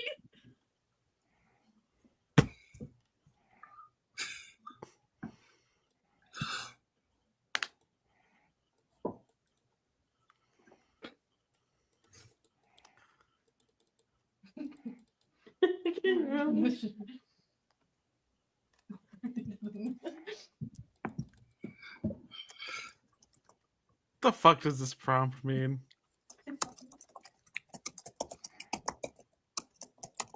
I'm so glad I don't need to write the ending for this.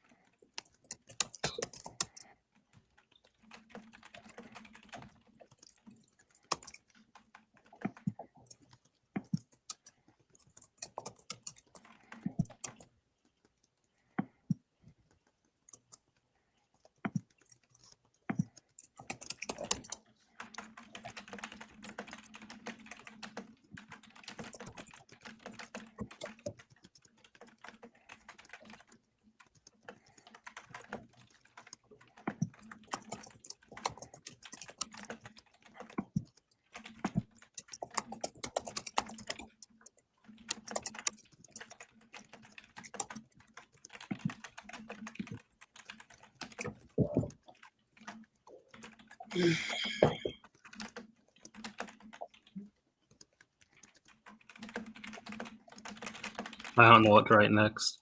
I'm just gonna leave it. Are we gonna give up those 3 seconds? It's probably more than 2 seconds. Oh no, I gotta write the end of this fic. Ending Oh no! time.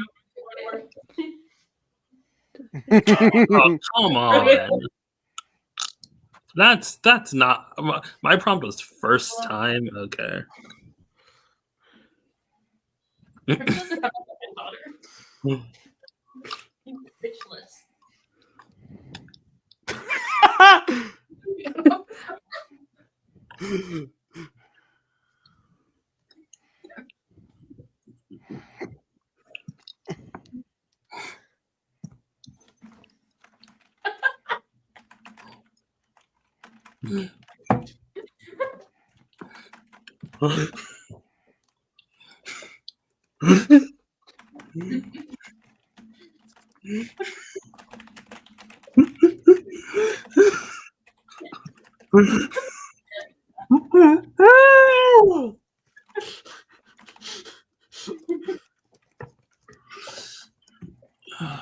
Ayaan, you don't smoke, right?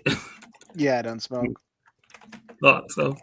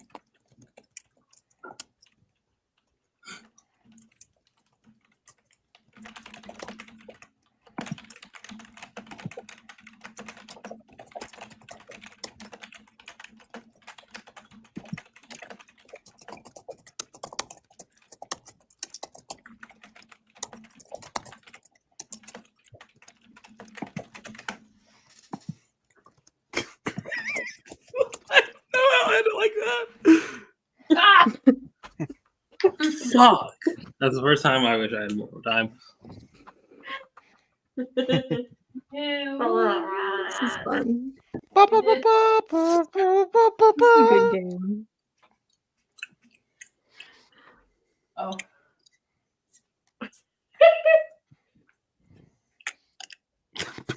What is here?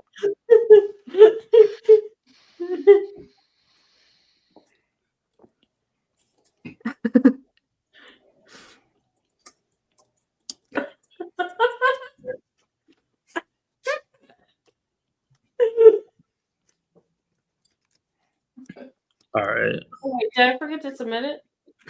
Oh no, I can't submit it. You have to add the title. No, I didn't submit a slur. Oh. They said it. We're fanfic, but we're not that crazy.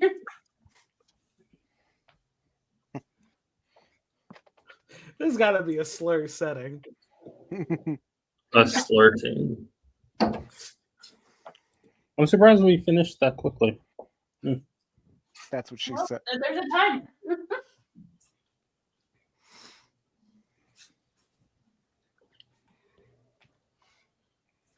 They started thinking really hard about this title. I'm very proud of the final sentence of the last fic that I wrote. All right. Shadow the abortion hog.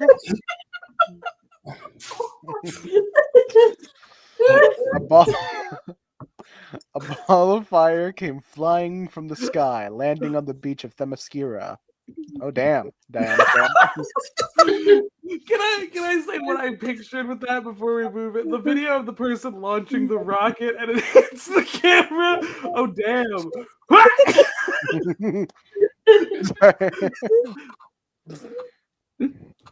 Diana walked up the beach only to spot an empty impact crater. The heat had turned the sand to glass. She thought whatever had done this must be long gone. She heard a sound behind her and turned to see a hedgehog creature staring at a red rose. There was flowers, so I was like, oh, he's like standing in a thing of flowers. Diana called her mom on her communicator along with the rest of the island's leadership. What should I do with this hedgehog? She said Greekly. I have a name. It looked up at her from the crater. No, I don't. Another thing crash landed beside them. It was that dumbass Tom King baby Trinity. Ah, fuck, not this shit again. Don't worry, Shadow said. I'll take care of it. He punted that baby into the moon. He took out his hedgehoggy foot and fucking punted it.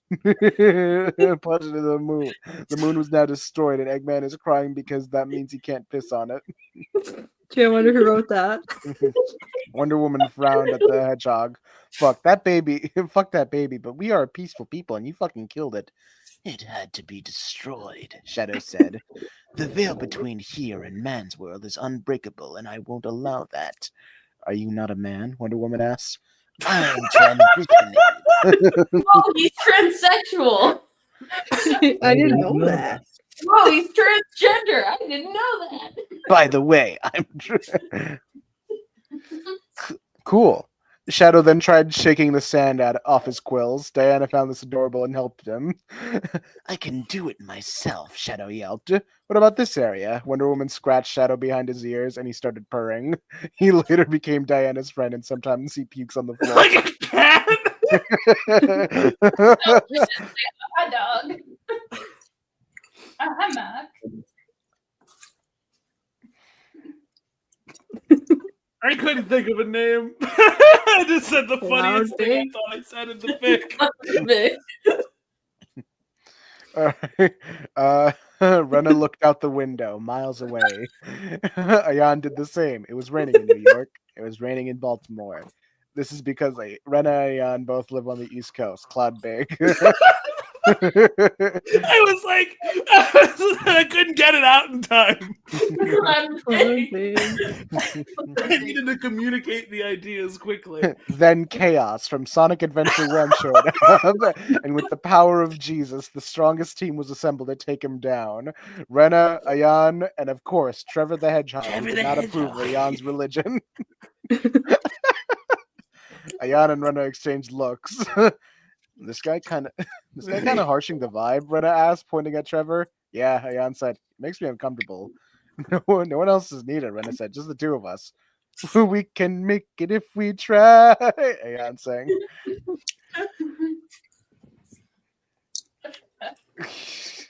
The Industrial Revolution and its consequences have been a disaster for humanity. They got up from the diner booth and skipped out on the tab. This is totally something both Ayaan and Rena would do in real life. Can you believe it, folks?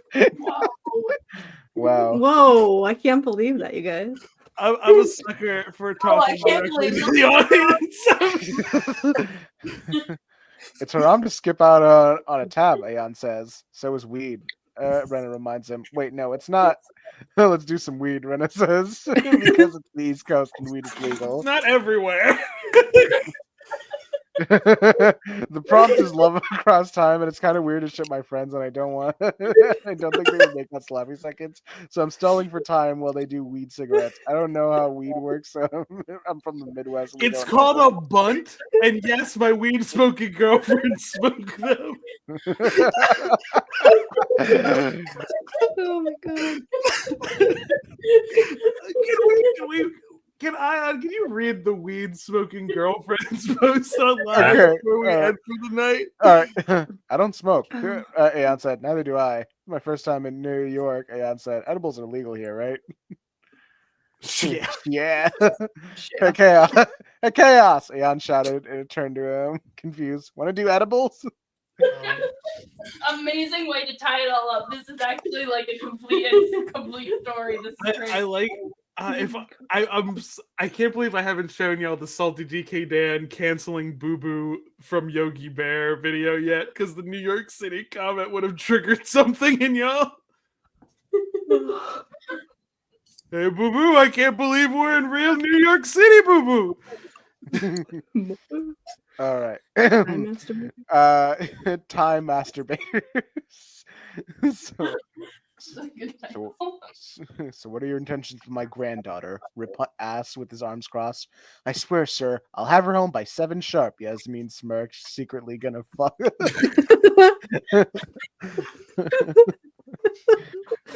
I know you can time travel, Rip said. I expect her home yesterday by 9 a.m. No timeline jumping. Saying this one, as God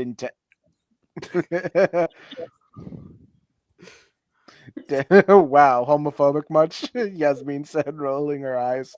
I'm literally married to a man, a black man. Wow. I'm imagining like Rip turns his head and like stares off wistfully when he adds the next one. Wow, why you gotta bring race into this? That's okay, Rip sighed. Keep her out as late as you want. I don't give a fuck. I'm gonna go make out sloppy with Jeff and Bonnie. Why are you telling me this? Because as a time master, I must make sure everything is documented. All rumors must be substantiated. And Rip spoke like George Washington being replaced with the body double, he said lowerly. That sounds like a really important historical fact for the universe. Not really. I'm so sorry, Stat. I'm so sorry, Stat. But that did strike me as that's a thing that just happened. Yasmin pointed over his shoulder. Look, a convoluted time shenanigan. Where? But Yasmin was already running fast in the opposite direction. She grabbed Gold Beetle and pulled her into the time sphere, traveling to the French Revolution. Why here? Lily asked. Because I hate the French and I want to enjoy their bloodshed, Yasmin said. But also, damn girl, you've got a cake I'd like to eat. Lily blushed, tucking her hair behind her ear. Want to fuck? Fuck. Wait, Gold Beetle has a name? I didn't know that. Her name's Lily. She doesn't have a last name. The cake joke gets all the emotes. Yeah. He said, Oh, the literally. prompt is cake. That makes sense. Who wants to be me? I'll do it again. I like whatever took over Rena to be like the immediate first sentence Daystar has to say is, "I'm saying, girl, leave him." I'm saying, girl. Is that my catchphrase? I think so. Yeah. Yes. I'm saying, girl, leave him. Daystar said as she filed Cinderella's nails. The list for that Daystar doesn't have is really funny. Like, does he even know your name? Your actual name, not Cinderella? No. Then it can't be that serious. Daystar said, I mean, has he even asked? His mouth fell open. No, he hasn't. Girl. You say this. You're always saying this. Girl. I should leave him. Ella cried exuberantly.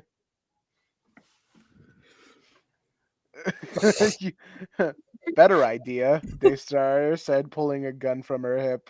My goodness! Daystar shot, and the bullet went straight through town and to the castle, and onto the prince's head. The West. The prompt was best shot in the West. So I was like, I gotta shoot him. We must. You killed him! Cindy held her hands up in fear. Ain't no biggie, Daystar said. Wow, that's some real hater energy, Cinderella responded. I do not feel bad pigeonholing Daystar into making her leave Cinderella, making Cinderella leave her husband. When Daystar looked at that and was like, "No, I'll one up him. I'll kill him instead." Wow, that's some real hater energy, Cinderella responded. I'm not a hater. Now, how do you like this clown makeup? Cinderella ran away in fear because she was afraid of the clown. I was trying to write clown, but I typoed the shit out I of like that. how afraid of clowns is just a prompt. It's perfect for Daystar. Oh, I thought you just put that in because it's me. No, and like It just seemed to sync up really well. Yeah, Daystar teleported in front of Cinderella because clown makeup can just do that. Ask Shaggy too dope. It's true. Hey, that comic book store has a Insane box Clown of one. Posse, the one who drop kicked Fred Durst mid concert. The comic book store has $1 comics. Who'd buy them? Me. Daystar said proudly, dropping $100 of comics, dollars of inked paper on the ground. I think of that video where that TikTok where you brought out the comics and like I just see them falling. Wow, you're so rich and cool, Cinderella says. I think I'm in Lesbians with you. I think I'm in Lesbians with you too, Daystar says. They make out sloppy. Why did Daystar become John F. Kennedy? Was it the Irish leaking? I don't know how Chicago people talk. It was like John F. Kennedy. Hey, I think I'm in Lesbians with you too. They make out sloppy style with hundreds of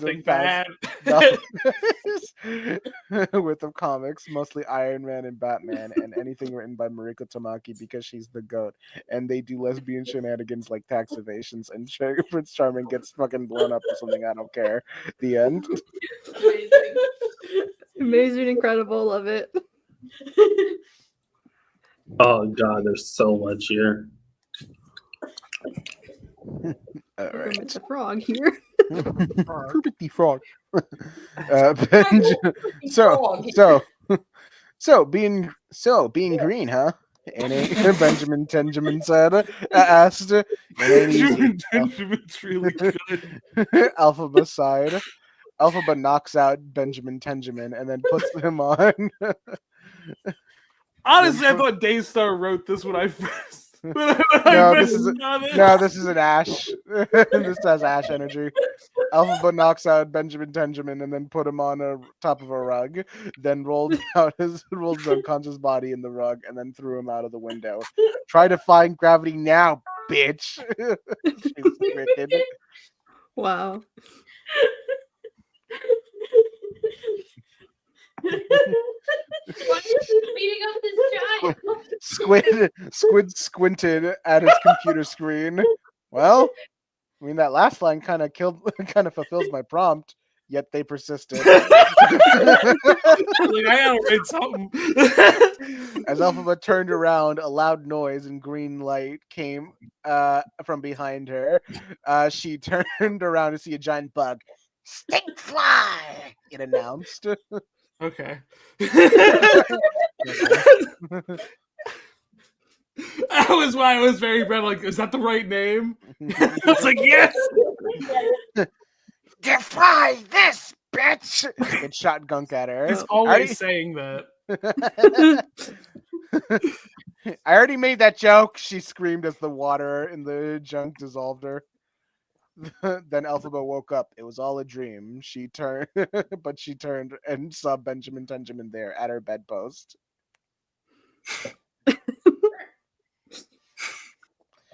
I threw up, Ben said innocently.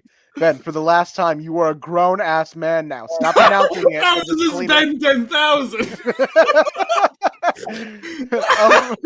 Elphaba ponders on how Ben's cousin set them up as a date. Well, he wasn't the worst guy around. He certainly took some getting used to. Maybe just did a favor to Gwen, who was a good magic user. I threw up. I threw up. She decided to call Glinda. Glinda came over and pinned Elphaba to the bed, and they got on it freaky style, but not too much since this is an all ages fic. Don't worry, parents. Thumbs up emoji. Amazing. Word.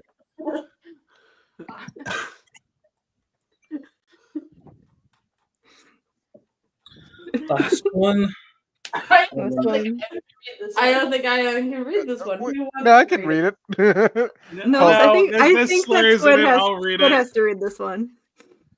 All right, can I at least do the Martian Manhunter bits when he's not? Yeah. He doesn't say slurs, right?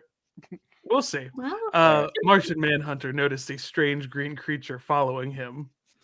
Would you like a choco? Martian Manhunter. Man-Thing fell down the stairs trying to accept it. I'm glad you remember that's my favorite Man-Thing panel. I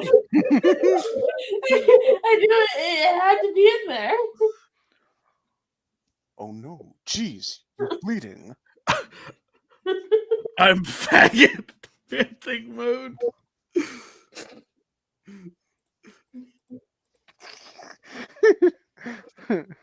Jean nodded, attended to Man-Thing's wound. Oh, I forgot. John nodded, attended to Man-Thing's wound. Several hours. several hours. Hours later. That's the Communist Manifesto right there. Several hours. Several hours later, John would write in his diary. Dear diary. You gotta kick your feet when you're saying this, Ayaan. All right. Dear diary, I just met this guy. He reminded me so much of Mariah, but I mustn't get attached. Who could love such a man? Homophobic. John allowed himself one more attempt to see the beautiful Man-Thing. He approached him the next day, offering him a choco. This time, the Man-Thing successfully took the cookie, pressing it into his body until it was absorbed into his green mass. He's always doing this. John did the same out of politeness. Who needs mouths anyway? Oh, I fully forgot the prompt here. One more. One more choco. Well, there's one more. There's one thing mouths are good for, he thought. He leaned in and went for it. He tried to smooch the Man-Thing. It was magic when he made contact, almost like he was burning up, but in a good way.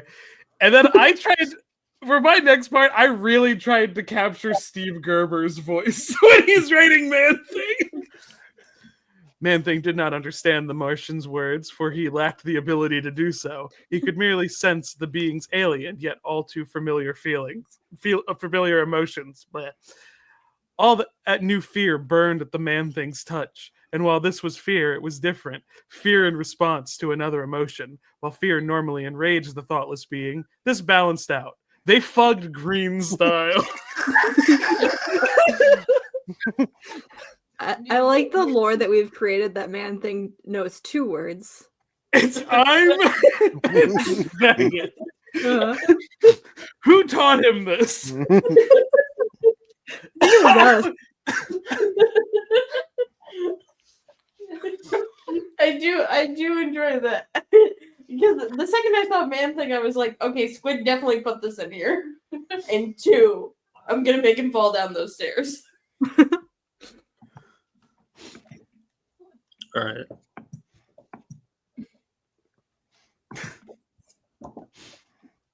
The whole it's an all ages fic, so I won't like get into it, reminded me of how like there was a time in which we had like multiple 18 plus fics that had no 18 plus content, and then I wrote a fanfic in which Batman and Stanford Pines fucked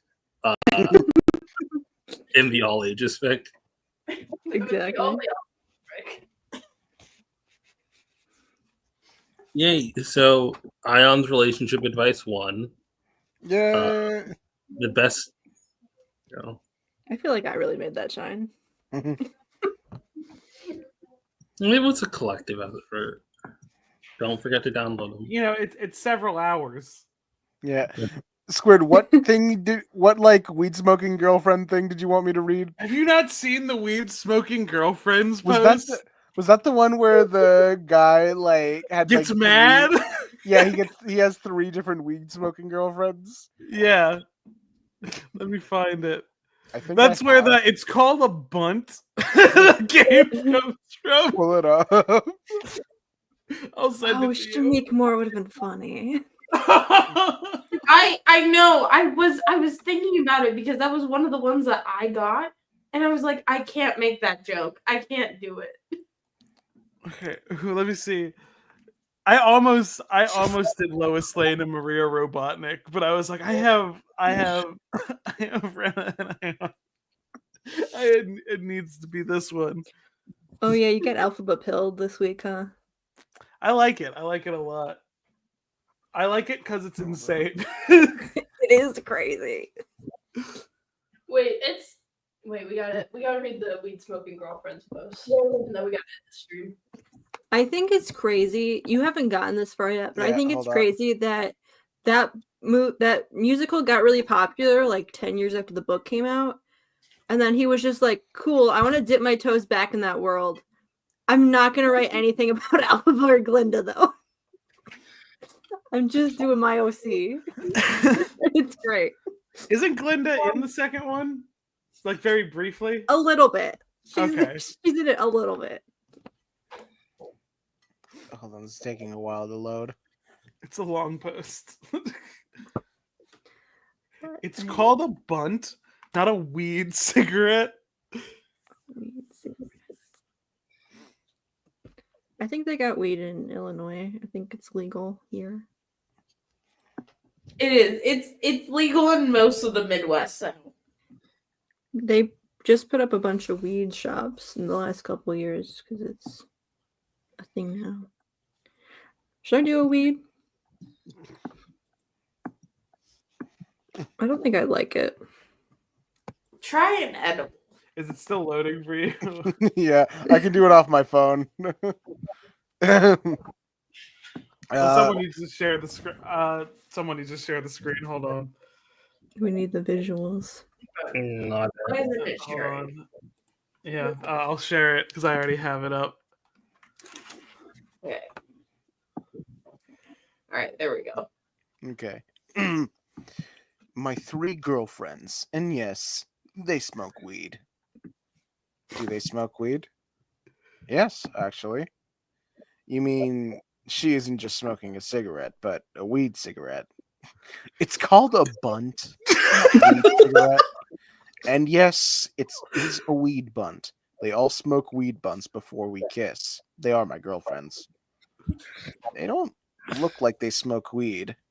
Fuck you, fuck you, fuck you, fuck you, fuck you, fuck you, fuck you, fuck you, fuck you, fuck you, fuck you, fuck you, fuck you.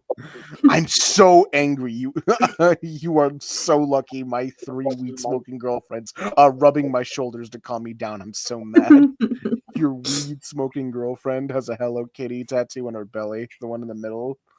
I printed out a photo of your avatar and taped it to my punching bag that I punch, and I mutter your URL with every strong punch. I punch you, twerp.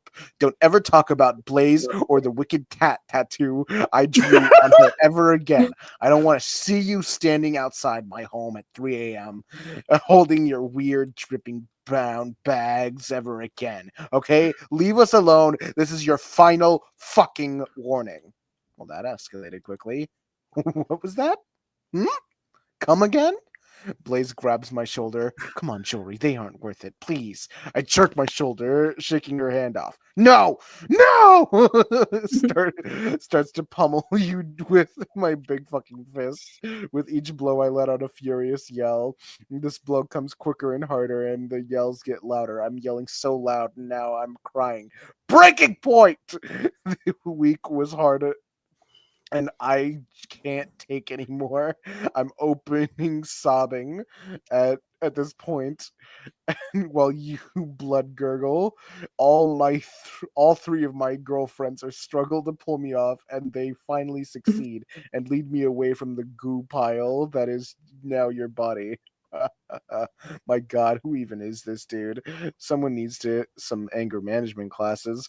Love how he keeps mentioning that us that I have 3 girlfriends. They all kiss me. They smoke weed. Or let's not forget that Blaze and her wicked tat, or that he doesn't want to see. I love how this person feels the need to recap a post I've already read.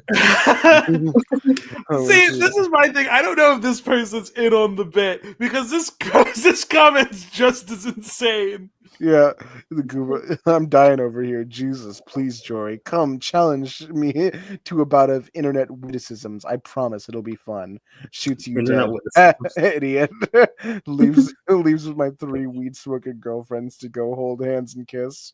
This dude playing. Oh my God, come again. The bar falls silent. No one dares make a sound. As you have just said, a very poor choice of words at a very dangerous time. I remain slumped over the bar, not looking back to you. One hand limping, holding an empty bottle, the other hand cradling my head. I repeat the question, this time louder. Come again? You can hear me this time. Are written. You can hear me slur the words. The sentence sounds like a real struggle for me to get out. I'm clearly intoxicated. A bead of sweat rolls down your face as you realize you may have just fucked up in a very major way. Everyone else in the bar is pretending to not notice what is going on. The bartender idly washes a mug with a cloth. His eyes are closed and he's muttering something to himself. A handful of people hurriedly leave. One person looks back at you, a look of sorrow on their face. They almost say something, but shake their head and cast their eyes down to the floor and leave. But not you. You stand petrified. A quick look at me reveals I'm still at the bar. You look to the exit, but there's still time. But there's not. Your fate was sealed the moment you opened your mouth. Motherfucker, what did you say? I slowly rise from my stool and begin to lumber over to you. I look a mess. My hair is unkempt. I haven't shaved in what looks like months. There are dark, heavy eyes under my bags under my eyes. My shirt is stained and has holes in it, and I'm missing a shoe. But the main thing you notice is the gun tucked into my jeans and a massive muscle arms that look like they were made for punching. You know that song about the boots that were made for walking? Yeah. It's like that, only instead of boots, it's my muscles, and instead of walking, it's punching. As I drunkenly sway over to you, you think of your family. Will they mourn you? Or will they try and forget this blotch of stupidity that their child insulted the Jory publicly? Ever had a family? Your thoughts are cut short, and as I now stand face to face with you, I grab your face and pull you even closer. Play? There was nothing playing. No playing, you fuck. No playing. It was real. The realest thing I ever felt. Love. I loved them. Please. Jess. Funk. All three of them. I've always read that as Chaz. It's probably it's Chaz. Please, Chaz. Please, Chaz. Funk. I loved all three of them, but they. My face is wet with tears. I'm blinking constantly in vain to hold them back. They left me. Left. Almost instantly, my sadness leaves my face and is replaced with pure anger. Playing? My hand leaves your face and starts to head to what you think is a gun. You close your eyes and see God looking at you and shrugging. You brought it on yourself, dude. He says as he waves his hands at you dismissively, but instead of the gun, my hands grab yours. Your eyes jolt, and the anger is gone from my face. There's only sadness. Left me. I fall to the floor and sob. Wow, grow up, you say before you leave the bar, but are hit almost immediately from a car and are killed upon impact. Thank you guys for watching another episode of Ash and Your Fantastic Friends, the show in which Ash talks to their friends. Remember to take the which weed smoking girlfriend are you quiz. Are you Blaze? Are you Jazz? Are you perhaps Funk? I think I'm Funk.